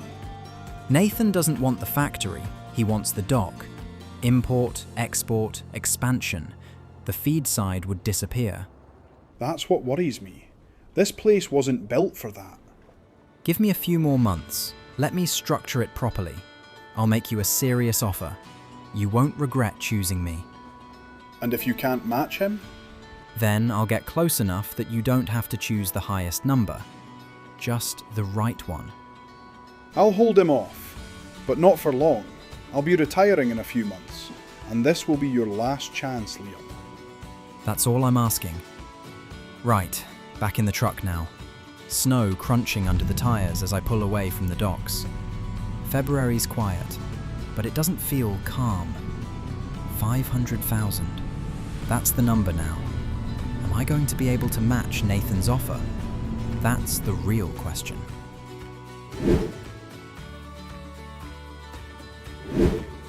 March already. Frost's lifting, days getting a touch longer. Time to wake the fields back up and get moving again. Right then, into the tractor. Hitching on the fertilizer spreader, tanks topped up. Let's get some nutrients back into these soils and get everything primed for the growing season. Ewan's already out with the flatbed doing a few deliveries for us. Keeps the cash ticking over while I work through these fields. Liam, hope I'm not catching you at a bad time. Not at all, Margaret. Just fertilizing. What's up? Ewan mentioned your idea about the 50-50 share in the farm. He told you? Of course he did. He hasn't stopped talking about it.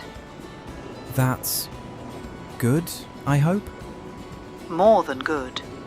Liam, after everything that's happened, after Morven's cellar, after the darkness he was in, this farm gave him life again. And owning half of it, that would mean the world to him. He deserves it. He's built this place with me. It's given him purpose, direction. He wakes up excited again. I haven't seen that in years.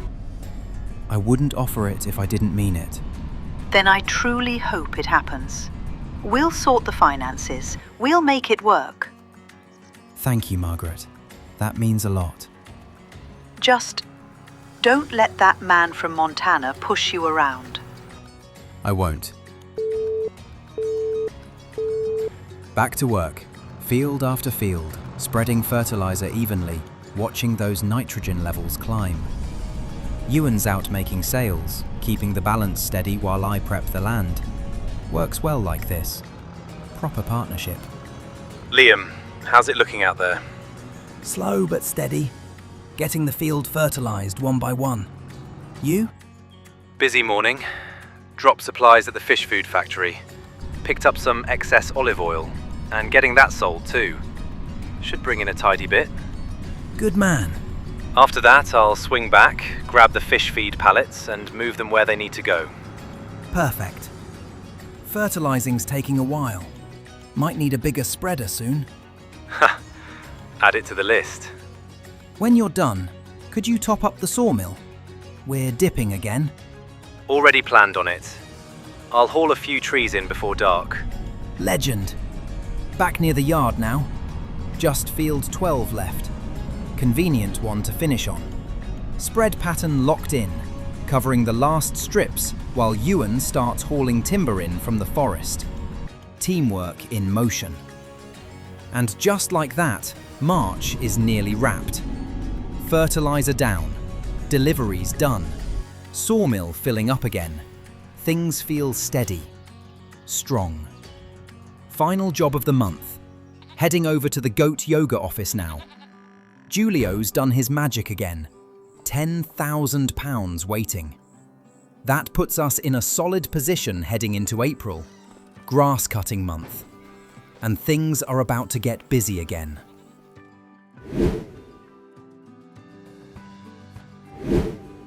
April's here. Grass is thick, bright, ready to drop. Proper cutting month. I'm hitching on the mowers now, front and rear set locked in. Ewan's behind me, getting the tedder attached. Time to turn all this green into feed for the year. Ah, there he is now. Machines are ready. Blades are sharp. Should be a good cut. 3 fields this time. 12, 10 and 14.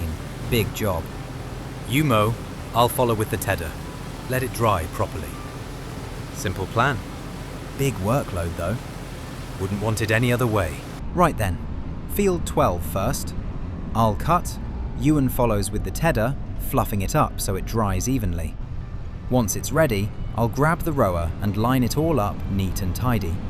Ewan will chase behind with the round baler, wrapping them tight and clean. Then I'll collect the lot on the flatbed. 3 fields. Long day. Let's get to it. Liam, it's Walter. Morning, Walter. What's happening? Heard about the fish food factory. News travels fast round here. It does. And I'll tell you straight, I think you should buy it. You reckon? Keep it local. Keep it Kinlaig. That dock's important. That factory's important. If that American fella gets it... Nathan. Yeah, seen him around town again, looking at properties, talking numbers. Didn't like the feel of it. He's pushing hard. Then you push harder. You've built something here, Liam. Don't let someone swoop in and change it. That's the plan. Good. You've got support round here, lad. Back to work. All 3 fields now cut, dried, rowed and baled. 72 bales total. Not bad at all. Flatbeds hitched up. But looking at these stacks, I need proper storage, not just leaving them stacked by the hedge. Down by the stonemason, in that clearing near the forest, that's the spot. And just like that, bale storage barn built. Perfect placement, tucked away but easy access. First trailer load coming in now, unloading neatly inside. Looks good already. Back and forth we go, trailer load after trailer load. Hay stacked high, dry, secure. Final load coming in from field 14 now. 72 bales in total. More than enough feed for the cattle and goats through the year. Proper preparation. April's been productive. Grass cut, hay stored. Farm looking tidy. Final job of the month. Heading into the goat yoga office now. Liam's favourite side business. £10,000 sitting there, waiting. Collected. April wrapped up nicely. On to May.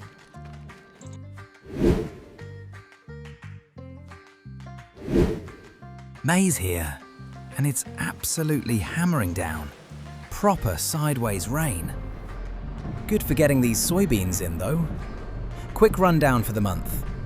Ewan's out cultivating fields 12, 10 and 14. Same ones we cut last month.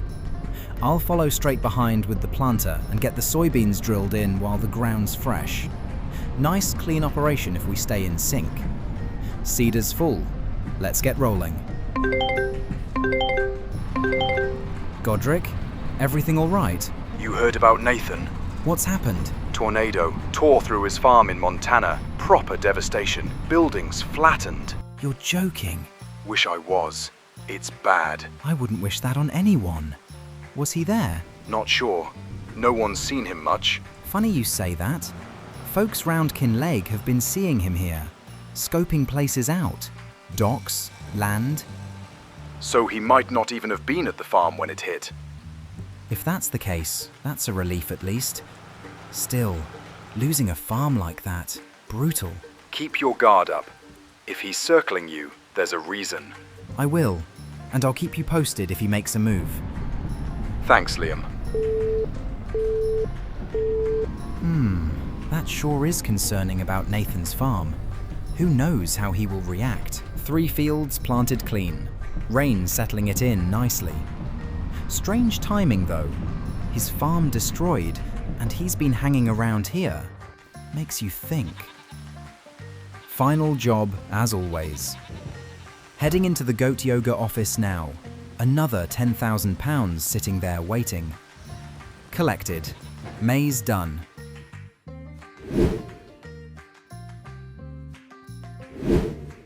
June's here. Sun's out, air's warmer, and the barley's standing tall. Harvest month. Proper busy one, this. Ah, and here comes Ewan now. Morning. Ready for it? Barley's looking good. You taking the combine? Aye. I'll start in field 13, then move across to 9. Perfect. I'll crack on with some big deliveries first while you're cutting. Once you're a couple of passes in, I'll hitch the baler and follow behind for the straw. Good plan. Keep everything moving. Let's make it a profitable one. Meanwhile, I'm hitching the flatbed trailer and getting the first load sorted. First delivery, lettuces. 24 pallets stacked high. Filling the rest of the trailer with dairy products. Goat cheese, bottled goat milk, butter. Proper mixed load. Down at the warehouse now, everything unloaded. £63,000 in one hit. Ewan's cutting clean lines through field 13 as I swing by the quarry. Big stones stacked up nicely. Loading them onto the trailer and hauling them over to the stonemason.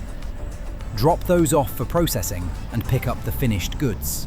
Castle stones and roof shingles ready to sell. Back down to the warehouse. 45,000 from that lot. Stone investment already proving itself. Right, time to swap gear. Baler hitched on, heading out behind Ewan now as he moves into field 9. Straw laying thick across the stubble. Field 13's done. Moving through 9, steady enough. Straw's baling nicely. Good yield this year. Feels solid. Been thinking about that 50-50 proposal. So have I. What's your feeling? I want in. Properly. If you're serious about it, I'm serious too. I am. It makes sense. You've built this with me. Then let's do it. Next month, we'll get it official. And sort the fish food factory alongside it. Big moves. Big year. And well, here we are. Straw's all baled now. Last loads coming into the yard. Unloading them into the barn. Stacked tight for winter. Barley harvested. Deliveries done. Stone sold. Bales stored. June's been a strong one. Final job of the month. Heading into the goat yoga office. £10,000 waiting again. Collected. July next. Final month of the season. And a lot about to change.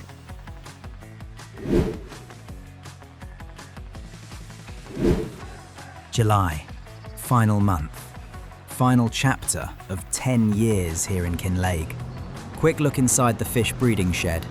Young salmon tanks are full. Healthy. Strong. Perfect timing. Morning. All ready. Ready as ever. Let's get these young salmon loaded up. You heading straight down to the docks? Yup. I'll get them there now. Perfect. I'll follow you in the truck. We'll get them onto the boat, run them out to the aquaculture, then bring all the mature salmon back and sell them at the fish market. Sounds good. Pulling into the docks now. Big day ahead. After this run, I've got that meeting with Nathan and Uncle Alistair. Today decides the future of the fish food factory. But first, focus. Young salmon coming off the trailer and onto the boat. Straps tightened. Everything secure. 620,000 in the bank already. After we sell today's salmon, it's going to jump even higher. And we've still got products back at the farm waiting to move. Unstrapping now and lifting pallet after pallet over into the intake. Young salmon going in clean. This is only one aquaculture. One breeding facility can feed 4 of these. Once the fish food factory is fully under control, 3 more out here would quadruple production. 4 times the salmon every July. That's the scale we're talking about. Now for the big return. 38 pallets of mature salmon stacked and ready. 2,000 litres per pallet.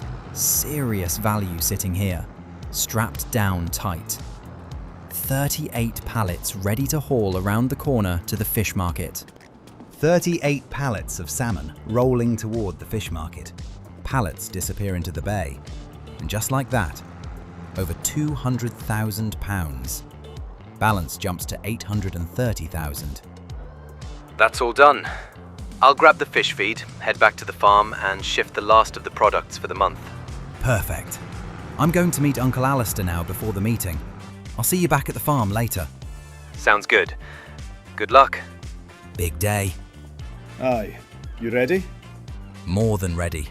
I've got the money. Whatever he says in there, I'm prepared. That's good to hear. He's been different lately. Godric told me his farm in Montana was destroyed by a tornado. That explains a few things. Might change the tone of today. Let's go see what he has to say.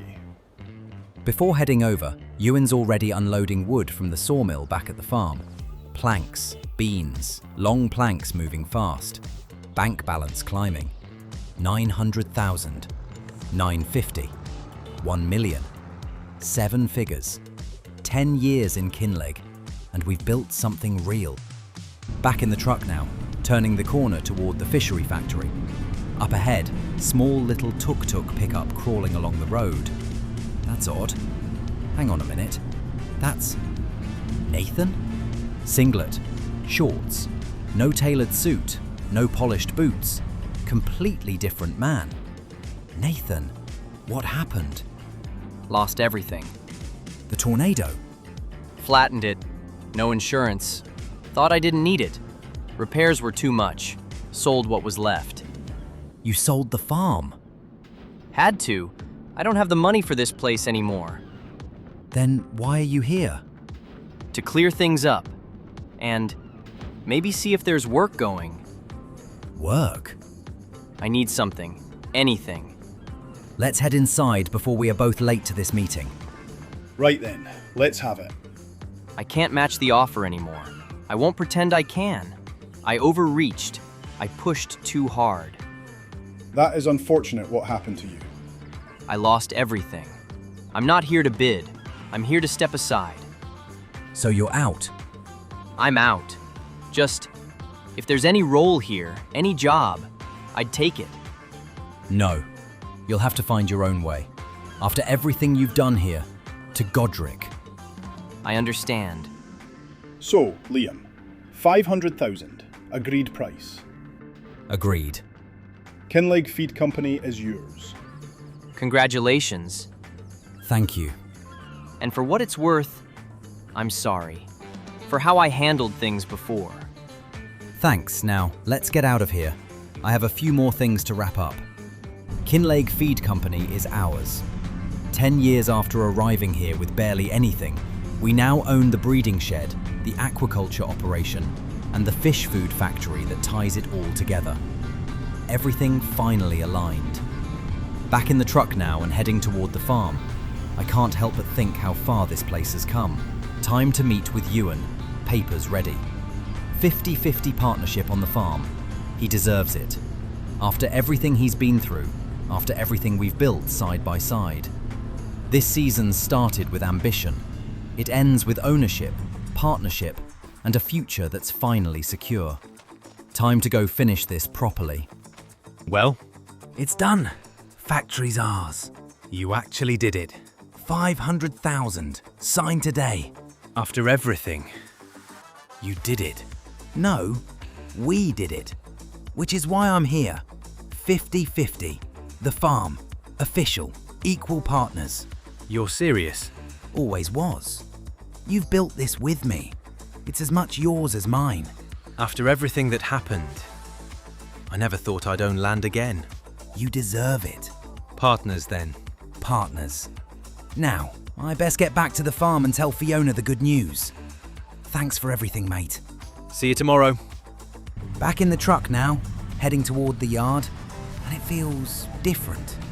Not heavier, lighter, like something's finally settled into place. The factory secured, the farm shared. No more uncertainty hanging over us, just opportunity. Just taking it all in. Highland cattle grazing calmly, calves strong and healthy. Goat yoga barn still running, one of the best ideas we ever had. Steady 10,000 every single month. Goats in the paddock producing milk that feeds the dairy. The dairy turning that into butter, bottled milk, cheese. Olive grove stretching up the hill. Oil mill pressing it clean. Greenhouses pumping out lettuces. Grain mill producing flour. All of it feeding into the fish food factory. Forest feeding the sawmill.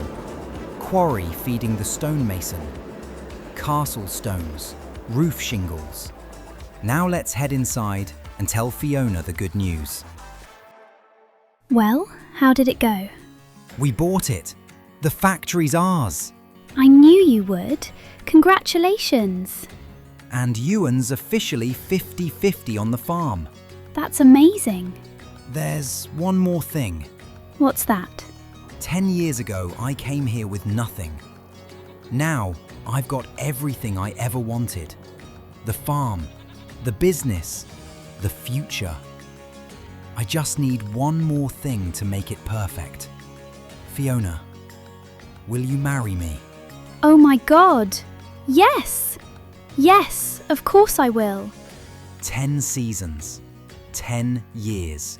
From an abandoned farm in Kinlaig to a fully functioning agricultural and aquaculture empire. We planted barley, pressed olives, built dairies, cleared forests, dug quarries, raised cattle, expanded goat yoga into something no one thought would work. We nearly lost everything more than once. We saved lives. We built partnerships. We faced rivals. And in the end, we built something bigger than any one of us. The farm now stands complete. Fields turning over each season. Production chains flowing seamlessly. Fish food factory running under our name. Aquaculture expanding. A partnership forged. A family beginning. Nathan walked away with nothing but humility. Ewan stands as equal owner.